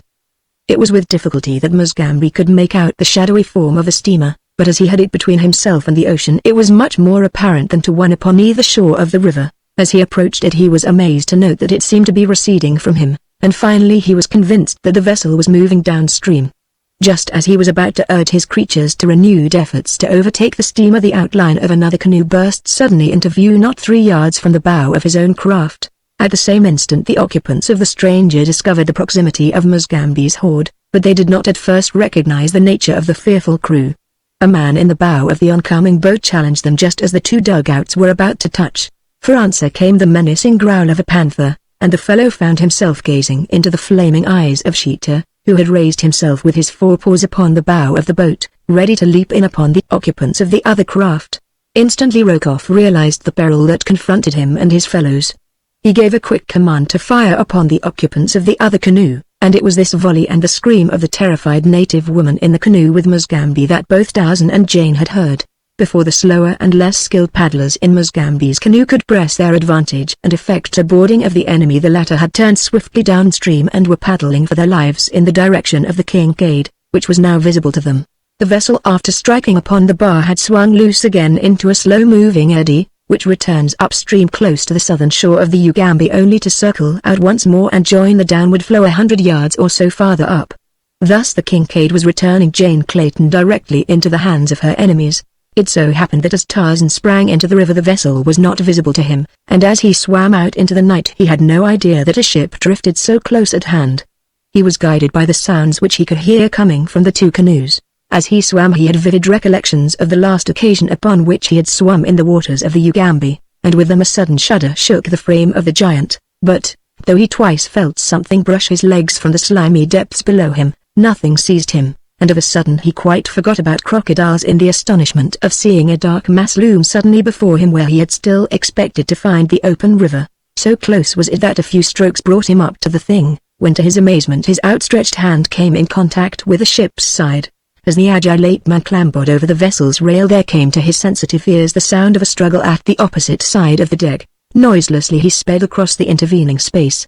The moon had risen now, and, though the sky was still banked with clouds, a lesser darkness enveloped the scene than that which had blotted out all sight earlier in the night. His keen eyes, therefore, saw the figures of two men grappling with a woman. That it was the woman who had accompanied Anderson toward the interior he did not know, though he suspected as much, as he was now quite certain that this was the deck of the Kincaid upon which chance had led him, but he wasted little time in idle speculation. There was a woman in danger of harm from two ruffians, which was enough excuse for the ape-man to project his giant thews into the conflict without further investigation. The first that either of the sailors knew that there was a new force at work upon the ship was the falling of a mighty hand upon a shoulder of each. As if they had been in the grip of a flywheel, they were jerked suddenly from their prey. "What means this?"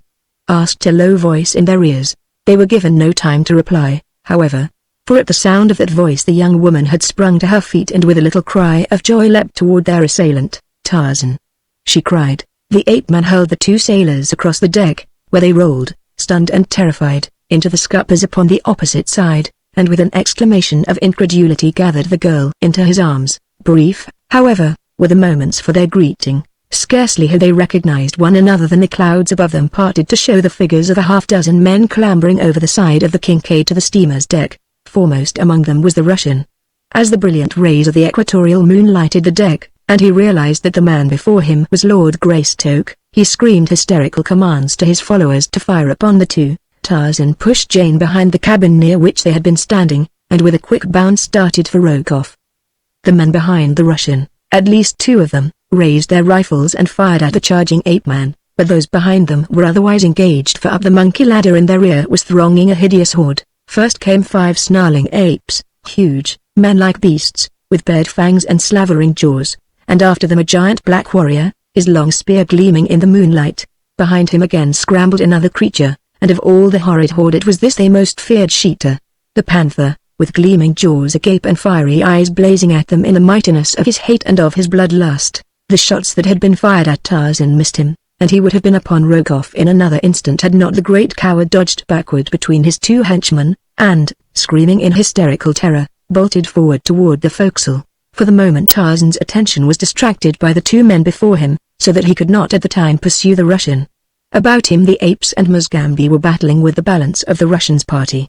Beneath the terrible ferocity of the beasts the men were soon scampering in all directions, those who still lived to scamper, for the great fangs of the apes of Akut and the tearing talons of Sheeta already had found more than a single victim. 4, however, escaped and disappeared into the forecastle, where they hoped to barricade themselves against further assault. Here they found Rokoff, and, enraged at his desertion of them in their moment of peril, no less than at the uniformly brutal treatment it had been his wont to accord them, they gloated upon the opportunity now offered them to revenge themselves in part upon their hated employer. Despite his prayers and groveling pleas, therefore, they hurled him bodily out upon the deck, delivering him to the mercy of the fearful things from which they had themselves just escaped. Tarzan saw the man emerge from the forecastle saw and recognized his enemy, but another saw him even as soon. It was Sheeta, and with grinning jaws the mighty beast slunk silently toward the terror-stricken man. When Rokoff saw what it was that stalked him, his shrieks for help filled the air, as with trembling knees he stood, as one paralyzed, before the hideous death that was creeping upon him. Tarzan took a step toward their Russian, his brain burning with a raging fire of vengeance. At last he had the murderer of his son at his mercy. His was the right to avenge. Once Jane had stayed his hand that time that he sought to take the law into his own power and mete to Rokoff the death that he had so long merited, but this time none should stay him. His fingers clenched and unclenched spasmodically as he approached the trembling Russ, beast-like and ominous as a brute of prey. Presently he saw that Sheeta was about to forestall him, robbing him of the fruits of his great hate. He called sharply to the panther, and the words, as if they had broken a hideous spell that had held the Russian, galvanized him into sudden action. With a scream he turned and fled toward the bridge. After him pounced Sheeta the panther, unmindful of his master's warning voice. Tarzan was about to leap after the two when he felt a light touch upon his arm. Turning, he found Jane at his elbow. "Do not leave me," she whispered. "I am afraid." Tarzan glanced behind her. All about were the hideous apes of Akut. Some, even, were approaching the young woman with bared fangs and menacing guttural warnings. The ape-man warned them back. He had forgotten for the moment that these were but beasts, unable to differentiate his friends and his foes. Their savage natures were roused by their recent battle with the sailors, and now all flesh outside the pack was meat to them. Tarzan turned again toward the Russian, chagrined that he should have to forego the pleasure of personal revenge unless the man should escape Sheeta. But as he looked he saw that there could be no hope of that. The fellow had retreated to the end of the bridge, where he now stood trembling and wide-eyed, facing the beast that moved slowly toward him. The panther crawled with belly to the planking, uttering uncanny mouthings. Rokoff stood as though petrified, his eyes protruding from their sockets, his mouth agape, and the cold sweat of terror clammy upon his brow. Below him, upon the deck, he had seen the great anthropoids, and so had not dared to seek escape in that direction. In fact, even now one of the brutes was leaping to seize the bridge rail and draw himself up to the Russian side. Before him was the panther, silent and crouched. Rokoff could not move. His knees trembled. His voice broke in inarticulate shrieks. With a last piercing wail he sank to his knees and then Sheeta sprang. Full upon the man's breast the tawny body hurtled, tumbling the Russian to his back. As the great fangs tore at the throat and chest, Jane Clayton turned away in horror, but not so Tarzan of the Apes. A cold smile of satisfaction touched his lips. The scar upon his forehead that had burned scarlet faded to the normal hue of his tan skin and disappeared. Rokoff fought furiously but futilely against the growling, rending fate that had overtaken him. For all his countless crimes he was punished in the brief moment of the hideous death that claimed him at the last. After his struggles ceased, Tarzan approached, at Jane's suggestion, to wrest the body from the panther and give what remained of a decent human burial. But the great cat rose snarling above its kill, threatening even the master it loved in its savage way, so that rather than kill his friend of the jungle, Tarzan was forced to relinquish his intentions. All that night Sheeta, the panther, crouched upon the grisly thing that had been Nicholas Rokoff. The bridge of the Kincaid was slippery with blood. Beneath the brilliant tropic moon the great beast feasted until, when the sun rose the following morning, there remained of Tarzan's great enemy only gnawed and broken bones. Of the Russians' party, all were accounted for except Paulvitch. 4 were prisoners in the Kincaid's forecastle. The rest were dead. With these men Tarzan got up steam upon the vessel, and with the knowledge of the mate, who happened to be one of those surviving, he planned to set out in quest of Jungle Island. But as the morning dawned there came with it a heavy gale from the west which raised a sea into which the mate of the Kincaid dared not venture. All that day the ship lay within the shelter of the mouth of the river, for, though night witnessed a lessening of the wind, it was thought safer to wait for daylight before attempting the navigation of the winding channel to the sea. Upon the deck of the steamer the pack wandered without let or hindrance by day, for they had soon learned through Tarzan and Musgambi that they must harm no one upon the Kincaid, but at night they were confined below. Tarzan's joy had been unbounded when he learned from his wife that the little child who had died in the village of Mganwazam was not their son. Who the baby could have been, or what had become of their own, they could not imagine, and as both Rokoff and Paulvitch were gone, there was no way of discovering. There was, however, a certain sense of relief in the knowledge that they might yet hope. Until positive proof of the baby's death reached them there was always that to buoy them up. It seemed quite evident that their little Jack had not been brought aboard the Kincaid.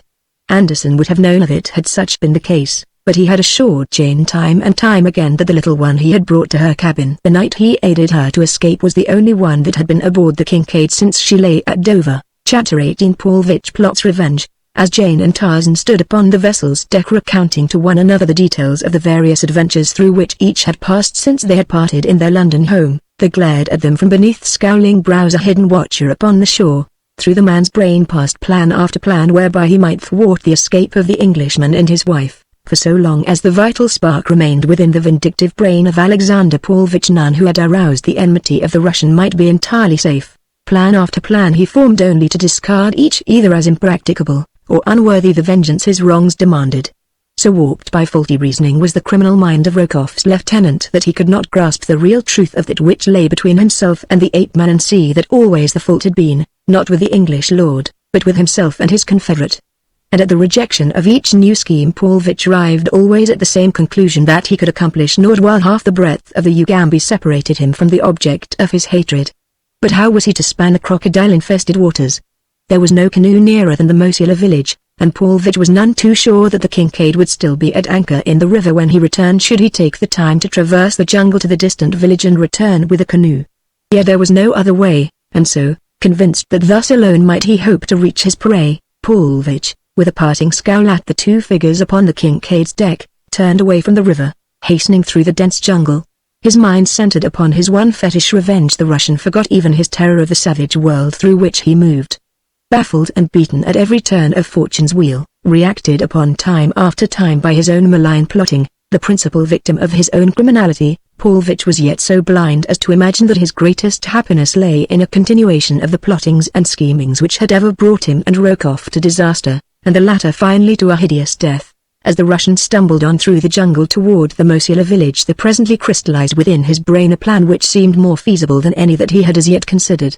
He would come by night to the side of the Kincaid, and once aboard, would search out the members of the ship's original crew who had survived the terrors of this frightful expedition, and enlist them in an attempt to wrest the vessel from Tarzan and his beasts. In the cabin were arms and ammunition, and hidden in a secret receptacle in the cabin table was one of those infernal machines, the construction of which had occupied much of Paulvitch's spare time when he had stood high in the confidence of the nihilists of his native land. That was before he had sold them out for immunity and gold to the police of Petrograd. Paulvitch winced as he recalled the denunciation of him that had fallen from the lips of one of his former comrades ere the poor devil expiated his political sins at the end of a hempen rope, but the infernal machine was the thing to think of now. He could do much with that if he could but get his hands upon it. Within the little hardwood case hidden in the cabin table rested sufficient potential destructiveness to wipe out in the fraction of a second every enemy aboard the Kincaid. Paulvitch licked his lips in anticipatory joy, and urged his tired legs to greater speed that he might not be too late to the ship's anchorage to carry out his designs. All depended, of course, upon when the Kincaid departed. The Russian realized that nothing could be accomplished beneath the light of day. Darkness must shroud his approach to the ship's side, for should he be sighted by Tarzan or Lady Greystoke he would have no chance to board the vessel. The gale that was blowing was, he believed, the cause of the delay in getting the Kincaid underway, and if it continued to blow until night then the chances were all in his favor, for he knew that there was little likelihood of the ape-man attempting to navigate the tortuous channel of the Ugambi while darkness lay upon the surface of the water, hiding the many bars and the numerous small islands which are scattered over the expanse of the river's mouth. It was well afternoon when Paulvitch came to the Mosula village upon the bank of the tributary of the Ugambi. Here he was received with suspicion and unfriendliness by the native chief, who, like all those who came in contact with Rokoff or Paulvitch, had suffered in some manner from the greed, the cruelty, or the lust of the two Muscovites. When Paulvitch demanded the use of a canoe the chief grumbled a surly refusal and ordered the white man from the village. Surrounded by angry, muttering warriors who seemed to be but waiting some slight pretext to transfix him with their menacing spears, the Russian could do naught else than withdraw. A dozen fighting men led him to the edge of the clearing, leaving him with a warning never to show himself again in the vicinity of their village. Stifling his anger, Paulvitch slunk into the jungle, but once beyond the sight of the warriors he paused and listened intently. He could hear the voices of his escort as the men returned to the village, and when he was sure that they were not following him he wormed his way through the bushes to the edge of the river, still determined some way to obtain a canoe. Life itself depended upon his reaching the Kincaid and enlisting the survivors of the ship's crew in his service, for to be abandoned here amidst the dangers of the African jungle where he had won the enmity of the natives was, he well knew, practically equivalent to a sentence of death. A desire for revenge acted as an almost equally powerful incentive to spur him into the face of danger to accomplish his design, so that it was a desperate man that lay hidden in the foliage beside the little river searching with eager eyes for some sign of a small canoe which might be easily handled by a single paddle. Nor had the Russian long to wait before one of the awkward little skiffs which the Mosula fashion came in sight upon the bosom of the river. A youth was paddling lazily out into midstream from a point beside the village. When he reached the channel he allowed the sluggish current to carry him slowly along while he lolled indolently in the bottom of his crude canoe. All ignorant of the unseen enemy upon the river's bank the lad floated slowly down the stream while Paulvitch followed along the jungle path a few yards behind him. A mile below the village, the black boy dipped his paddle into the water and forced his skiff toward the bank. Pulvich, elated by the chance which had drawn the youth to the same side of the river as that along which he followed rather than to the opposite side where he would have been beyond the stalker's reach, hid in the brush close beside the point at which it was evident the skiff would touch the bank of the slow-moving stream, which seemed jealous of each fleeting instant which drew it nearer to the broad and muddy Ugambi where it must forever lose its identity in the larger stream that would presently cast its waters into the great ocean.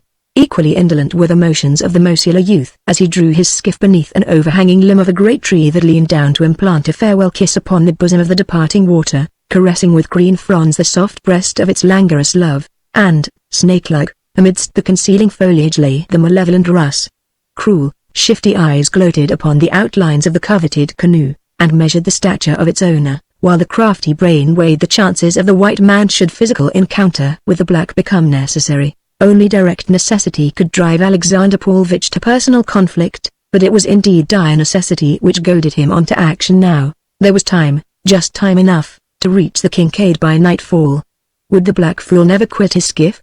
Pulvich squirmed and fidgeted. The lad yawned and stretched. With exasperating deliberateness he examined the arrows in his quiver, tested his bow, and looked to the edge upon the hunting knife in his loincloth. Again he stretched and yawned, glanced up at the riverbank, shrugged his shoulders, and lay down in the bottom of his canoe for a little nap before he plunged into the jungle after the prey he had come forth to hunt. Pulvich half rose, and with tensed muscles stood glaring down upon his unsuspecting victim. The boy's lids drooped and closed. Presently his breast rose and fell to the deep breaths of slumber. The time had come. The Russian crept stealthily nearer. A branch rustled beneath his weight and the lad stirred in his sleep. Pulvich drew his revolver and leveled it upon the black. For a moment he remained in rigid quiet, and then again the youth relapsed into undisturbed slumber. The white man crept closer. He could not chance a shot until there was no risk of missing. Presently he leaned close above the muscular. The cold steel of the revolver in his hand insinuated itself nearer and nearer to the breast of the unconscious lad. Now it stopped but a few inches above the strongly beating heart. But the pressure of a finger lay between the harmless boy and eternity. The soft bloom of youth still lay upon the brown cheek, a smile half parted the beardless lips. Did any qualm of conscience point its disquieting finger of reproach at the murderer? To all such was Alexander Pulvich immune. A sneer curled his bearded lip as his forefinger closed upon the trigger of his revolver. There was a loud report. A little hole appeared above the heart of the sleeping boy, a little hole about which lay a blackened rim of powder-burned flesh. The youthful body half rose to a sitting posture. The smiling lips tensed to the nervous shock of a momentary agony which the conscious mind never apprehended, and then the dead sank limply back into that deepest of slumbers from which there is no awakening. The killer dropped quickly into the skiff beside the guild. Ruthless hands seized the dead boy heartlessly and raised him to the low gunwale. A little shove, a splash, some widening ripples broken by the sudden surge of a dark, hidden body from the slimy depths, and the coveted canoe was in the sole possession of the white man more savage than the youth whose life he had taken. Casting off the tie rope and seizing the paddle, Pulvich bent feverishly to the task of driving the skiff downward toward the Ugambi at top speed. Night had fallen when the prow of the blood-stained craft shot out into the current of the larger stream. Constantly the Russian strained his eyes into the increasing darkness ahead in vain endeavored to pierce the black shadows which lay between him and the anchorage of the Kincaid. Was the ship still riding there upon the waters of the Ugambi, or had the ape-man at last persuaded himself of the safety of venturing forth into the abating storm? As Pulvich forged ahead with the current he asked himself these questions, and many more beside, not the least disquieting of which were those which related to his future should it chance that the Kincaid had already steamed away, leaving him to the merciless horrors of the savage wilderness. In the darkness it seemed to the paddler that he was fairly flying over the water, and he had become convinced that the ship had left her moorings and that he had already passed the spot at which she had lain earlier in the day, when there appeared before him beyond a projecting point which he had but just rounded the flickering light from a ship's lantern. Alexander Pulvich could scarce restrain an exclamation of triumph. The Kincaid had not departed. Life and vengeance were not to elude him after all. He stopped paddling the moment that he descried the gleaming beacon of hope ahead of him. Silently he drifted down the muddy waters of the Ugambi, occasionally dipping his paddle's blade gently into the current that he might guide his primitive craft to the vessel's side. As he approached more closely the dark bulk of a ship loomed before him out of the blackness of the night. No sound came from the vessel's deck.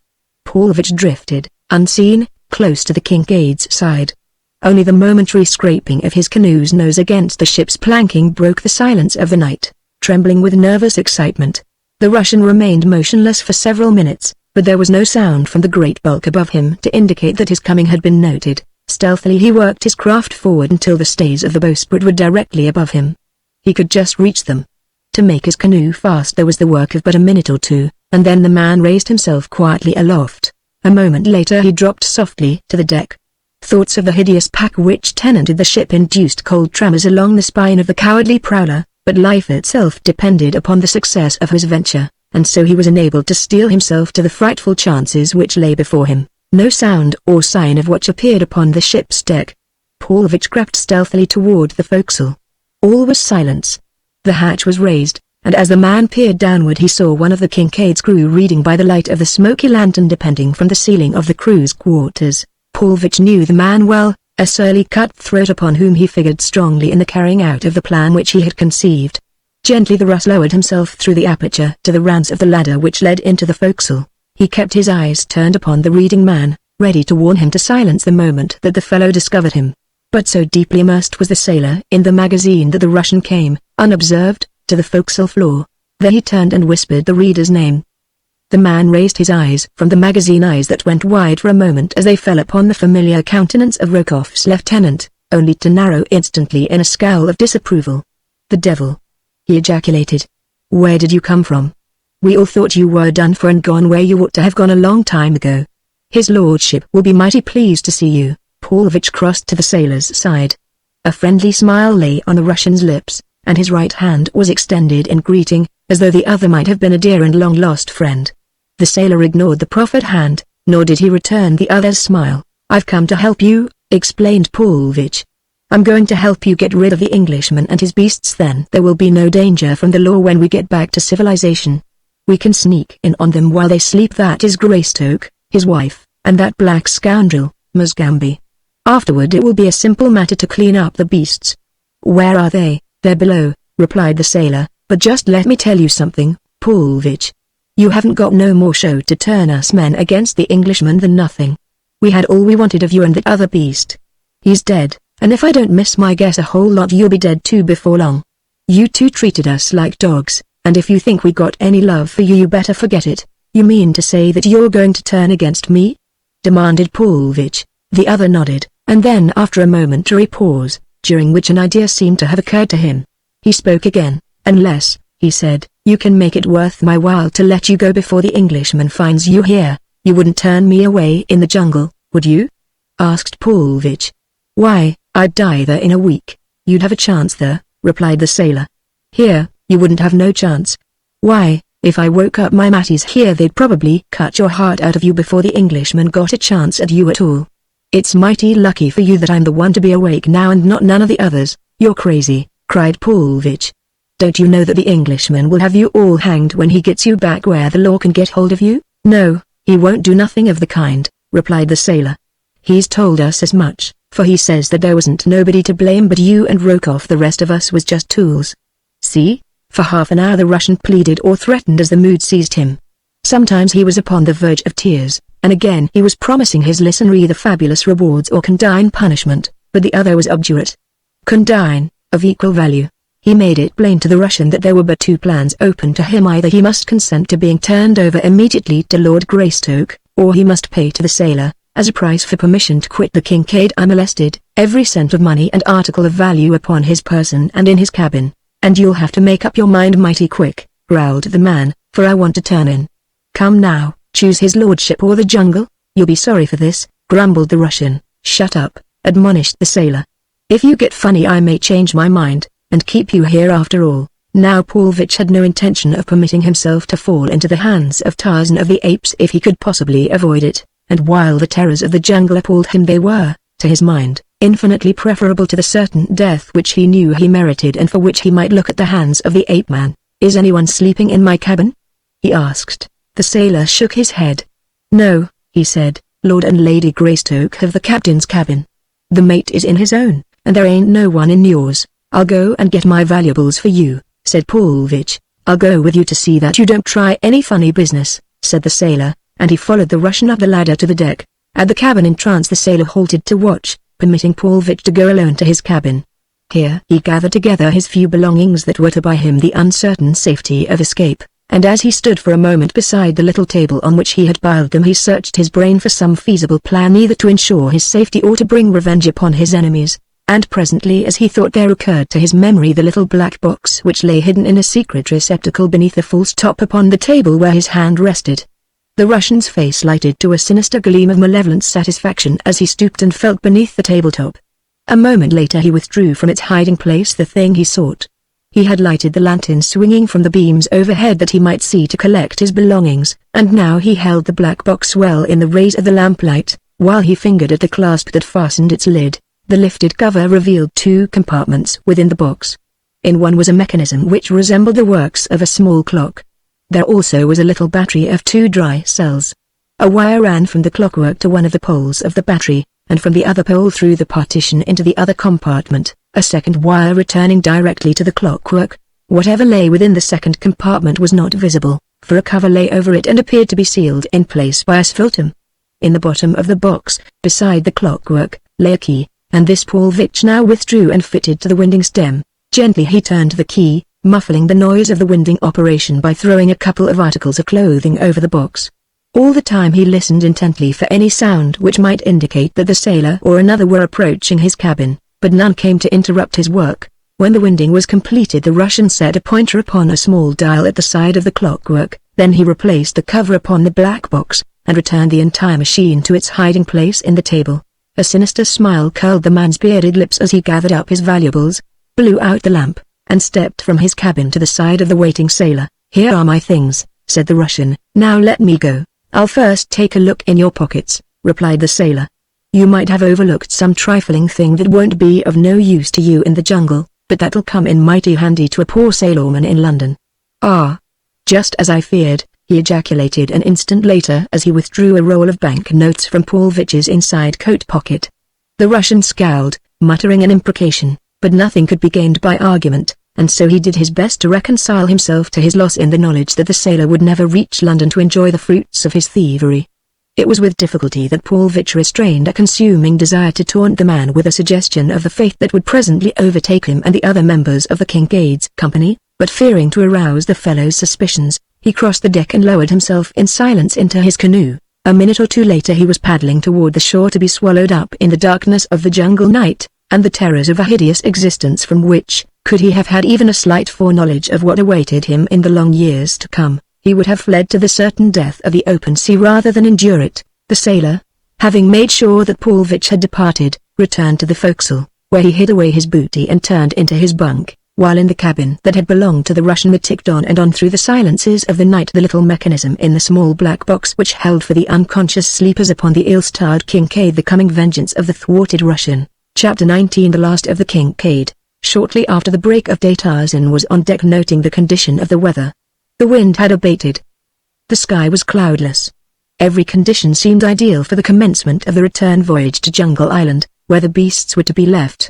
And then home. The ape-man aroused the mate and gave instructions that the Kincaid sail at the earliest possible moment.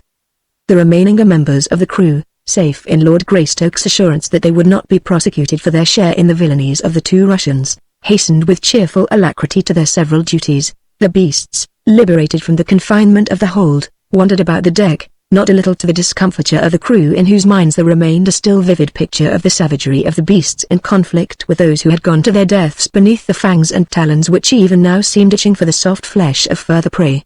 Beneath the watchful eyes of Tarzan and MagneonBooks, however, Sheetu and the apes of Akut curbed their desires, so that the men worked about the deck amongst them in far greater security than they imagined. At last the Kincaid slipped down the Ugambi and ran out upon the shimmering waters of the Atlantic. Tarzan and Jane Clayton watched the verdure-clad shoreline receding in the ship's wake, and for once the ape-man left his native soil without one single pang of regret. No ship that sailed the 7 seas could have borne him away from Africa to resume his search for his lost boy with half the speed that the Englishman would have desired, and the slow-moving Kincaid seemed scarce to move at all to the impatient mind of the bereaved father. Yet the vessel made progress even when she seemed to be standing still, and presently the low hills of Jungle Island became distinctly visible upon the western horizon ahead. In the cabin of Alexander Paulvitch the thing within the black box ticked, ticked, ticked, with apparently unending monotony, but yet, second by second, a little arm which protruded from the periphery of one of its wheels came nearer and nearer to another little arm which projected from the hand which Paulvitch had set at a certain point upon the dial beside the clockwork. When those two arms touched one another, the ticking of the mechanism would cease forever. Jane and Tarzan stood upon the bridge looking out toward Jungle Island. The men were forward, also watching the land grow upward out of the ocean. The beasts had sought the shade of the galley, where they were curled up in sleep. All was quiet and peace upon the ship, and upon the waters. Suddenly, without warning, the cabin roof shot up into the air, a cloud of dense smoke puffed far above the Kincaid. There was a terrific explosion which shook the vessel from stem to stern. Instantly pandemonium broke loose upon the deck. The apes of Akkad, terrified by the sound, ran hither and thither, snarling and growling. Sheeta leapt here and there, screaming out his startled terror and hideous cries that sent the ice of fear straight to the hearts of the Kincaid's crew. Mugambi, too, was trembling. Only Tarzan of the apes and his wife retained their composure. Scarce had the debris settled than the ape-man was among the beasts, quieting their fears, talking to them in low, pacific tones, stroking their shaggy bodies, and assuring them, as only he could, that the immediate danger was over. An examination of the wreckage showed that their greatest danger, now, lay in fire, for the flames were licking hungrily at the splintered wood of the wrecked cabin, and had already found a foothold upon the lower deck through a great jagged hole which the explosion had opened. By a miracle no member of the ship's company had been injured by the blast, the origin of which remained forever a total mystery to all but one, the sailor who knew that Paulvitch had been aboard the Kincaid and in his cabin the previous night. He guessed the truth, but discretion sealed his lips. It would, doubtless, fare none too well for the man who had permitted the arch-enemy of them all aboard the ship in the watches of the night, where later he might set an infernal machine to blow them all to kingdom come. No, the man decided that he would keep this knowledge to himself. As the flames gained headway, it became apparent to Tarzan that whatever had caused the explosion had scattered some highly inflammable substance upon the surrounding woodwork, for the water which they poured in from the pump seemed rather to spread than to extinguish the blaze. 15 minutes after the explosion, great, black clouds of smoke were rising from the hold of the doomed vessel. The flames had reached the engine room, and the ship no longer moved toward the shore. Her fate was as certain as though the waters had already closed above her charred and smoking remains. "It is useless to remain aboard her longer," remarked the ape-man to the mate. "There is no telling but there may be other explosions, and as we cannot hope to save her, the safest thing which we can do is to take to the boats without further loss of time and make land." Nor was there other alternative. Only the sailors could bring away any belongings, for the fire, which had not yet reached the forecastle, had consumed all in the vicinity of the cabin which the explosion had not destroyed. 2 boats were lowered, and as there was no sea the landing was made with infinities. Eager and anxious, the beasts of Tarzan sniffed the familiar air of their native island as the small boats drew in toward the beach, and scarce had their keels grated upon the sand than Sheeta and the apes of Akkad were over the bows and racing swiftly toward the jungle. A half-sad smile curved the lips of the ape-man as he watched them go. "Goodbye, my friends," he murmured. "You have been good and faithful allies, and I shall miss you." "They will return, will they not, dear?" asked Jane Clayton, at his side. "They may and they may not," replied the ape-man. "They have been ill at ease since they were forced to accept so many human beings into their confidence. Mugambi and I alone affected them less, for he and I are, at best, but half human. You, however, and the members of the crew are far too civilized for my beasts. It is you whom they are fleeing. Doubtless they feel that they cannot trust themselves in the close vicinity of so much perfectly good food without the danger that they may help themselves to a mouthful sometime by mistake." Jane laughed. "I think they are just trying to escape you," she retorted. "You are always making them stop something which they see no reason why they should not do. Like little children they are doubtless delighted at this opportunity to flee from the zone of parental discipline. If they come back, though, I hope they won't come by night, or come hungry, eh?" laughed Tarzan. For 2 hours after landing the little party stood watching the burning ship which they had abandoned. Then there came faintly to them from across the water the sound of a second explosion. The Kincaid settled rapidly almost immediately thereafter, and sank within a few minutes. The cause of the second explosion was less a mystery than that of the first, the mate attributing it to the bursting of the boilers when the flames had finally reached them. But what had caused the first explosion was a subject of considerable speculation among the stranded company. Chapter 20 Jungle Island again. The first consideration of the party was to locate fresh water and make camp, for all knew that their term of existence upon Jungle Island might be drawn out to months, or even years. Tarzan knew the nearest water, and to this he immediately led the party. Here the men fell to work to construct shelters and rude furniture while Tarzan went into the jungle after meat, leaving the faithful Musgambi and the Mosula woman to guard Jane, whose safety he would never trust to any member of the Kincaid's cutthroat crew. Lady Greystoke suffered far greater anguish than any other of the castaways, for the blow to her hopes and her already cruelly lacerated mother heart lay not in her own privations but in the knowledge that she might now never be able to learn the fate of her firstborn or do aught to discover his whereabouts, or ameliorate his condition, a condition which imagination naturally pictured in the most frightful forms. For 2 weeks the party divided the time amongst the various duties which had been allotted to each. A daylight watch was maintained from sunrise to sunset upon a bluff near the camp, a jutting shoulder of rock which overlooked the sea. Here, ready for instant lighting, was gathered a huge pile of dry branches, while from a lofty pole which they had set in the ground there floated an improvised distress signal fashioned from a red undershirt which belonged to the mate of the Kincaid. But never a speck upon the horizon that might be sail or smoke rewarded the tired eyes that in their endless, hopeless vigil strained daily out across the vast expanse of ocean. It was Tarzan who suggested, finally, that they attempt to construct a vessel that would bear them back to the mainland. He alone could show them how to fashion rude tools, and when the idea had taken root in the minds of the men they were eager to commence their labors. But as time went on and the Herculean nature of their task became more and more apparent, they fell to grumbling, and to quarreling among themselves, so that to the other dangers were now added dissension and suspicion. More than before did Tarzan now fear to leave Jane among the half-brutes of the Kincaid's crew, but hunting he must do, for none other could so surely go forth and return with meat as he. Sometimes Musgambi spelled him at the hunting, but the black's spear and arrows were never so sure of results as the rope and knife of the ape-man. Finally the men shirked their work, going off into the jungle by twos to explore and to hunt. All this time the camp had had no sight of Sheeta, or Akut and the other great apes, though Tarzan had sometimes met them in the jungle as he hunted. And as matters tended from bad to worse in the camp of the castaways upon the east coast of Jungle Island, another camp came into being upon the north coast. Here, in a little cove, lay a small schooner, the Carrie, whose decks had but a few days since run red with the blood of her officers and the loyal members of her crew, for the Carrie had fallen upon bad days when it had shipped such men as Gust and Momila the Maori and that arch-fiend Kai Shang of Fakan. There were others, too, 10 of them all told, the scum of the South Sea ports, but Gust and Momila and Kai Shang were the brains and cunning of the company. It was they who had instigated the mutiny that they might seize and divide the catch of pearls which constituted the wealth of the Carrie's cargo. It was Kai Shang who had murdered the captain as he lay asleep in his berth, and it had been Momila the Maori who had led the attack upon the officer of the watch. Gust, after his own peculiar habit, had found means to delegate to the others the actual taking of life. Not that Gust entertained any scruples on the subject, other than those which induced in him a rare regard for his own personal safety.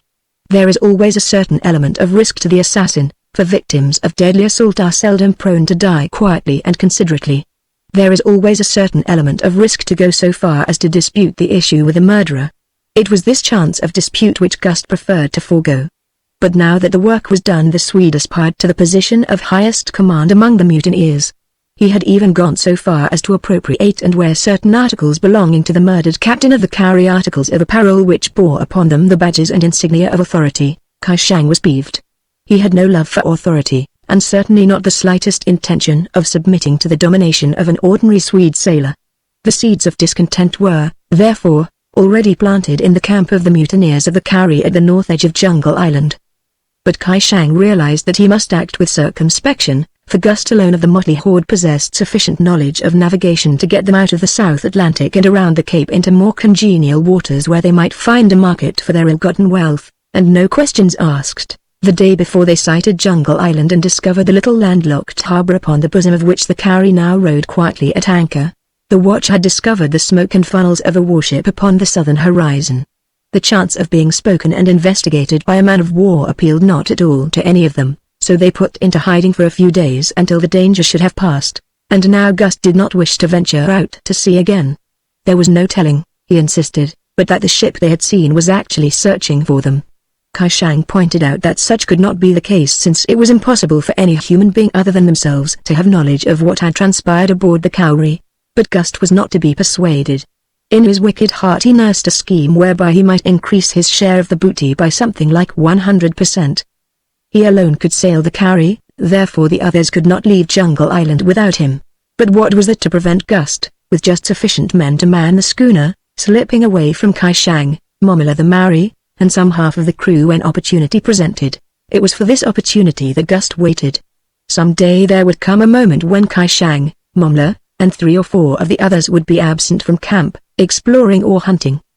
The Swede racked his brain for some plan whereby he might successfully lure from the sight of the anchored ship those whom he had determined to abandon. To this end he organized hunting party after hunting party, but always the devil of perversity seemed to enter the soul of Kai Shang, so that wily Celestial would never hunt except in the company of Gust himself. One day Kai Shang spoke secretly with Momila the Maori, pouring into the brown ear of his companion the suspicions which he harbored concerning the Swede. Momila was for going immediately and running a long knife through the heart of the traitor. It is true that Kai Shang had no other evidence than the natural cunning of his own knavish soul, but he imagined in the intentions of Gust what he himself would have been glad to accomplish had the means lain at hand, but he dared not let Momila slay the Swede, upon whom they depended to guide them to their destination. They decided, however, that it would do no harm to attempt to frighten Gust into acceding to their demands, and with this purpose in mind the Maori sought out the self-constituted commander of the party. When he broached the subject of immediate departure, Gust again raised his former objection that the warship might very probably be patrolling the sea directly in their southern path, waiting for them to make the attempt to reach other waters. Momila scoffed at the fears of his fellow, pointing out that as no one aboard any warship knew of their mutiny there could be no reason why they should be suspected. "Ah!" exclaimed Gust, "there is where you are wrong. There is where you are lucky that you have an educated man like me to tell you what to do. You are an ignorant savage, Momila, and so you know nothing of wireless." The Maori leapt to his feet and laid his hand upon the hilt of his knife. "I am no savage," he shouted. "I was only joking," the Swede hastened to explain. "We are old friends, Momila, we cannot afford to quarrel, at least not while old Kai Shang is plotting to steal all the pearls from us. If he could find a man to navigate the Kauri he would leave us in a minute. All his talk about getting away from here is just because he has some scheme in his head to get rid of us." "But the wireless?" asked Momila. "What has the wireless to do with our remaining here?" "Oh yes," replied Gust, scratching his head. He was wondering if the Maori were really so ignorant as to believe the preposterous lie he was about to unload upon him. "Oh yes. You see, every warship is equipped with what they call a wireless apparatus. It lets them talk to other ships hundreds of miles away, and it lets them listen to all that is said on these other ships. Now, you see, when you fellows were shooting up the Kauri you did a whole lot of loud talking, and there isn't any doubt but that warship was lying off south of us listening to it all. Of course they might not have learned the name of the ship, but they heard enough to know that the crew of some ship was mutinying and killing her officers. So you see they'll be waiting to search every ship they sight for a long time to come, and they may not be far away now." When he had ceased speaking the Swede strove to assume an air of composure that his listener might not have his suspicions aroused as to the truth of the statements that had just been made. Momila sat for some time in silence, eyeing Gust. At last he rose. "You are a great liar," he said. "If you don't get us on our way by tomorrow you'll never have another chance to lie, for I heard 2 of the men saying that they'd like to run a knife into you and that if you kept them in this hole any longer they'd do it." "Go and ask Kai Shang if there is not a wireless," replied Gust. "He will tell you that there is such a thing and that vessels can talk to one another across hundreds of miles of water. Then say to the 2 men who wish to kill me that if they do so they will never live to spend their share of the swag, for only I can get you safely to any port." So Momila went to Kai Shang and asked him if there was such an apparatus as a wireless by means of which ships could talk with each other at great distances, and Kai Shang told him that there was. Momila was puzzled, but still he wished to leave the island, and was willing to take his chances on the open sea rather than to remain longer in the monotony of the camp. "If we only had someone else who could navigate a ship," wailed Kai Shang. That afternoon Momila went hunting with 2 other Maoris. They hunted toward the south, and had not gone far from camp when they were surprised by the sound of voices ahead of them in the jungle. They knew that none of their own men had preceded them, and as all were convinced that the island was uninhabited, they were inclined to flee in terror on the hypothesis that the place was haunted possibly by the ghosts of the murdered officers and the men of the Kauri. But Momila was even more curious than he was superstitious, and so he quelled his natural desire to flee from the supernatural. Motioning his companions to follow his example, he dropped to his hands and knees, crawling forward stealthily and with quakings of heart through the jungle in the direction from which came the voices of the unseen speakers. Presently, at the edge of a little clearing, he halted, and there he breathed a deep sigh of relief, for plainly before him he saw 2 flesh-and-blood men sitting upon a fallen log and talking earnestly together. One was Schneider, mate of the Kincaid, and the other was a seaman named Schmidt. I think we can do it, Schmidt, Schneider was saying. A good canoe wouldn't be hard to build, and 3 of us could paddle it to the mainland in a day if the wind was right and the sea reasonably calm.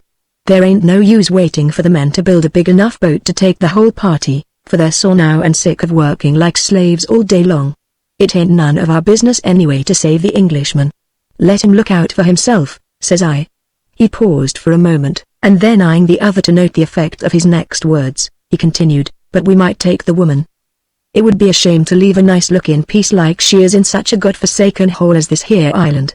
Schmidt looked up and grinned. So that's how she's blowing, is it? He asked. Why didn't you say so in the first place? What's in it for me if I help you? She ought to pay us well to get her back to civilization, explained Schneider, and I tell you what I'll do. I'll just whack up with the 2 men that helps me. I'll take half and they can divide the other half, you and whoever the other bloke is. I'm sick of this place, and the sooner I get out of it the better I'll like it. What do you say? Suits me, replied Schmidt. I wouldn't know how to reach the mainland myself, and know that none o' the other fellows would, so's you're the only one that knows anything of navigation. You're the fellow I'll tie to. Mommler the Maori pricked up his ears. He had a smattering of every tongue that is spoken upon the seas, and more than a few times had he sailed on English ships, so that he understood fairly well all that had passed between Schneider and Schmidt since he had stumbled upon them. He rose to his feet and stepped into the clearing. Schneider and his companion started as nervously as though a ghost had risen before them. Schneider reached for his revolver. Mommler raised his right hand, palm forward, as a sign of his pacific intentions. I am a friend, he said. I heard you, but do not fear that I will reveal what you have said. I can help you, and you can help me. He was addressing Schneider. You can navigate a ship, but you have no ship. We have a ship, but no one to navigate it. If you will come with us and ask no questions, we will let you take the ship where you will after you have landed us at a certain port, the name of which we will give you later. You can take the woman of whom you speak, and we will ask no questions either. Is it a bargain? Schneider desired more information, and got as much as Mommler thought best to give him. Then the Maori suggested that they speak with Kai Shang. The 2 members of the Kincaid's company followed Mommler and his fellows to a point in the jungle close by the camp of the mutineers. Here Mommler hid them while he went in search of Kai Shang, first admonishing his Maori companions to stand guard over the 2 sailors lest they change their minds and attempt to escape. Schneider and Schmidt were virtually prisoners, though they did not know it. Presently Mommler returned with Kai Shang, to whom he had briefly narrated the details of the stroke of good fortune that had come to them. The Chinaman spoke at length with Schneider, until, notwithstanding his natural suspicion of the sincerity of all men, he became quite convinced that Schneider was quite as much rogue as himself and that the fellow was anxious to leave the island.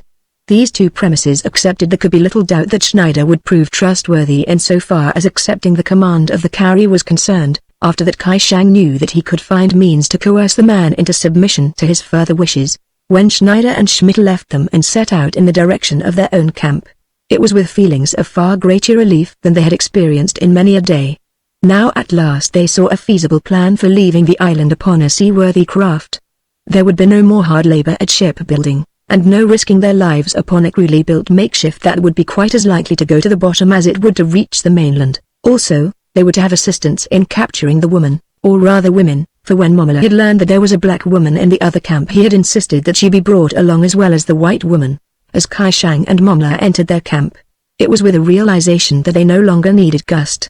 They marched straight to the tent in which they might expect to find him at that hour of the day, for though it would have been more comfortable for the entire party to remain aboard the ship, they had mutually decided that it would be safer for all concerned were they to pitch their camp ashore. Each knew that in the heart of the others was sufficient treachery to make it unsafe for any member of the party to go ashore, leaving the others in possession of the carry, so not more than 2 or 3 men at a time were ever permitted aboard the vessel unless all the balance of the company was there too. As the 2 crossed toward Gust's tent, the Maori felt the edge of his long knife with one grimy, calloused thumb. The Swede would have felt far from comfortable could he have seen this significant action, or read what was passing amid the convolutions of the brown man's cruel brain. Now it happened that Gust was at that moment in the tent occupied by the cook, and this tent stood but a few feet from his own. So that he heard the approach of Kai Shang and Mommler, though he did not, of course, dream that it had any special significance for him. Chance had it, though, that he glanced out of the doorway of the cook's tent at the very moment that Kai Shang and Mommler approached the entrance to his. and he thought that he noted a stealthiness in their movements that comported poorly with amicable or friendly intentions, and then, just as they two slunk within the interior, Gust caught a glimpse of the long knife which Mommela the Maori was then carrying behind his back. The Swede's eyes opened wide, and a funny little sensation assailed the roots of his hairs. Also he turned almost white beneath his tan. Quite precipitately he left the cook's tent. He was not one who required a detailed exposition of intentions that were quite all too obvious. As surely as though he had heard them plotting, he knew that Kai Shang and Mommela had come to take his life.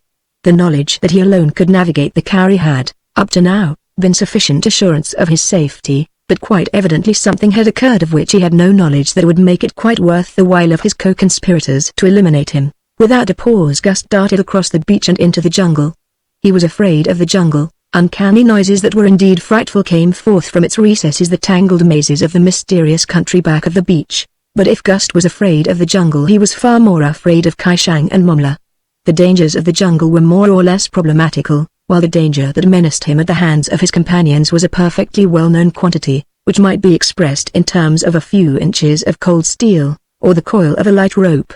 He had seen Kai Shang garrote a man at Paish in a dark alleyway back of Lukotai's place.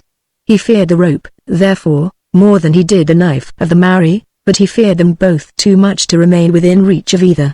Therefore he chose the pitiless jungle. Chapter 21 The Law of the Jungle. In Tarzan's camp, by dint of threats and promised rewards, the ape-man had finally succeeded in getting the hull of a large skiff almost completed. Much of the work he and Musgambi had done with their own hands in addition to furnishing the camp with meat. Schneider, the mate, had been doing considerable grumbling, and had at last openly deserted the work and gone off into the jungle with Schmidt to hunt. He said that he wanted a rest, and Tarzan, rather than add to the unpleasantness which already made camp life almost unendurable, had permitted the two men to depart without a remonstrance. Upon the following day, however, Schneider affected a feeling of remorse for his action, and set to work with a will upon the skiff. Schmidt also worked good-naturedly, and Lord Greystoke congratulated himself that at last the men had awakened to the necessity for the labor which was being asked of them and to their obligations to the balance of the party. It was with a feeling of greater relief than he had experienced for many a day that he set out at noon to hunt deep in the jungle for a herd of small deer which Schneider reported that he and Schmidt had seen the day before. The direction in which Schneider had reported seeing the deer was toward the southwest, and to that point the ape-man swung easily through the tangled verdure of the forest. And as he went there approached from the north a half-dozen ill-featured men who went stealthily through the jungle as go men bent upon the commission of a wicked act. They thought that they traveled unseen, but behind them, almost from the moment they quitted their own camp, a tall man crept upon their trail. In the man's eyes were hate and fear, and a great curiosity. Why went Kai Shang and Mommela and the others thus stealthily toward the south? What did they expect to find there? Gust shook his low-browed head in perplexity. But he would know. He would follow them and learn their plans, and then if he could thwart them he would. That went without question. At first he had thought that they searched for him, but finally his better judgment assured him that such could not be the case, since they had accomplished all they really desired by chasing him out of camp.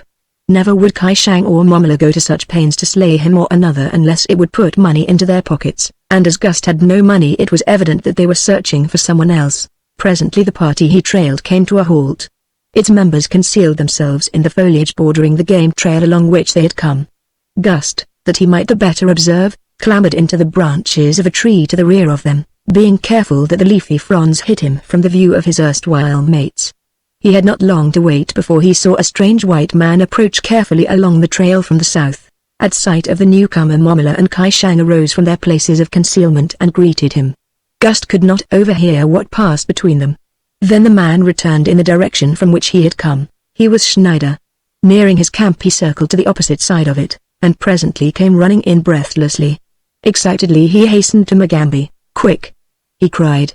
"Those apes of yours have caught Schmidt and will kill him if we do not hasten to his aid. You alone can call them off.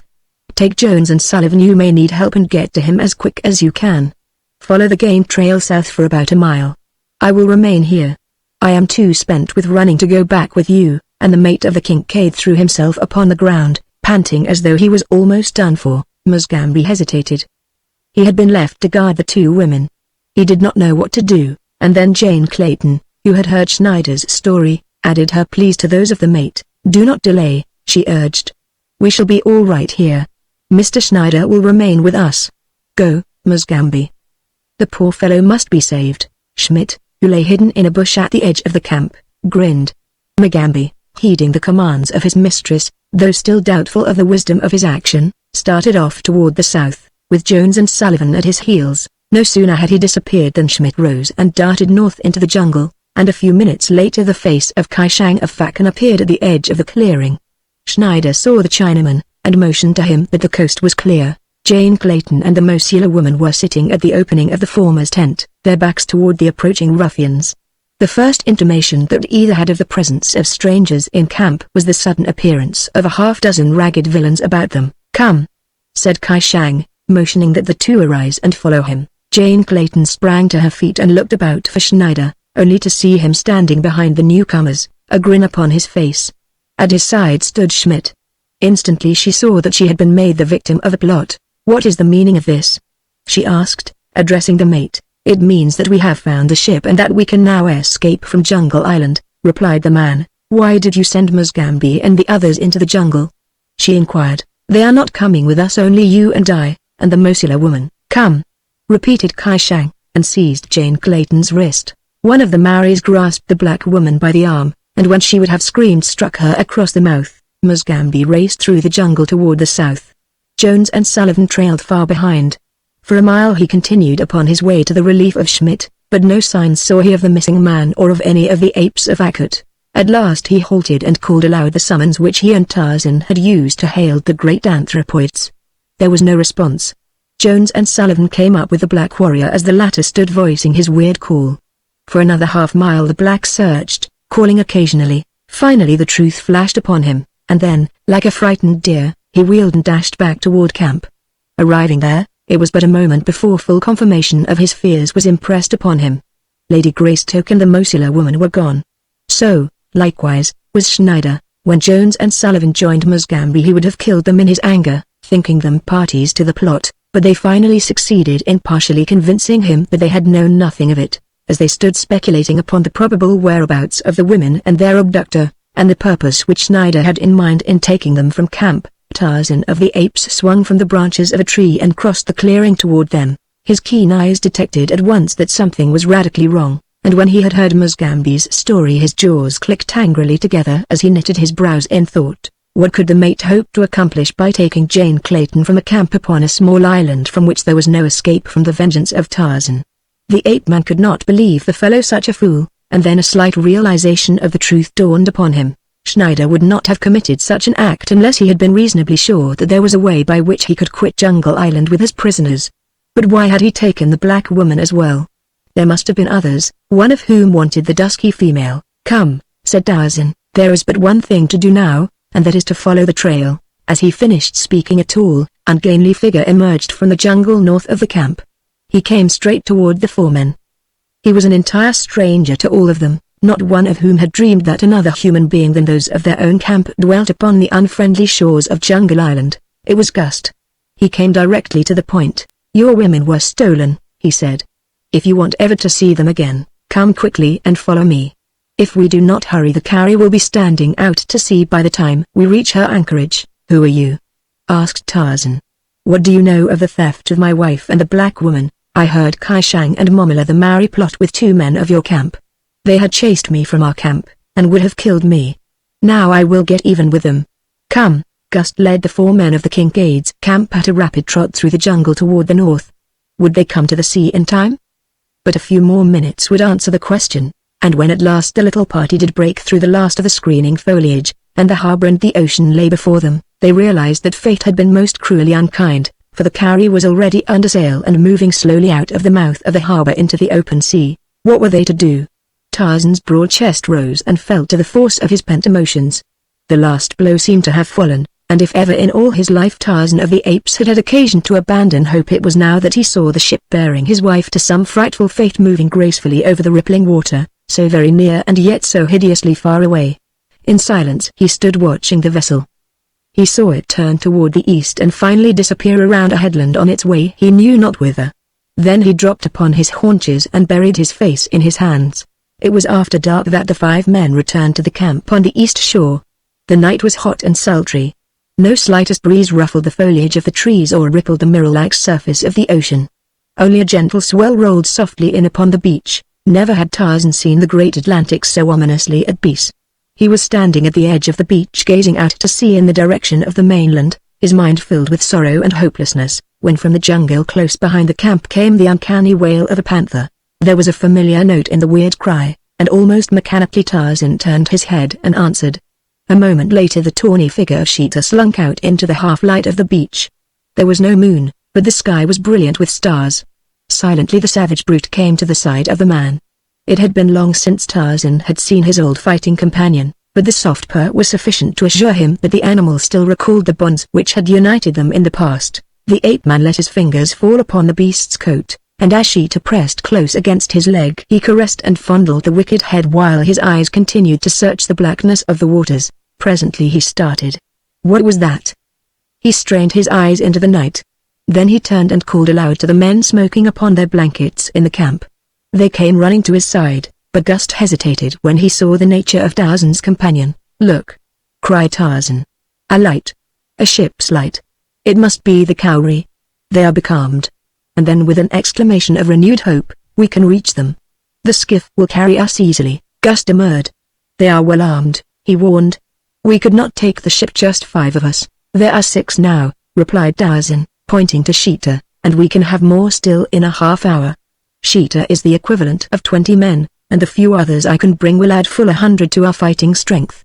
You do not know them. The ape-man turned and raised his head toward the jungle, while there pealed from his lips, time after time, the fearsome cry of the bull ape who would summon his fellows. Presently from the jungle came an answering cry, and then another and another. Gust shuddered. Among what sort of creatures had fate thrown him? Were not Kai Shang and Momlet to be preferred to this great white giant who stroked a panther and called to the beasts of the jungle? In a few minutes the apes of Akkad came crashing through the underbrush and out upon the beach, while in the meantime the 5 men had been struggling with the unwieldy bulk of the skiff's hull. By dint of Herculean efforts they had managed to get it to the water's edge. The oars from the 2 small boats of the Kincaid, which had been washed away by an offshore wind the very night that the party had landed, had been in use to support the canvas of the sailcloth tents. These were hastily requisitioned, and by the time Akkad and his followers came down to the water all was ready for embarkation. Once again the hideous crew entered the service of their master, and without question took up their places in the skiff.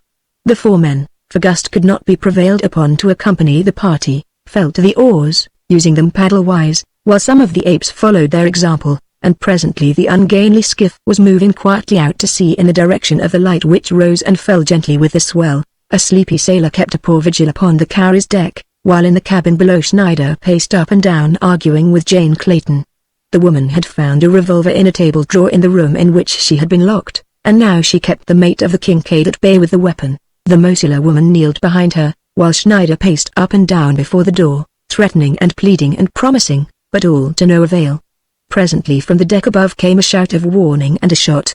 For an instant Jane Clayton relaxed her vigilance, and turned her eyes toward the cabin skylight. Simultaneously Schneider was upon her. The first intimation the watch had that there was another craft within 1,000 miles of the Cowrie came when he saw the head and shoulders of a man poked over the ship's side. Instantly the fellow sprang to his feet with a cry and leveled his revolver at the intruder. It was his cry and the subsequent report of the revolver which threw Jane Clayton off her guard. Upon deck the quieter fancied security soon gave place to the wildest pandemonium. The crew of the Cowrie rushed above armed with revolvers, cutlasses, and the long knives that many of them habitually wore, but the alarm had come too late. Already the beasts of Tarzan were upon the ship's deck, with Tarzan and the 2 men of the Kincaid's crew. In the face of the frightful beasts the courage of the mutineers wavered and broke. Those with revolvers fired a few scattering shots and then raced for some place of supposed safety. Into the shrouds went some, but the apes of Akkad were more at home than they. Screaming with terror the Maoris were dragged from their lofty perches. The beasts, uncontrolled by Tarzan who had gone in search of Jane, loosed in the full fury of their savage natures upon the unhappy wretches who fell into their clutches. Sheeta, in the meanwhile, had felt his great fangs sink into but a singular jugular. For a moment he mauled the corpse, and then he spied Kai Shang darting down the companionway toward his cabin. With a shrill scream Sheeta was after him, a scream which awoke an almost equally uncanny cry in the throat of the terror-stricken Chinaman. But Kai Shang reached his cabin a fraction of a second ahead of the panther, and leaping within slammed the door just too late. Sheeta's great body hurtled against it before the catch engaged, and a moment later Kai Shang was gibbering and shrieking in the back of an upper berth. Lightly Sheeta sprang after his victim, and presently the wicked days of Kai Shang of Fakan were ended, and Sheeta was gorging himself upon tough and stringy flesh. A moment scarcely had elapsed after Schneider leapt upon Jane Clayton and wrenched the revolver from her hand, when the door of the cabin opened and a tall and half-naked white man stood framed within the portal. Silently he leapt across the cabin. Schneider felt sinewy fingers at his throat. He turned his head to see who had attacked him, and his eyes went wide when he saw the face of the ape-man close above his own. Grimmily the fingers tightened upon the mate's throat. He tried to scream, to plead, but no sound came forth. His eyes protruded as he struggled for freedom, for breath, for life. Jane Clayton seized her husband's hands and tried to drag them from the throat of the dying man, but Tarzan only shook his head. "Not again," he said quietly. "Before have I permitted scoundrels to live, only to suffer and to have you suffer for my mercy. This time we shall make sure of one scoundrel, sure that he will never again harm us or another," and with a sudden wrench he twisted the neck of the perfidious mate until there was a sharp crack, and the man's body lay limp and motionless in the ape-man's grasp. With a gesture of disgust Tarzan tossed the corpse aside. Then he returned to the deck, followed by Jane and the Mosula woman. The battle there was over. Schmidt and Momila and 2 others alone remained alive of all the company of the Carrie, for they had found sanctuary in the forecastle. The others had died, horribly, and as they deserved, beneath the fangs and talons of the beasts of Tarzan, and in the morning the sun rose on a grisly sight upon the deck of the unhappy Carrie, but this time the blood which stained her white planking was the blood of the guilty and not of the innocent. Tarzan brought forth the men who had hidden in the forecastle, and without promises of immunity from punishment forced them to help work the vessel. Their only alternative was immediate death. A stiff breeze had risen with the sun, and with canvas spread the Carrie set in toward Jungle Island, where a few hours later, Tarzan picked up Gust and bid farewell to Sheeta and the apes of Akkad, for here he set the beasts ashore to pursue the wild and natural life they loved so well, nor did they lose a moment's time in disappearing into the cool depths of their beloved jungle. That they knew that Tarzan was to leave them may be doubted, except possibly in the case of the more intelligent Akkad, who alone of all the others remained upon the beach as the small boat drew away toward the schooner, carrying his savage lord and master from him, and as long as their eyes could span the distance, Jane and Tarzan, standing upon the deck, saw the lonely figure of the shaggy anthropoid motionless upon the surf-beaten sands of Jungle Island. It was 3 days later that the Carrie fell in with HM sloop of war Shorewater, through whose wireless Lord Greystoke soon got in communication with London. Thus he learned that which filled his and his wife's heart with joy and thanksgiving. Little Jack was safe at Lord Greystoke's town house. It was not until they reached London that they learned the details of the remarkable chain of circumstances that had preserved the infant unharmed. It developed that Rokoff, fearing to take the child aboard the Kincaid by day, had hidden it in a low den where nameless infants were harbored, intending to carry it to the steamer after dark. His confederate and chief lieutenant, Pulvich, true to the long years of teaching of his wily master, had at last succumbed to the treachery and greed that had always marked his superior, and, lured by the thoughts of the immense ransom that he might win by returning the child unharmed, had divulged the secret of its parentage to the woman who maintained the foundling asylum. Through her he had arranged for the substitution of another infant, knowing full well that never until it was too late would Rokoff suspect the trick that had been played upon him. The woman had promised to keep the child until Pulvich returned to England, but she, in turn, had been tempted to betray her trust by the lure of gold, and so had opened negotiations with Lord Greystoke's solicitors for the return of the child. Esmeralda, the old Negro nurse whose absence on a vacation in America at the time of the abduction of little Jack had been attributed by her as the cause of the calamity, had returned and positively identified the infant. The ransom had been paid, and within 10 days of the date of his kidnapping the future Lord Greystoke, none the worse for his experience, had been returned to his father's home. And so that last and greatest of Nicholas Rokoff's many rascalities had not only miserably miscarried through the treachery he had taught his only friend, but it had resulted in the arch-villain's death, and given to Lord and Lady Greystoke a peace of mind that neither could ever have felt so long as the vital spark remained in the body of the Russian and his malign mind was free to formulate new atrocities against them. Rokoff was dead, and while the fate of Pulvich was unknown, they had every reason to believe that he had succumbed to the dangers of the jungle where last they had seen him, the malicious tool of his master, and thus, in so far as they might know, they were to be freed forever from the menace of these 2 men, their only enemies, which Tarzan of the Apes ever had occasion to fear, because they struck at him cowardly blows, through those he loved, It was a happy family party that were reunited in Greystoke House the day that Lord Greystoke and his lady landed upon English soil from the deck of the Shorewater. Accompanying them were Mugambi and the muscular woman whom he had found in the bottom of the canoe that night upon the bank of the little tributary of the Ugambi. The woman had preferred to cling to her new lord and master rather than return to the marriage she had tried to escape. Tarzan had proposed to them that they might find a home upon his vast African estates in the land of the Waziri, where they were to be sent as soon as opportunity presented itself. Possibly we shall see them all there amid the savage romance of the grim jungle and the great plains where Tarzan of the Apes loves best to be. Who knows?